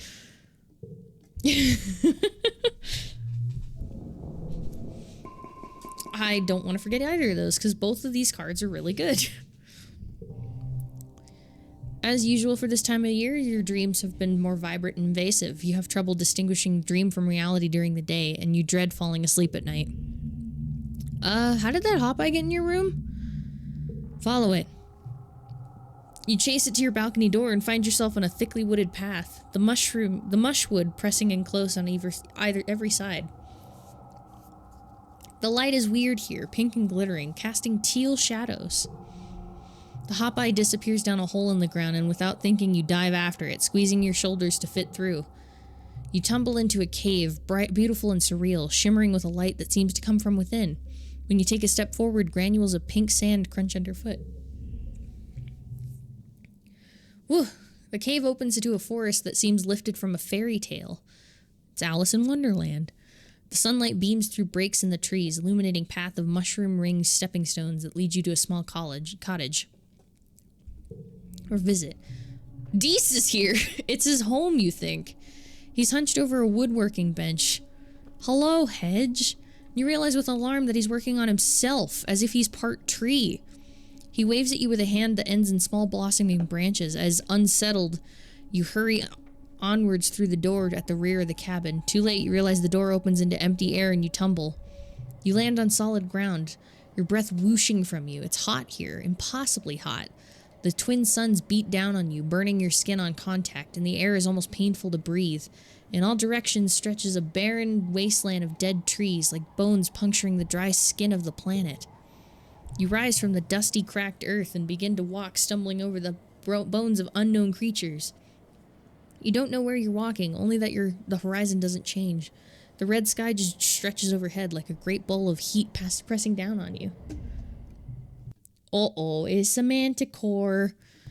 A great roar shakes you and you turn to see a chimeric nightmare, a manticore, but with Governor Lum's face. He towers over you from a podium, his claws clacking and his tail thrashing as he proselytizes. We, primal forces felling, he chants. We, the rivers stemming, piercing the deep mines within. We, the surface broad surveying. We, the virgin soil upheaving. Overhead, the sky is streaked with smoke. You hear a rumbling in the distance. Face it! Rebellion! You plant your legs and refuse to look away from the beast. With a yell from behind you, Mars appears and swings a sword made of light at the Lum abomination. Its head rolls across the dirt, but it continues to speak. You turn from the scene and walk away, feeling the memory of it cling to you as you push the claw your way through another reality. You stumble forwards into a dark, glowing forest. Blessedly cool air brushes your cheeks, thick with moisture and making your face wet as if you'd been crying.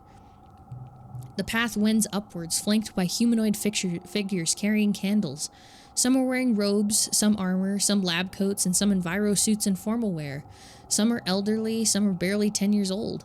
All turn to look at you and you realize with a jolt, they're you. Every single one of them is you. You see yourself reflected in their eyes as they gaze upon you dispassionately, a line of possibilities stretching out as far as you can see. The hot-eye crouches between the ranks and gazes solemnly out as you pass. Hello? You walk steadily upward, feeling their unflinching gaze follow you. Overhead, the wormhole hangs in the sky like an overripe fruit, bending the heavy branch of space and time towards you. It's so close, you feel as if you could touch it. You stretch your hand out, seeking. You wake up. Insomnia. Uh-oh. What does that mean? What does that mean? Milky quiet sunlight pours through your window, flakes of bromide snow piling up against the glass. You feel as tired as you went to bed. It's your birthday. You're 19 years old. Only one more year as a teenager. Insomnia. Insomnia. Oh no. Let's see. I feel like I'm gonna fuck something up if I'm not careful. I don't know. Hey Solana, do you want to play Laser Fable? Oh gosh.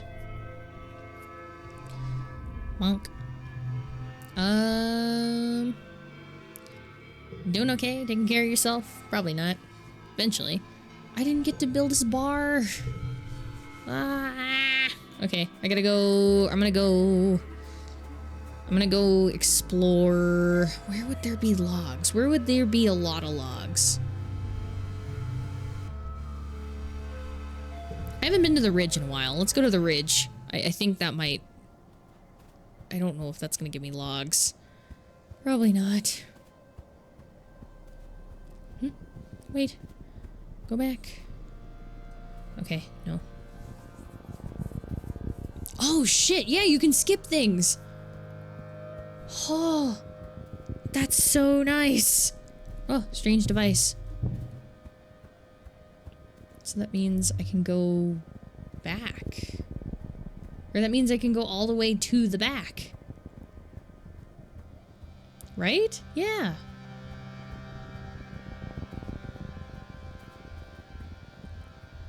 I can go see what's out there. I have no idea what's going to be out there.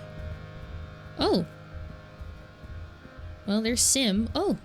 It's one of these. You find your way blocked by a massive wall, no hollow pillar. Knocked over and lying on its side in the sand. It's an absolutely massive. It stretches to your left and right, at least a kilometer in each direction. Alright, we're checking it out.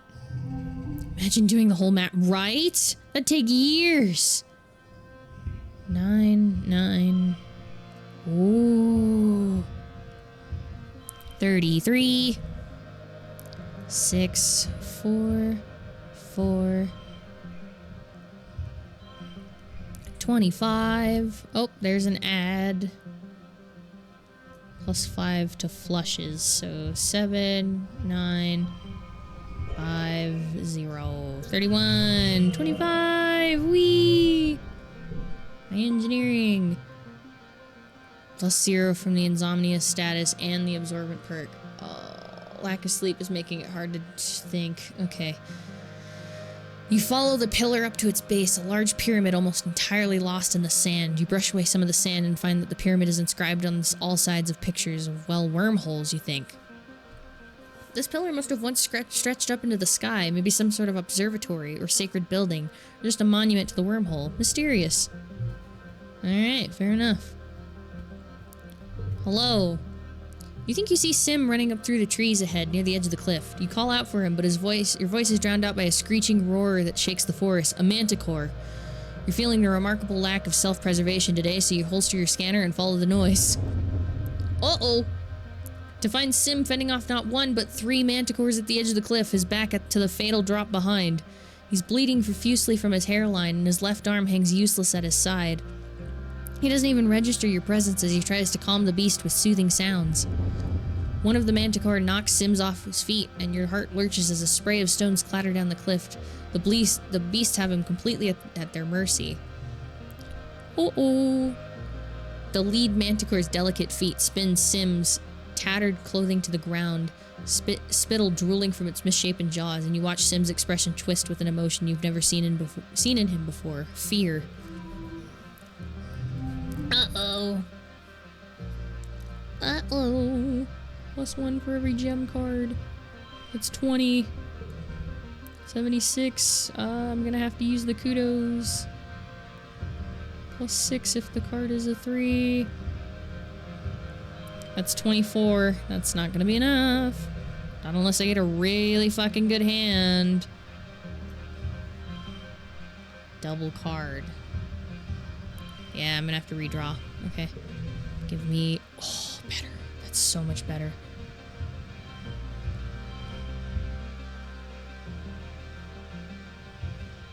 That's so much better. It's still not enough.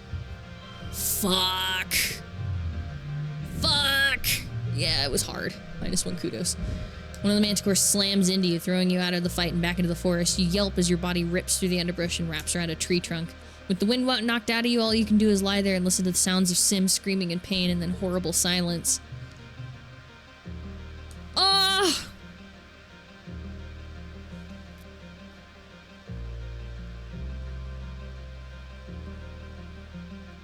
What did I do? What did I do? What have I done? What have I done? What have I done? What have I done? Nope.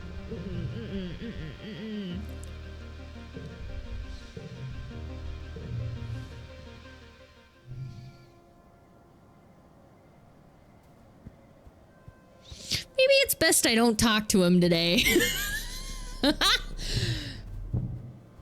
I'm so sorry. Maybe it's best I don't talk to him today. Utopia as a team, as a tech geologist, Solana, come here. Everyone, Solana's been working in this area for a while, and I'm sure she's got plenty of information. I don't want to get him slaughtered. Here's what we got so far. Judging from how the layers of sedimentation are broken up, this place used to be pretty flat before the... Must have been a ton of earthquake activity ripping up the land and bringing up these huge ridges.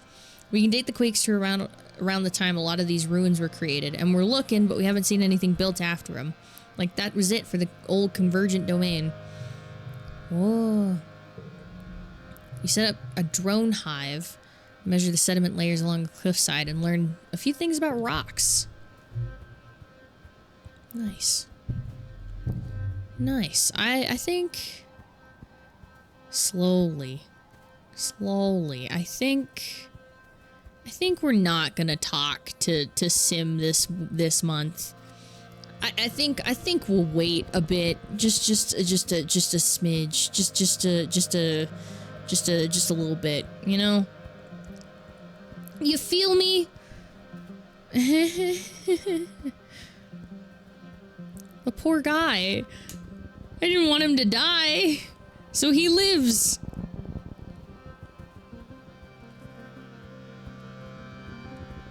And give him an even more gruesome death. Oh no, that might not happen. We don't know. We don't know for sure.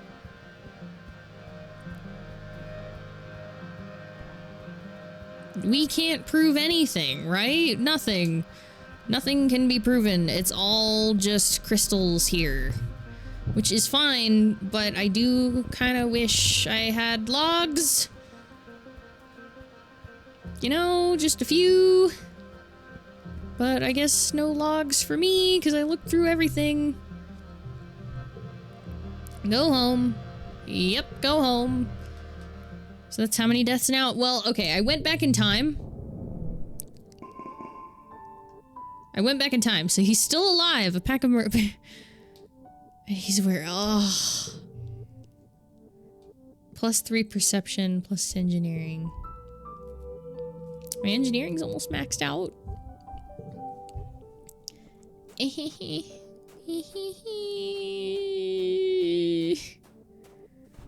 Hello. Do you want a strange device? No. I have everything I need. Okay. I gave him a present. We're giving him a hug.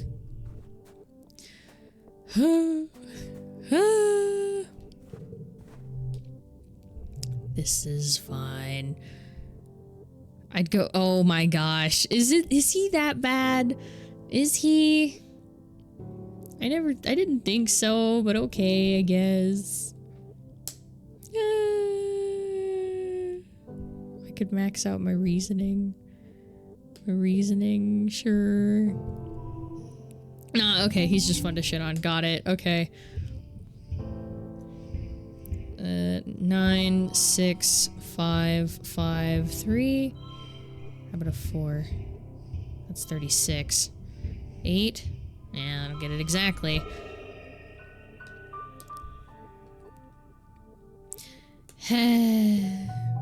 Well done. We worked in engineering. Hooray. We're zipping through this year.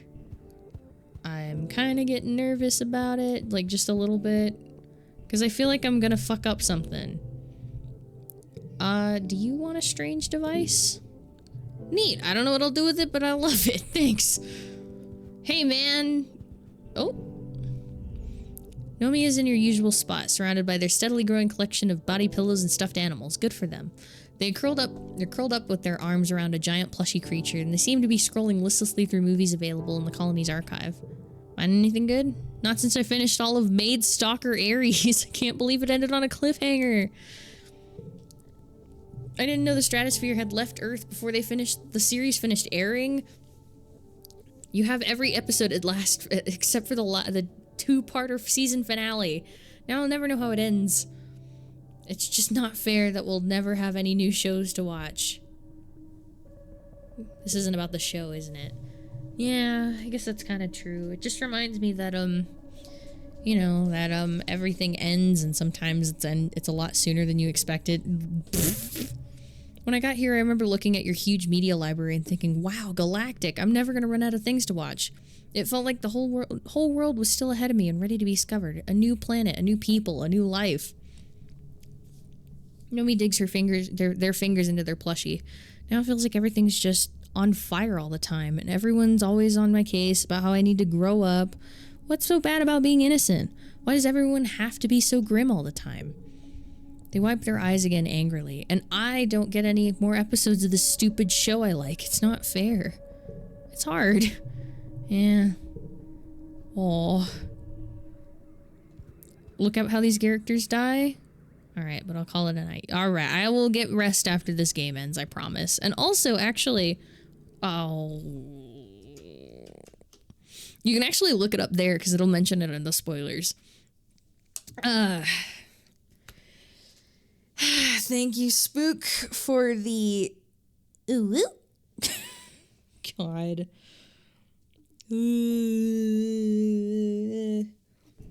Have a good night. Have good sleeps. I should max out my engineering while I'm here. Thank yous. Oh wait. I take that off. Where's my engineering at? 96, so I need 4. 4 for engineering, a little bit for reasoning, and a little bit for animals, and then that unlocks the next perk. I plead the 5th, Spook. I plead the damn fifth. I'll go exploring mid-pollen. So we'll do one last bit of engineering and reasoning. Yeah, we'll do one last bout. Card becomes a 4. Bonk, bonk.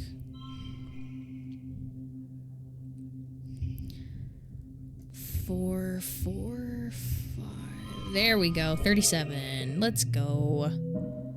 You worked well this month. My engineering is almost there. But I did unlock the next perk. Autoplay fairy sometimes plays the best hand for you. What? Want the galactic... Oh, yeah. It's long. It's because it's so long. It's like 30 seconds long. Oh. Autoplay fairy sometimes plays the best hand for you. Ooh. That's kind of neat. Okay, my engineering is almost maxed out. Alright, time to go exploring somewhere else. I'm not going to the plains. Let's go to the Verdant. Forage in the valley. Let's go here. The Valley of Vertigo. I am literally just here to... Egg! An egg! An egg! An egg! An egg! An egg! I need that egg! I've got the egg. Now Anemone might actually care for me a little bit. Oh, I can't get past this. Yes, I can. Yes, I can. Yes, I can. Egg. Oh. Take it. Oh, as you do, it's growling, and it's a manticore. Keep the egg and run! Ah, 6. 8. 6. A 4. 26. 46. 4. 4. 5. 2. No. Let's do that one. Make it a full flush. 25. So make it 21. And then beautiful. Beautiful. Beautiful. Less beautiful. There we go. Now we got it. And we're gonna add another bonk. Super goal! Whee! +1 toughness. You stumble blindly. The cumbersome egg. You fall a few times. Okay, so we got 10 kudos and an egg. Alright, do I? Hang on, I'm gonna save. Save.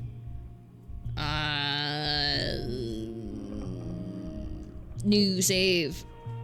Please don't kill Sim. If I talk to him, he's probably gonna die. Yep. So you holster your scanner and follow the noise. Yep. Okay. Okay. We don't, which is why I saved. Combat challenge. Why is my combat so low? It's too dangerous. Ah! Nope. It's either you fight or you kill him. Okay, hang on. Hang on.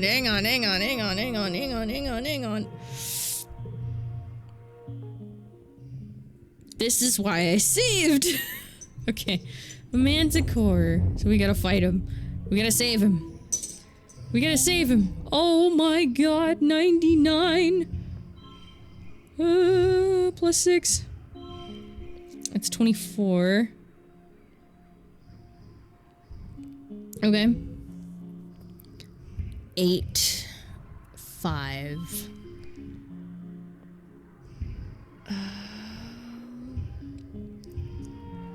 4. 4. That's 28. Okay. Oh. It's 29. Oh, okay. That was nice knowing him.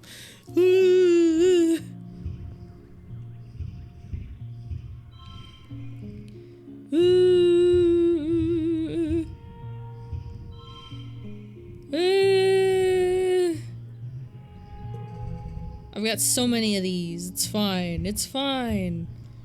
8, 5, 5, 4, 36.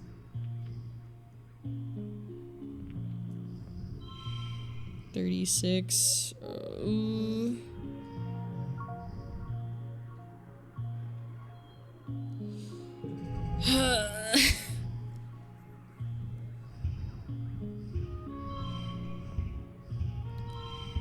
Alright.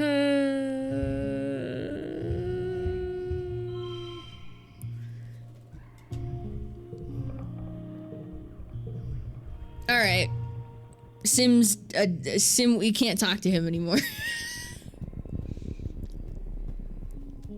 We can't talk to him anymore. It's not gonna happen.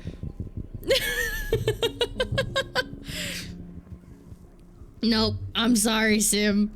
We were gonna be friends, and then no. This is so much easier to collect things. Holy fuck! That's a manticore. I kind of want to see what it's like, but no, I can't because my stress is too high. So we're just gonna go around collecting things. Bye. Bye. Eggs. Wow, there's so many eggs. Holy shit. More eggs.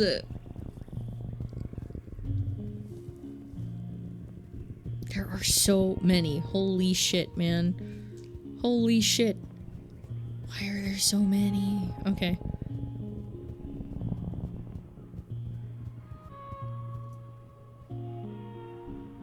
No, because by the time I get... Okay. Yeah, we're going home. I'm more interested in eggs. Listen, if I don't talk to him, he doesn't die. If I don't talk to him, he's not dead. He's still alive. It's late pollen. I'm very, very out of it. Here, take this. Want to train together? Anemone suggests you practice some hand-to-hand combat, then kicks your butt in an absolute literal sense. She leans over while lying on the floor, completely gassed. You okay? I didn't go too hard, right?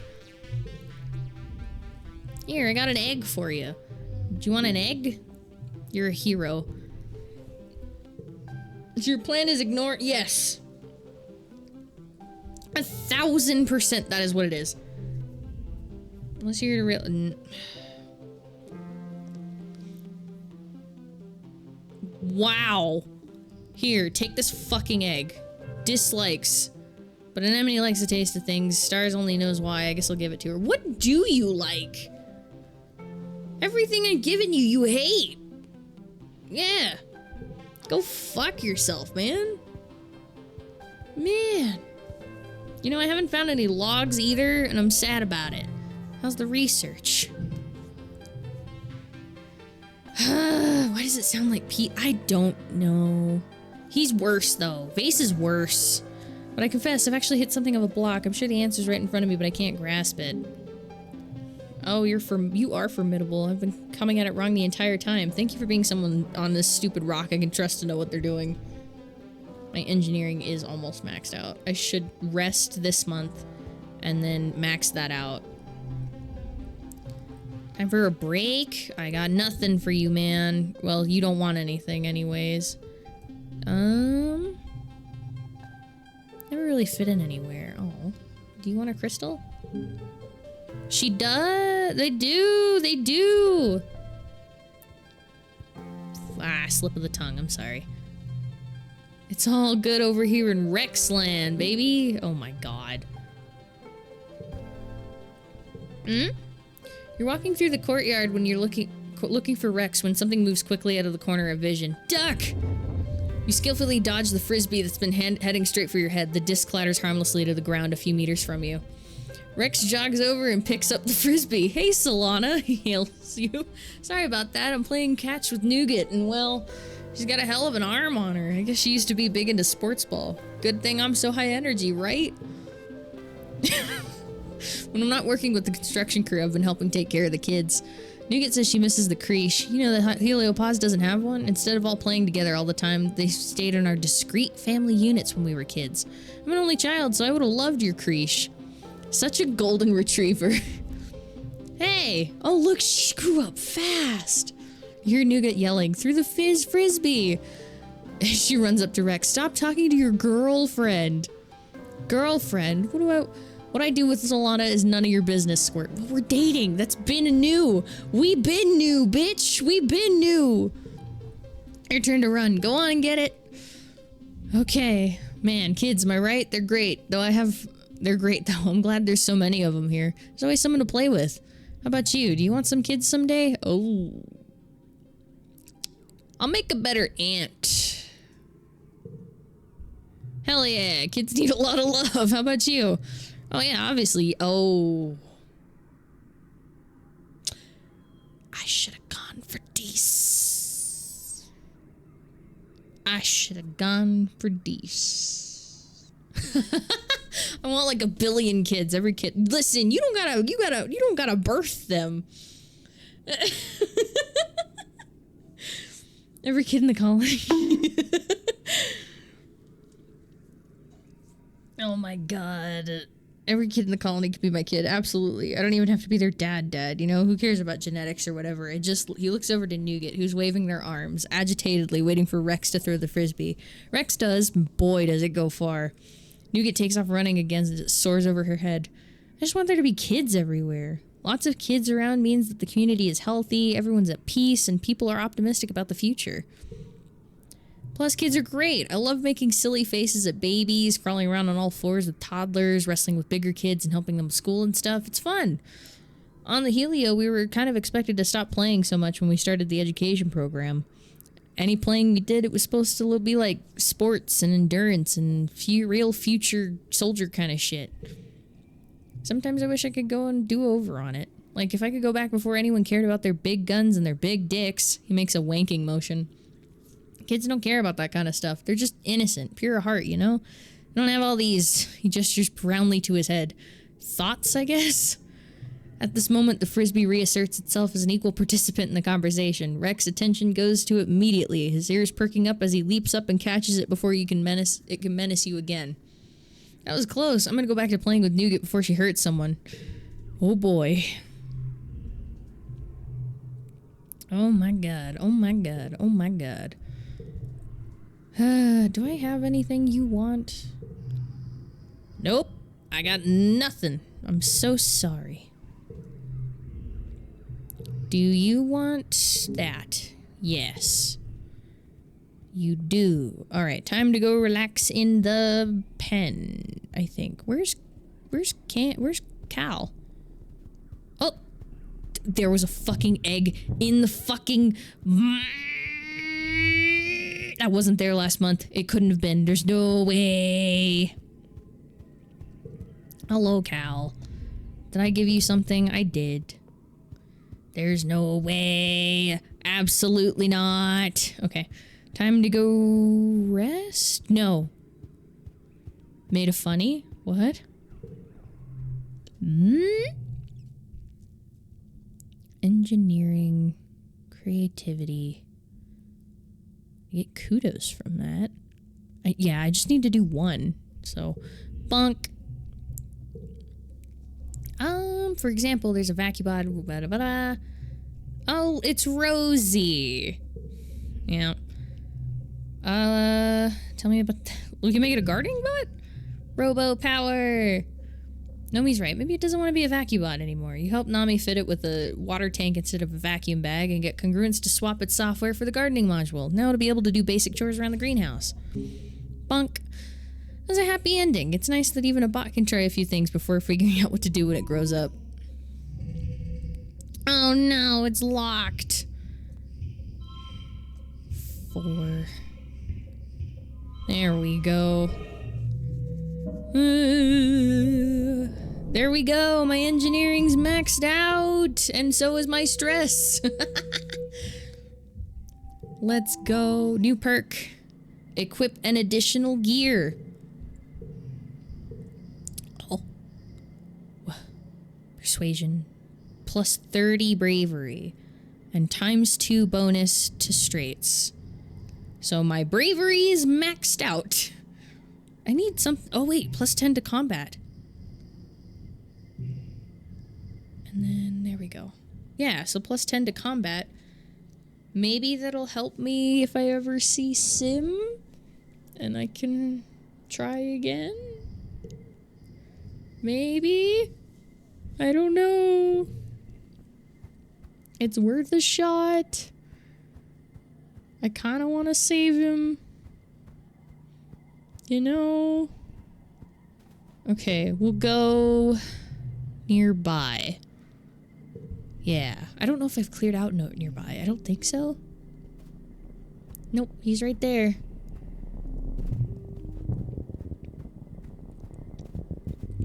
I just need fucking... Ooh, what is that? Log! A log!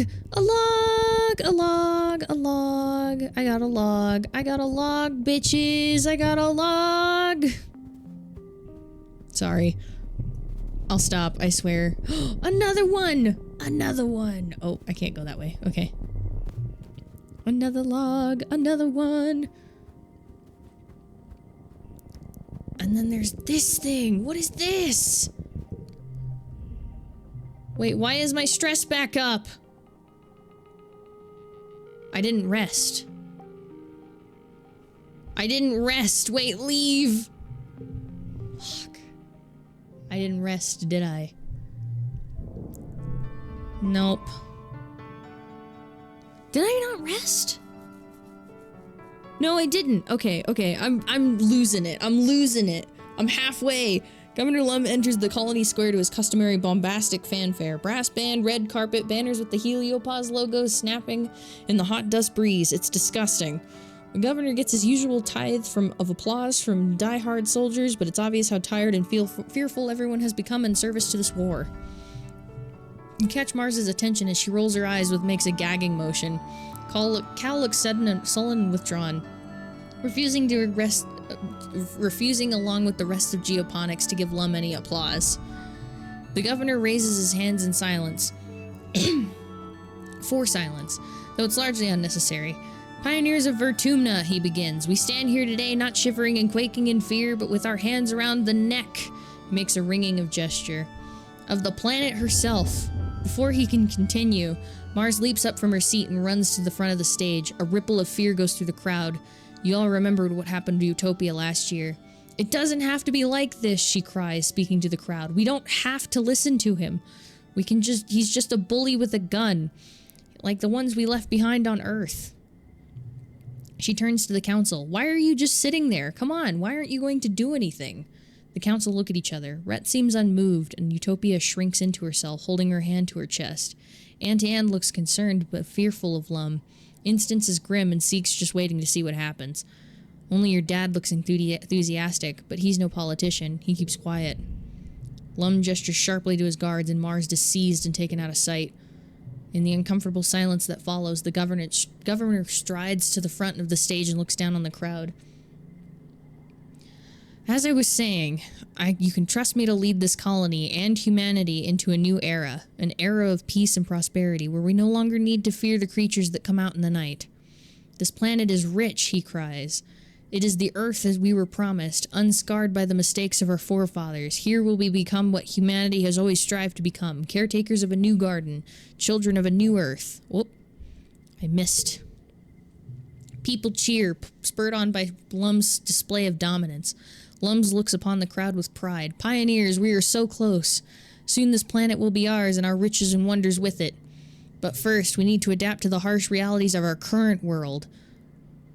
He gestures to the council. I know you all love your council, but it's time we thought about the future. We need to guard the colony leadership. He says with some disdain. Against sudden upheavals, deaths, imprisonments, and the like. I've decided to instate a second position for each seat on the council, he announces. Lums explains that every council member will take an official second in command. Seconds will be trained in the running of the department and will be ready to take over the department should the worst happen during an attack.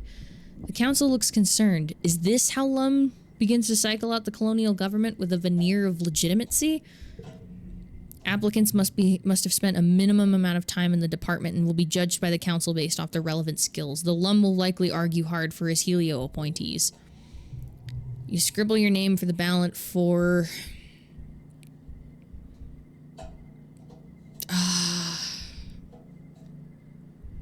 Administrator is locked. Steward is locked. Cultivator...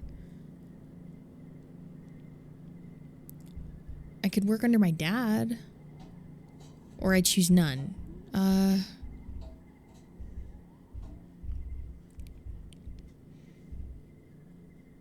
trying to think. I don't know, man.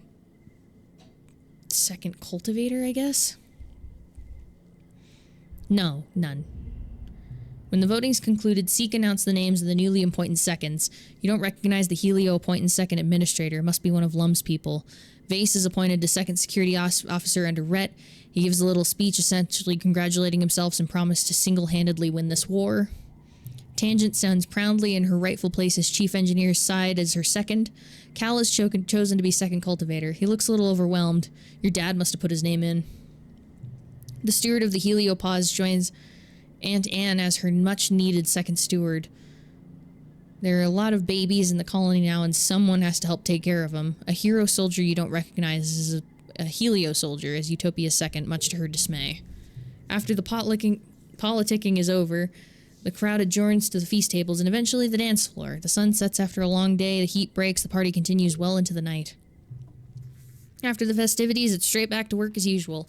Everyone complains. You usually get at least a few days off after Virtumnalia. But Lum reminded the colony that there are only a few short months before the next attack. Your dreams begin to increase in intensity as the wormhole draws closer to the planet, filled with terrifying and confusing visions. A feeling of urgency dogs your steps like you're running out of time. I know I'm running out of time. I'm upset that I'm running out of time. I have no choice but to rest. If you're looking for Rex, I challenge you. A classic Helio test of grit, punching each other in the stomach until one of you gives up or passes out. It builds character, he says, tapping his knuckles. His bicep glistens menacingly. Did any Helio ever think of putting on a piece of metal under their shirt, though? Clang! Vase's punch reverberates through the courtyard, and he yowls and cradles his fist. He's surprised at first and angry at his pain, but then when you pull the sheet of metal from your shirt, he bursts out laughing. I win by default, he snickers. Don't be a coward, Solana. Take it like a soldier. Go fuck yourself, man. I know I need some time off. Do you want a fucking egg? Yes, you do. Take the fucking egg. I don't know, man. I'm starving. Okay, good for you, bitch. Good for you. Tangent. Nomi. Where's Rex? There he is. Get you a present. Xeno egg. No, you don't want a Xeno egg. You want a log. Are we done with the... How many logs do you need, man? I always wanted to see you. Aw. Okay. You head to the roof. I think we've done that before. Yep, minus stress. Okay. Okay, so when I'm maxed out stress, I can go on a date with him. And it decreases the stress. Got it. Got it. 74. Damn. Got it. Okay. I'm just giving people things now. It's like, here, take. Yep. Take. Just be friends with me. Take my gifts and be friends with me. 45. We're almost there. Okay. And you want that. Food. So Cal is at 60. Tangent's 86. Anemone is 36. We're getting there. 45. Getting there. Sim, apparently I'm already at 60. Oh. You had plans to hang out with Cal today, but when you got to the geoponics dome, it's worryingly dark inside. You fumble around the red emergency lighting until all the lights come on with a heavy ka-chunk of a breaker being flipped. You blink the sudden blinding light until the figures of Cal and Chief Engineer Instance resolve themselves in your vision. Absolutely no more of that, young man. Power grid is not your plaything. I understand, Auntie. I'm sorry. Honestly, all of this over a toy? Hey, dudette. Sorry, I meant to meet you outside of work, but my board wouldn't start and I figured maybe it was out of juice, but when I plugged it in, it threw off all these sparks and then the whole power grid shut off. I was gonna ask Dr. Instance to take a look at it, but she told me she doesn't have time to fix a dumb toy. I'll fix it. Meanwhile, you open up, pick the guts. Oh. After about 20 minutes, you think you have it figured out. You rewire it so that there's no power that flows through the burned out capacitor and stick a duct tape in there and close the casing. Radical, dude. Thanks. The first step is a doozy. You know, good for you, man. Good for you. I need to rest. I'm just gonna do it. I need to relax. You and Cal. Aw. Oh, more bonding.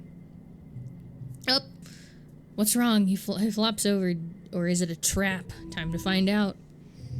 It's like a cat. +5 during brain challenges. Spying on a friend. 3, 4, 6. Bonk. Whoa, that's a lot of blue. 5, 2, 5, 5, 4, 15. Okay, 3, 6, 5. I'm not gonna make it. Oh. Yeah, nope. Redraw my hand, please. Oh, that's worse. That's so much worse. That's so much worse. Give up. I lost. It's fine. He's gonna bite me. What's the worst that could happen? 3 stress. You gently scratch your fingers through the rough. Oh, ouch. Yeah, they bite me. Damn it. Oh well. Get that out of here. Get that 2 card away. Ah, it's late dust. The game. It's almost over. Ah. Ah. Fuck. I'm stressing out. I'm like, oh my god, what am I doing? What am I gonna do? What am I doing? What am I gonna do? Here, take this fucking egg. You don't want it. Fuck. Why do you not want the fucking egg? Take the egg, damn it. Bastard, bitch. I don't know. I'm being, and I haven't even, I did rest. I did rest. A hug. You don't want the fucking log, so, we're gonna go for animals.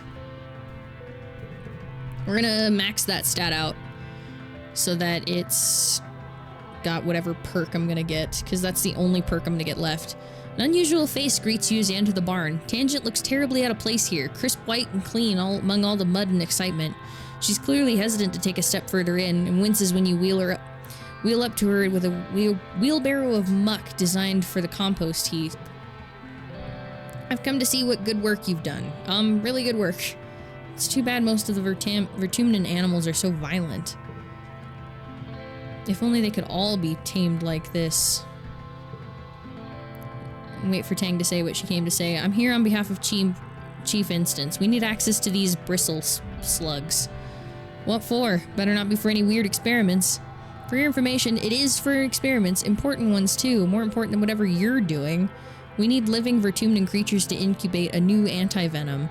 I need samples. Skin, hair, blood, flesh, eggs, teeth. What? I'm not letting you take their teeth? What's wrong with you? Oh, like you can't just breed more or just capture them? That's a whole planet full of animals out there, isn't there? If you think that's its best, what card is that? Oh, the game crashed.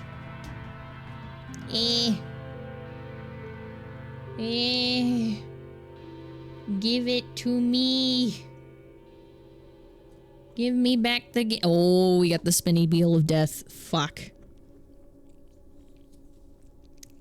Welp. That's the spinny wheel of death.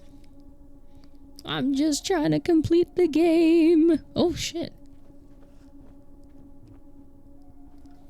Can you tell I don't look at OBS enough? I was looking at it and it's showing me, like, all of the details in a different way. And I just noticed. I've been streaming for almost 5 hours and I just noticed that the stream time looks different. Oh, don't crash. Oh, don't crash. Don't do it. Don't do it. Don't do it. Don't do it. Don't do it. Don't do it, please. I don't even have that bad of a computer, so I don't know why it's crashing. Cancel. It won't even let me cancel the application not responding button. Uh-oh. Why?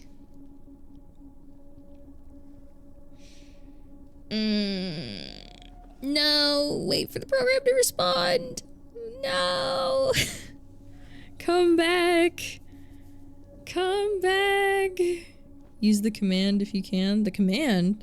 Oh, Alt F4? Or is it a different one? It might just crash on its own. Yeah, it's just gone. Okay. Okay, we'll kill it.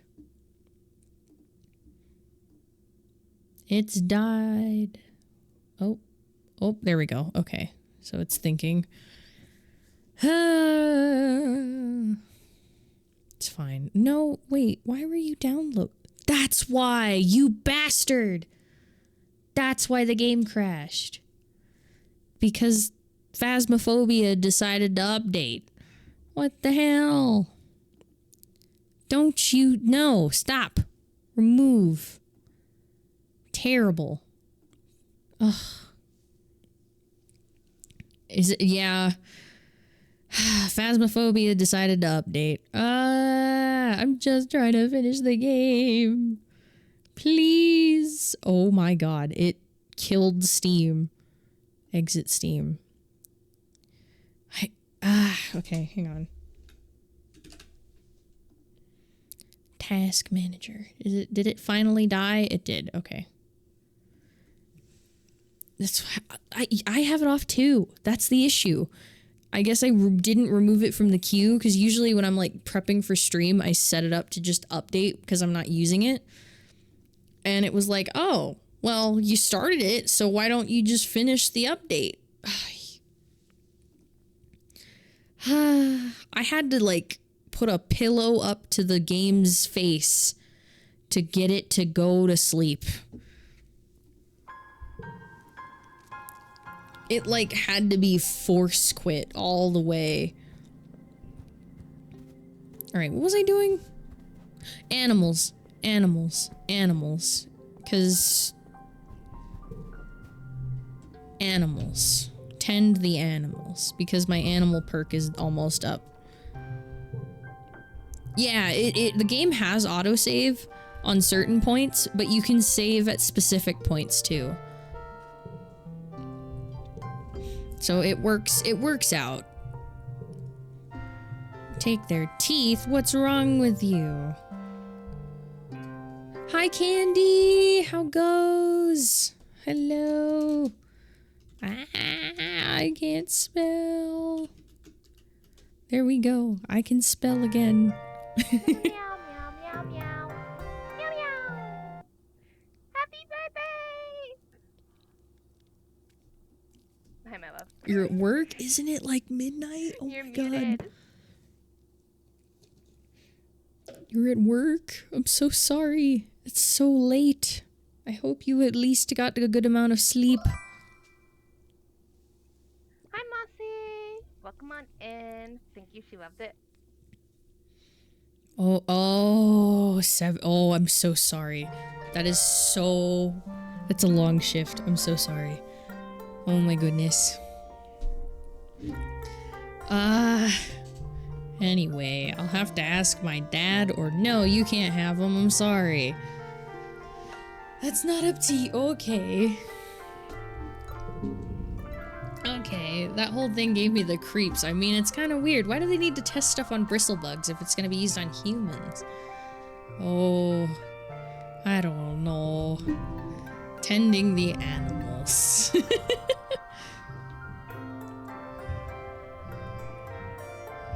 6, 5, 5, 4, 3? No.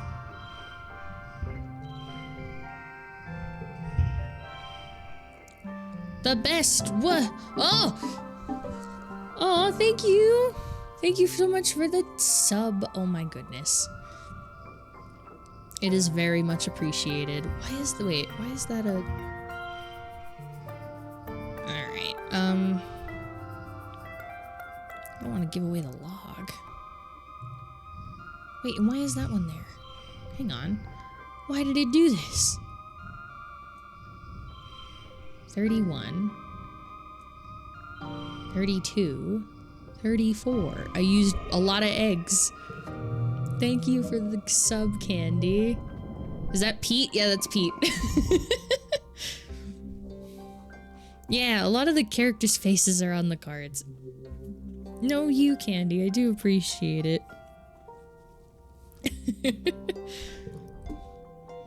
Oh my goodness. Oh god, it's wet season! That means there's only one left. Fuck. Equip an additional gear. Oh shit, really? Plus 30 bravery. Max that shit out.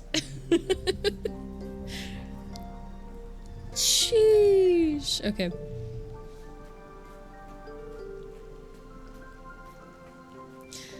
I guess the question is, I need to go give you a log, right? Yeah, you got a log. Get a log. A log. How many logs do you need? Ah! How many logs? Why do you need so many? Take this flower, damn it. And you're somewhere. She's somewhere. There she is. Leaning her head against her arm. What's up, Solana? Egg! You're a hero. Nice. Now you go. You gross. Him gross. We're at 38 friends with her. I'm not gonna make it, I think. I'm not gonna be able to do a lot of the things that I wanted to do, but that's okay, I think. Should be fine. Alrighty. Alrighty. Alrighty. What do we do this month? What do we do? What do we do? Ah! I could raise my toughness, because I think that's my lowest toughness in combat. Help him with the animals. Nice. Card becomes a 5. Ooh.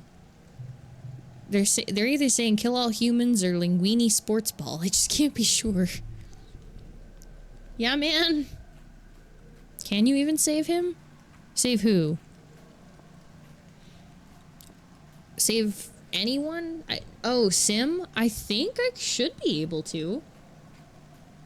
I don't think he's supposed to just get killed by manticores. He's a little more important than that. We'll go to the plains. There's probably not gonna be a lot of logs there. Maybe there will be. But I haven't been here in a while either. I said that and there was a log! Oh, there's Sim. We're gonna give it another shot. I am so glad I can walk through those. That is so nice. Like, you don't realize just how really... Oh! I want to go see that thing. I want to go see it. Medicinal roots. Oh, okay. My combat is a lot higher than it was. It's at 50. We will see if he's destined to live or not. Okay, a manticore. Fuck.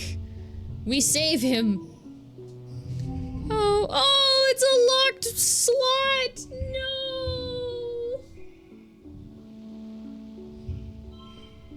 No, that's actually the worst. Oh, I'm going to cry. No.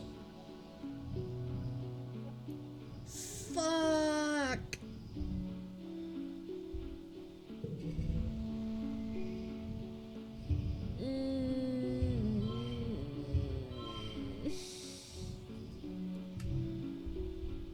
Load.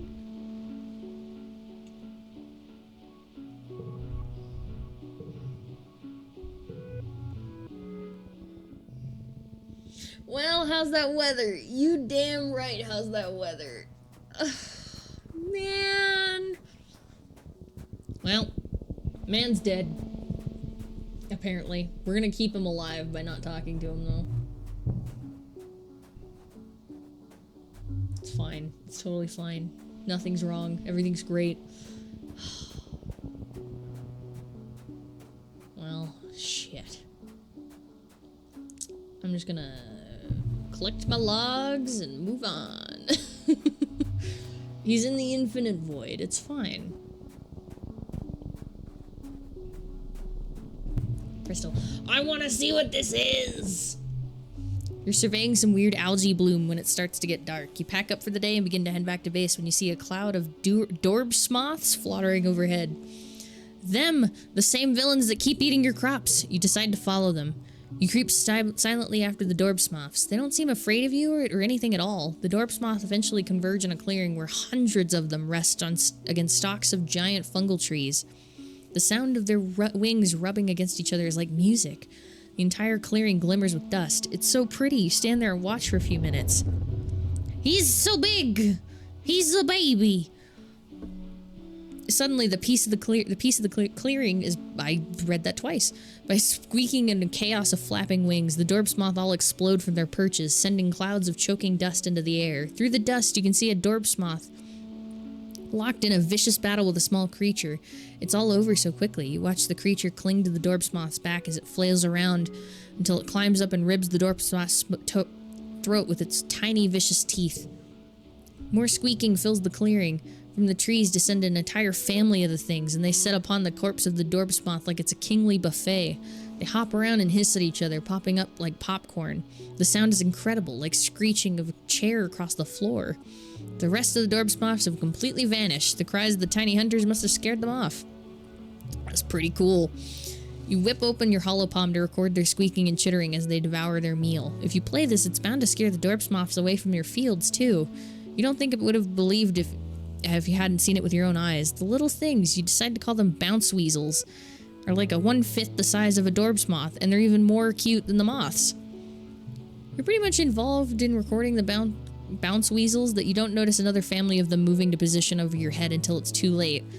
Like the Dorpsmoth, you had the audacity to stand still too long in their territory. You yelp as you're pelted by a hail of sharp-toothed creatures. Oh no! Oh no! 8, 5, there we go, 24. 6, 4, 4. Fuck. Okay, that brings it to 20, we're good. Oh, except I got all ones! That's terrible. That's awful! That's awful! That's awful! Awful! Okay, we got it. We got it. Easy my ass! You cover your head and neck and the bounce weasels, well, bounce right off of you. Some of them cling to your jacket, nipping little holes into it, but when they can't get their teeth into you, they bounce away into the forest, chittering in anger. You can't wait to show Cal the battle of cute versus cute. This planet is pretty cool. Plus, now you have an idea of how to keep the moths away from stealing your crops. Whoa. Oh, it's an exclamation point. That's always important. Fine, I'll do one more and then I'm done. You spot an enormous unfamiliar flower. Large waxy petals join to form a basin brimming from a goopy yellow gunk. The entire thing has a sticky melting look. The awful smell of the juice permeates the area. It's like something died in there. Wait and watch it. One of the nearby bushes starts rustling. Oh, another bush bub. It approaches the plant and dips its arm into it, bringing it to its face and licking it. Then it sticks its head right there and drinks. You try not to gag. After some long, deep gulps, the bush bub wanders away, looking slightly tipsy. You put your hand in and feel around in there. You tentatively slip your hand in ways that feel around. Suddenly the plant contracts and sucks your arm in the elbow. You panic, expecting the sting of digestive juices, but it's just warm. Gross, but oddly pleasant. There seems to be nothing else in there. You plant your feet on either side of the flower and pull your arm out with a mighty slurp. Your hand smells awful, but it feels kind of tingly and kind of stronger. After scurrying, the noise attracts the bush bub. It comes scurrying out of the bush, growling and cackling at you. Rut-row, Shaggy. This is not good. This is not good. There we go. 23. Brings it to 47. We get our asses kicked. 2 and 3. There we go. That's 22. Brings it to 25. Put that there. That is Deece. 5. There we go. Super go! +1 animals. The funny creature rears and stomps its head on the ground intimidatingly, but reading its body language, you realize it's just trying to move you away from the big flower. You back away slowly, talking softly to it. Good bush bub. Good bush bub. I guess he goes into the void. He goes to the void. Animals. Oh, Rex has called a meeting all Rex has called a meeting, all interested partiers. His wards to join him from unveiling of his bar. He's amassed a huge crowd. By this point, everyone's heard about his mission. Nomi's here, of course, bopping around like they're about to explode with pride. Ladies and gents, and those who defy classification, Rex begins, winking at Nomi. The time has become for this colony to have what it really needs. A place to partay. Ah! With that, Rex flips on the house lights. The crowd gasps and blinks in awe. There's so much to see. It's an ambitious build. There's a stage and a dance floor for live music. There's a bunch of low tables, some cute little booths with red cushions, and of course there's a bar, fully stocked with various liquors Rex must have been able to coax out of someone's hobby still. Rex drinks in everyone's reactions, beaming with pride. Well, don't just stand there, let's get at her. Get up on the stage and sing! There's a holographic karaoke projector that scrolls lyrics to whatever song you're playing. You queue up some old Earth favorites and take turns singing with Nomi. During the day, this place will be a quiet cafe where people can gather with friends and sit and study. At night, Mars is going to lead karaoke nights and Nomi will make sure the dance floor is always jumping. And I'll be happy that everyone else has a good time here. It's great to finally have a place purpose-built for having fun. Thank you, Solana, for all your help. We got the bar, bitches! Sorry. It's mid-wet, too, which means I have 2 choices. Okay. I guess it's just be friends with as many people as we can. Here. One of them jar heads. I'm sorry. I'm sorry. I'm sorry. Here you go. Food! Take the thing. Take the thing. Be friends with me. Take the thing. Oh, she don't want anything. She don't want... I clicked her. I already clicked her. Hello. Hugs. There we go. I don't see the bar. I guess we just don't go. Okay. Fair enough. I have something. Have this flower. There we go. Done.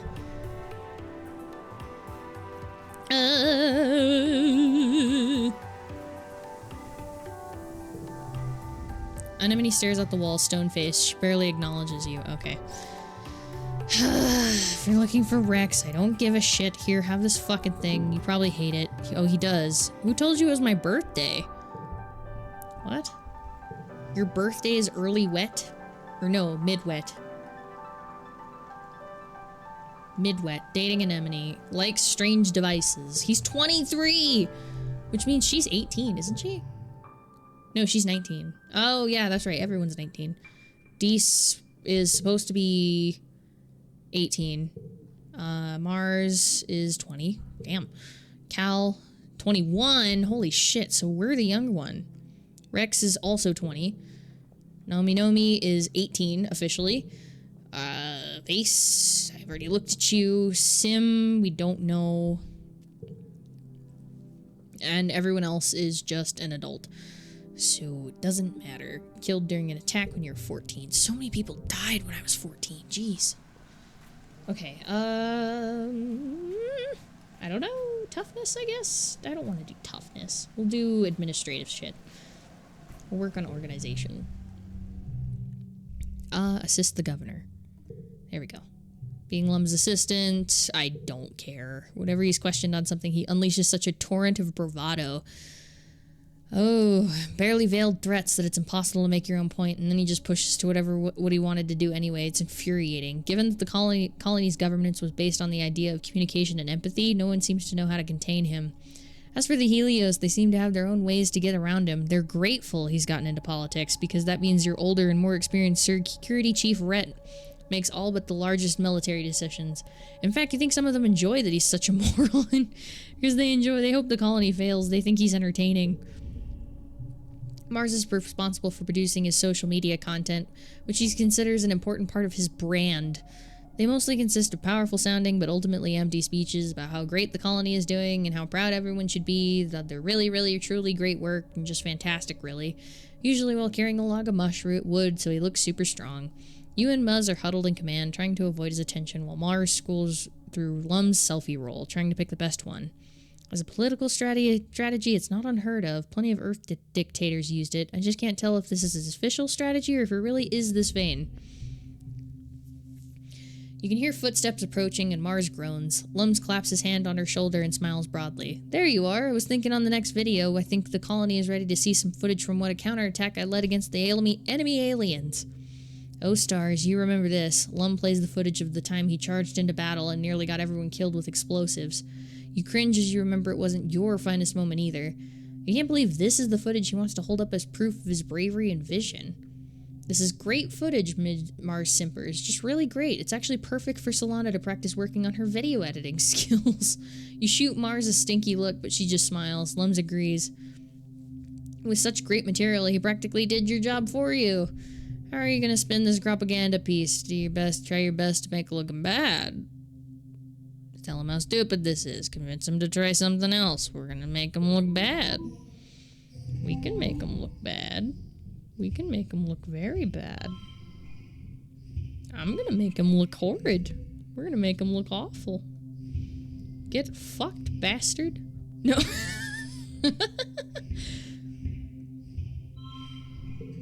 Oh, 30. Okay.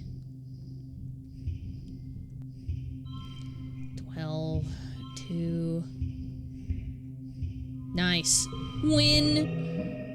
Oh, I wonder what's gonna happen here. Rebellion! Kudos. You crack your knuckles and settle in to make Lum worse than a joke. You make him a meme. Mars cackles as she watches the video, then hits send. It's perfect. I don't care if he looks bad. Garbage in, garbage out, you know? She sighs wistfully as people start to react to the video. I would give you much better source material. Whoops. I thought it was funny. Okay. Rebellion! Mars is working in the depot today. You find her sitting on a pile of boxes, drumming her feet against them as she flips dismissively through the magazine on her hollow palm. Every so often she snorts at something she reads and rolls her eyes. Oh, hey, Solana. Would you really have a bad body odor for a whole day or spend the whole day naked? Why? I'm reading some teen magazines from old Earth, you know, like fashion, makeup, and dating and stuff. Don't be afraid to use green concealer. You may look like Wicked Witch at first, but don't click your heels and go home. Stick with it and you'll be on that beautiful yellow brick road to clear, beautiful skin. She laughs. What does that even mean? Papa taught me to put on makeup because I wanted to be pretty like him, Mars says, but it was never like cover up your blemishes, make your nose smaller, hide your scungy pores. And that's all you ever talk about in these things. And it's like, was fashion really about making everyone look as small as possible? What's wrong with them? Mars gestures to herself. I'm the biggest kid the whole time we were growing up, and I've always been gorgeous. And not just my genetic enhancement talking. Oh, sometimes I feel like I think they should have just made everyone unable to feel shame. Like, all these magazines talk about how to fix your flaws or act different so people will like you. It's such a waste of time. If people don't tell me they can... If people don't like me, they can flick off. Literally. I don't care what they think. Oh. So her augment is she can't feel shame.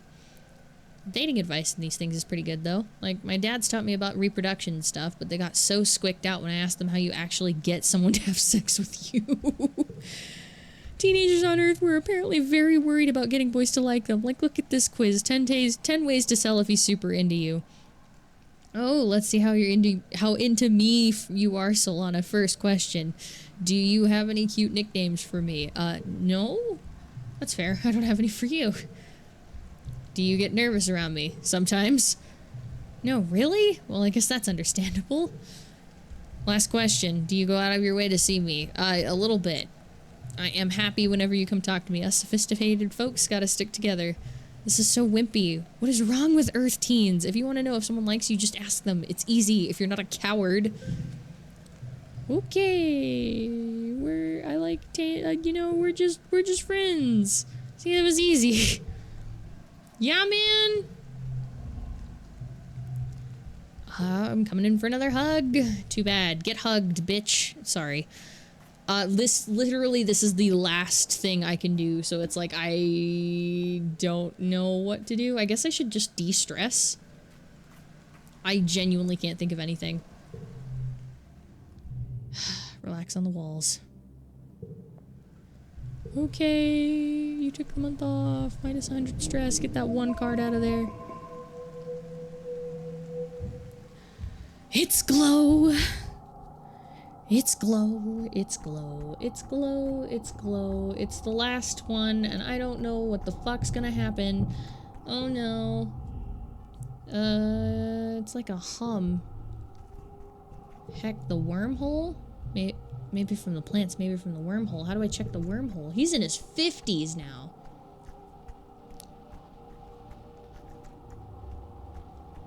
I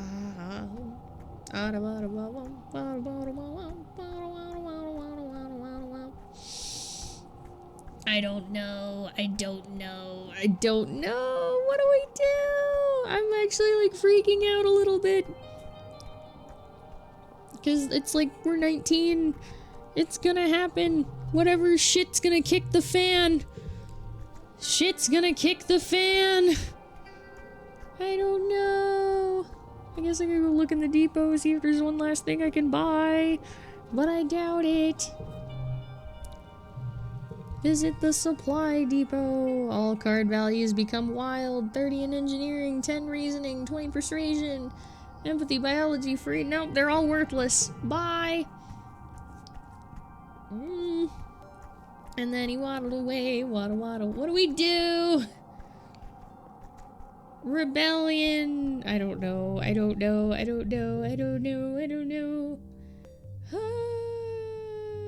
38. 50, 60. Nice.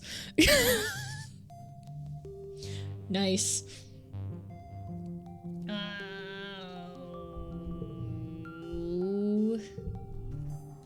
Can't give gifts. No, I can't really give. I can give gifts to some people because they're out, but the people that aren't, I can't give them anything. There you go, food.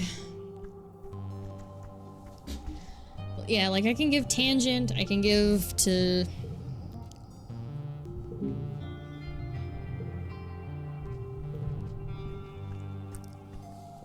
I can give to Tangent, I can give to Cowl. Everyone else is inside. It looks like. Except for Anemone. But I think Anemone won't take gifts. Oh, she will. Okay, egg. Egg. We're at Friendship 40. Okay. But I gotta choose a month activity. And it's like, I don't want to pick something that's stressful, but I don't want to rest, because I feel like that's a waste. You know? So I might just do something in the garden, because it's low stress. It's like 10, and I'm at 0. Yeah, like, these are all 10s, instead of the school stuff, which is 15s. 10... Okay, yeah, we'll do it. The geoponics domes are a comfortable beacon of light during glow. While everything else is throwing off an unsettling alien light, the domes are stable, dependable, human. You like spending time in them. Tending to the seedlings that can be transplanted into the fields and pollen. 5, 3, 4... 36?! Oh, that's terrible.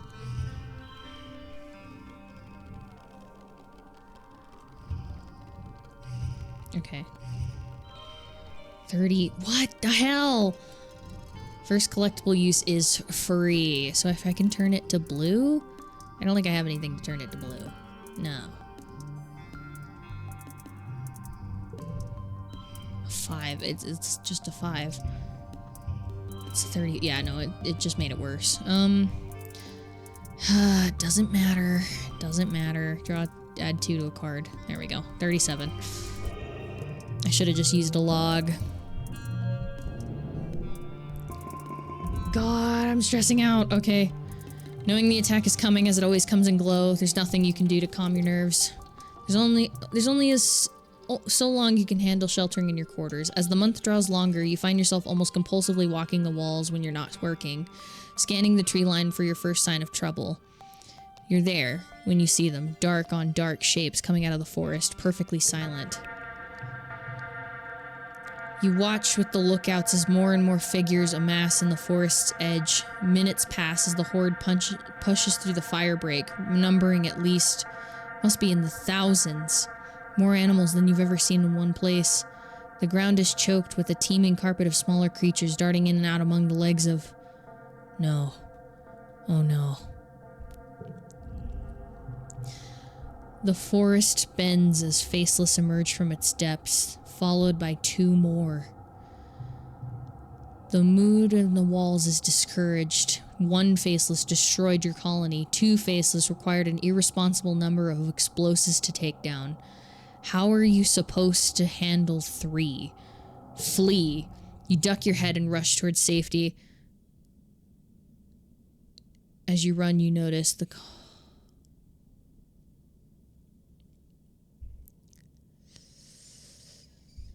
is badly defended. As you run, your heart sinks at how poorly organized the colony defenses are. Luckily, nothing has breached the walls yet, and it seems that the tide of the monsters emerging from the trees is slowed. Even still, it's a lot of monsters. The colony is taking a beating, and you can already see the defenders start to flag. It's going to be a difficult battle. Ooh, you're descending from the walls when you're thrown to the ground by a tremendous tremble. A few meters in front of you, something tunnels towards you through the mud. You have an impression of something long and dark that cuts through the ground like a shark through water. You scramble to your feet, but it cuts off your path, forcing you towards the geoponics outbuilding. It's a storage shed, mostly empty bays of hay as it's used as float cow feed. It's dimly lit, but you think you can see another door at the far end. The creature advances, throwing up rocks and chunks of dirt as it tunnels closer. You dive through the doorway, hoping that a tunneling creature couldn't follow. It stops in the threshold and pokes a long black snout out of the dirt, sniffing. You sniff too. Is that smoke? You looked up at the thatched roof and realized the building you're in is on fire. Injured. You dry thatch roof quickly ignites and rains flaming debris out on your head, filling the room with toxic smoke. The ashy heat is intense. You can feel it ripping the moisture from your lungs in every breath. You rush for the rear door, but the fire moves so fast. You're trapped as a roof beam collapses in front of you. You hear a cracking noise and then... Nope. Nope. Nope. Nope. Nope. Nope. Nope. Nope. Nope. Nope. Nope. Nope. Nope.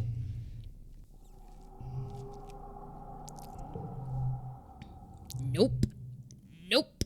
Mm-mm. Mm-mm. Mm-mm. Mm-mm. Mm-mm. Mm-mm.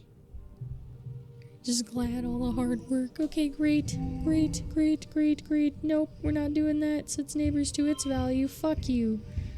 5, 7, 4, 4. It's 30. And you never... Nope. I got none of it.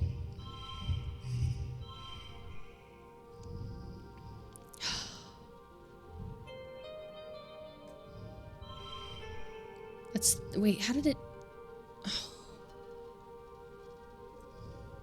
There we go. Okay.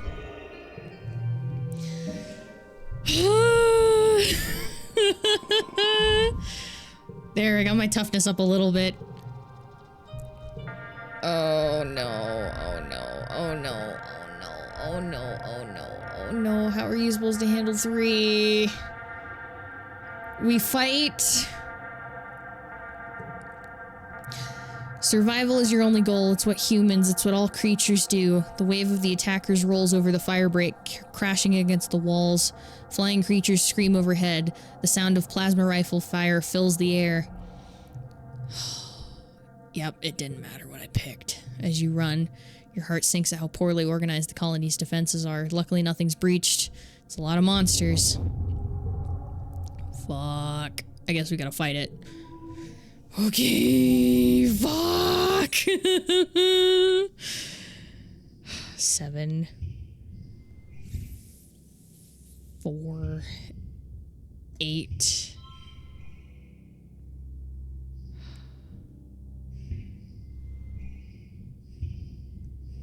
That's 22 versus what did I have? That was set to 4 and it's 22 and then I have it there 22. I'll save it. Or should I use this one? 21. No. I should use that one. 22. Fuck. Fuck. Fuck. Fuck. Fuck. Fuck. Nope. We're gonna fail. We're gonna fail. There's nothing I can do. 27. That makes it 28.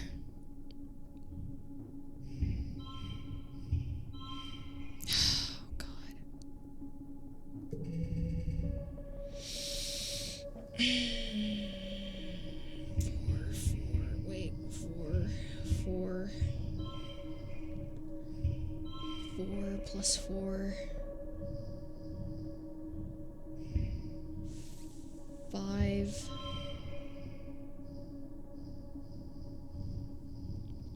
5. Oh my god. 45, 45, 45. Nope. Nope. Nope. Nope. Oh, I don't have a +1. Draw a card. Please be a blue. No. Oh no. No. I need a log. I needed a log. I need a log. Why do I not have a log? I can use the medicinal roots and hope I get something. Nope, it's blue too. Fuck me.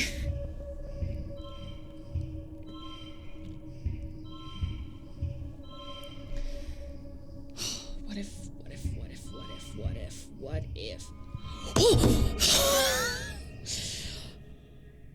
Oh, win!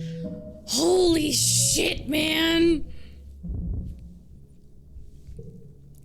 You grab a rake and let's go. I'm back into the doorway. Just wait for the monster to emerge. As it rears up, it thrusts its long back snout out of the ground. You stab the rake down into it, dispatching it. Before you even have time to be relieved, you spot a second one tunneling towards you. You take another step back into the storehouse and feel heat. Oh, the building was gonna be on fire anyways? A noise like a bell. The world goes dark. Oh, it's this cutscene. You wake to the chaos, a confusion of light and heat and smoke. Fire. Your head is pounding. You must have hit it and blacked out, but you weren't sure how you got here, or what on Vertumna is happening. There's something important you need to remember. Your stomach lurches as the floor crumbles beneath your feet, then collapses. Oh, it's Anemone. Oh. Hi. Your body aches and your eyes burn from the smoke. A figure appears through the flames. It's your friend. Your friend? Why can't you remember her name? She's gesturing and shouting at you, but all you hear is ringing in your ears. You try to stand up, but one of your legs folds uselessly underneath you. It won't hold your weight. Your friend pulls you out of the rubble. She throws your arm over your shoulder and half drags you towards the door. Through it, you can see a deep, eerie twilight, dark blue and cold against the heat of the fire around you. Glow season. Doggy. Glowing eyes. You shake your head and clear your vision. Is that some kind of dog? Like from Earth? Wait, hold on. You remember this from another life. It's not a dog. It's a monster. Biology 100 or greater. It's about to end your life, and probably Anemone's too. She tightens your grip. You've remembered this day for many years. The choking heat of fire, the dog's creature's dead yellow eyes haunting your dreams. You've prepared for it. Specifically, you've installed an arm freeze trap right where you knew the animal would be standing when you transformed into a transformed into a towering horror. As it does, you trigger the detonator. The trap sucks inward, drawing all of its heat from its surroundings. Ooh! The monster's feet are frozen to the floor as it instantly crystallizes, becoming an ice statue. Anemone doesn't stop to wonder how this happened. She gives the statue a solid kick and it shatters into a million fragments. You emerge from the inferno of the shed, burned and concussed but alive. Anemone smiles. It's good to be alive. You have your wounds tended in the med bay. Other soldiers are in much worse shape, but at least the battle's over. This year, the colony was nearly wiped off the planet before the animals were finally repelled. The sawmills and the arable land were torn up, the geoponics domes shattered yet again. The garrison lost some good soldiers, further reducing their already marginal defenses. There will be hard times ahead, and in just one short year, another attack, probably even worse than this one. The fight continues. But for now, you're just happy to survive to live another day, and that day is your birthday. By the time you've recovered, the suns have returned. It's your 20th birthday. You're a fully fledged adult now, in many ways as you already were, and you have been for a long time. Whoops. You and your friends step out to greet the new day and start the rest of your life on Vertumna. The end. What ending did I get? You reached your 20th birthday. What does that mean? Hey! Look at her go! The roboticist! Damn, I'm hot. No.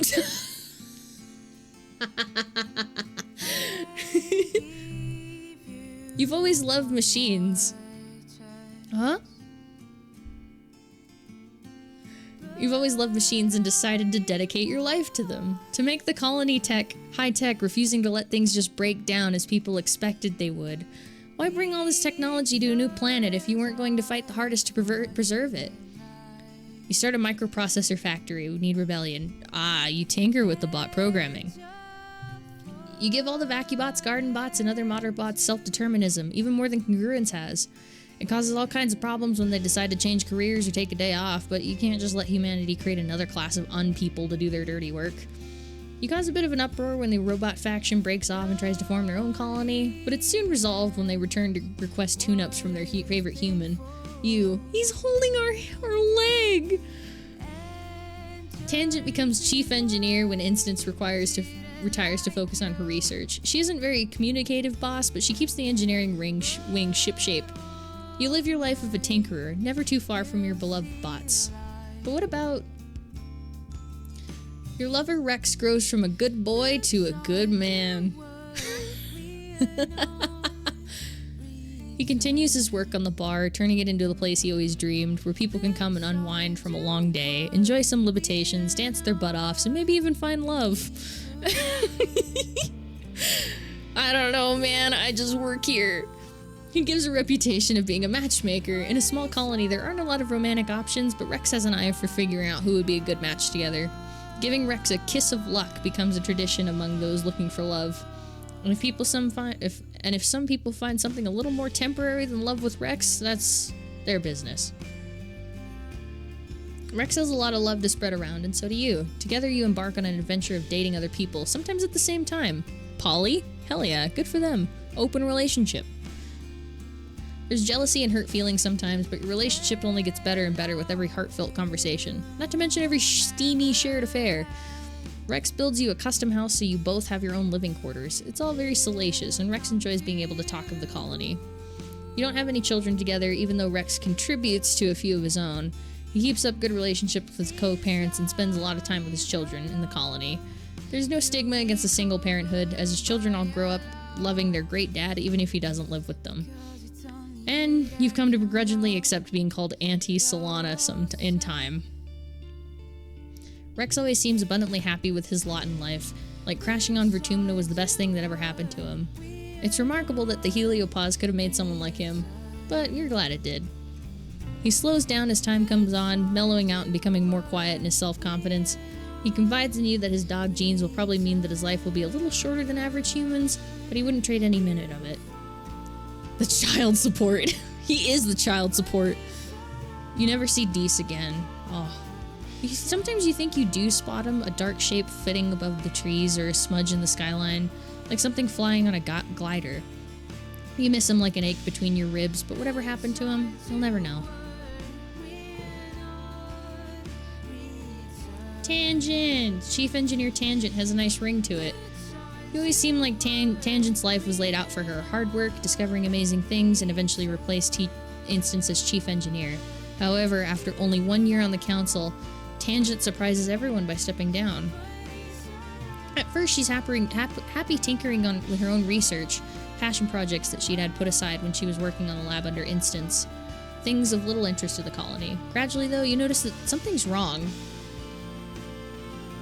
Her quarters, once so pristine due to lack of use, are jammed full of experiments. She takes her meals in her room and often disappears from the laboratory for days at a time. Any polite questions about her independent research are met with either wild-eyed silence or an incomprehensible jumble of half-formed hypotheses and stream of consciousness. Even Instance finds her bizarre enthusiasm impenetrable. She spends more and more time alone with her experiments. People begin to worry. And then she just stops. Everything, her experiments languish. Tangent languishes.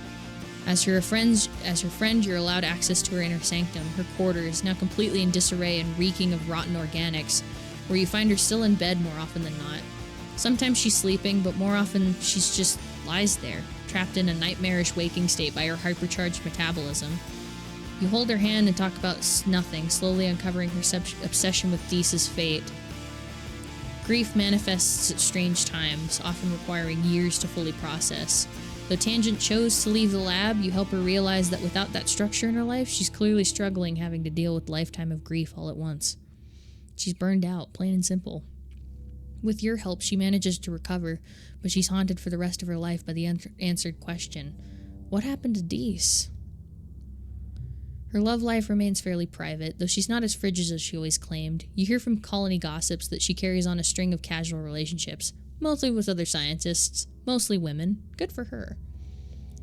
Just like Instance, Tangents never donates genetic material to the next generation. She pretends not to care when people say such a shame that her tremendous intellect won't be passed on, citing that intelligence is much more nurture than nature, but you know the truth. She's terrified to pass on her family's mental illness to anyone else. Tangent lives and dies in the shadow of what she almost caused to happen on Vertumna. Knowing that she almost killed every living thing on the planet weighs heavily on her for the rest of her days. Unfortunately, even with genetic alteration, the human body was not made to withstand long periods without sleep, and Tangent's willing negligence of taking care of herself didn't certainly help. She develops a heart condition in her early 60s that outpaces the healing capacity of the med bays, and it eventually takes her life. Fuck, man.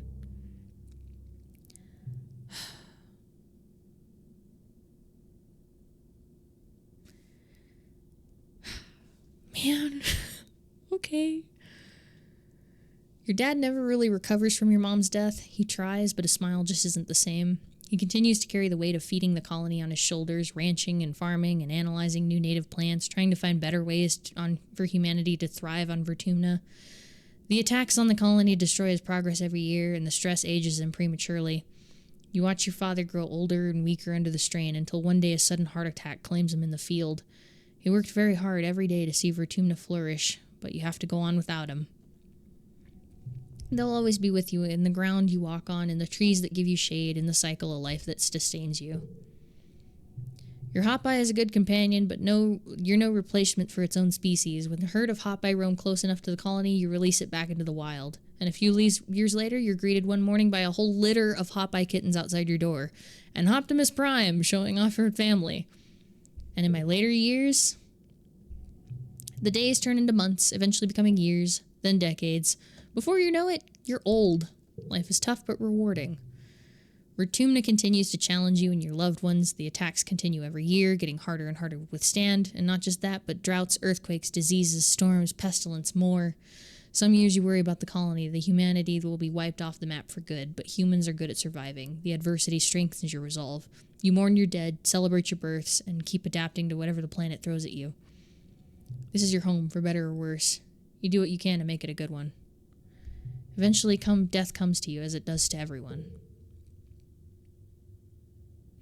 In the moment of your death, as your brain cells fizzle out one by one and shut down forever, a vision swims in your mind's eye. Is that a person? Is that me? They seem so familiar. You feel like you know them so well. Oh, it's you, only ancient. Her arms are covered in so many data bands, so many lifetimes of knowledge. Oh.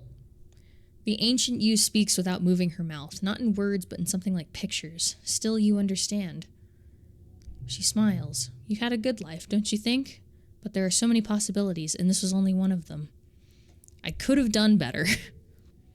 There was a girl, when we were younger together, Tammy, with cotton candy hair. Such a shame to see a life snuffed out so young. She gives you a look. Yeah? What's up, Kevin? She gives you a look as if to say you were somehow responsible for this. Wait, were you? Could you have saved her? We have a chance to take another path, to change the way our life turned out. She reaches out a hand. Come with me.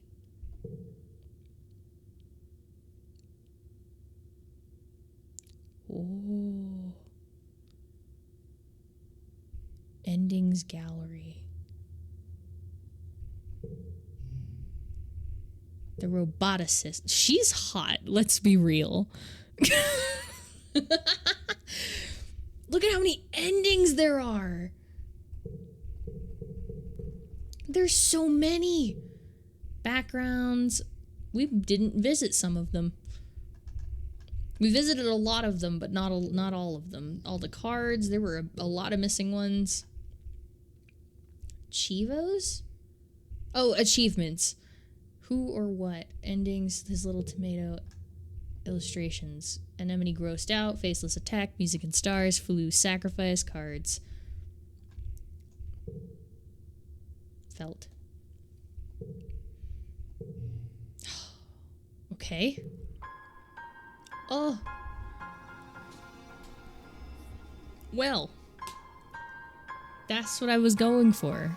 Was finishing one route. And then I am going to 100% this on my own time, and then I'll subject you all to other games for stream. Meh! So I guess the more you do, the more it's like, hey, you experienced this before. You can change it. That's intense. Okay. Anyway, I'm going to end stream. Let's see if there's friends. No way. I'm gonna try. I've been obsessed with this game so much, you don't even know. Oh, Loyal's live. Perfect. I have been obsessed with this game for the week that I've been playing it. I am going to continue playing it. I just feel bad because it's like, I'm sure this isn't fun on stream. It's probably not. I don't imagine it is, but it's probably fine. But, you know, I'm not going to play it tonight. It's 12:30 and I have work in the morning. Anyway, okay, we're going to raid Mr. Loyal, assuming Loyal Beta 09. Okay. Yeah, we're going to raid Loyal. So go tell him I said hello. I will be back probably Thursday. Yeah, today's Tuesday. I'll be back Thursday. So I hope you all have a great rest of your day and or night. And I will see you all next time. Goodbye.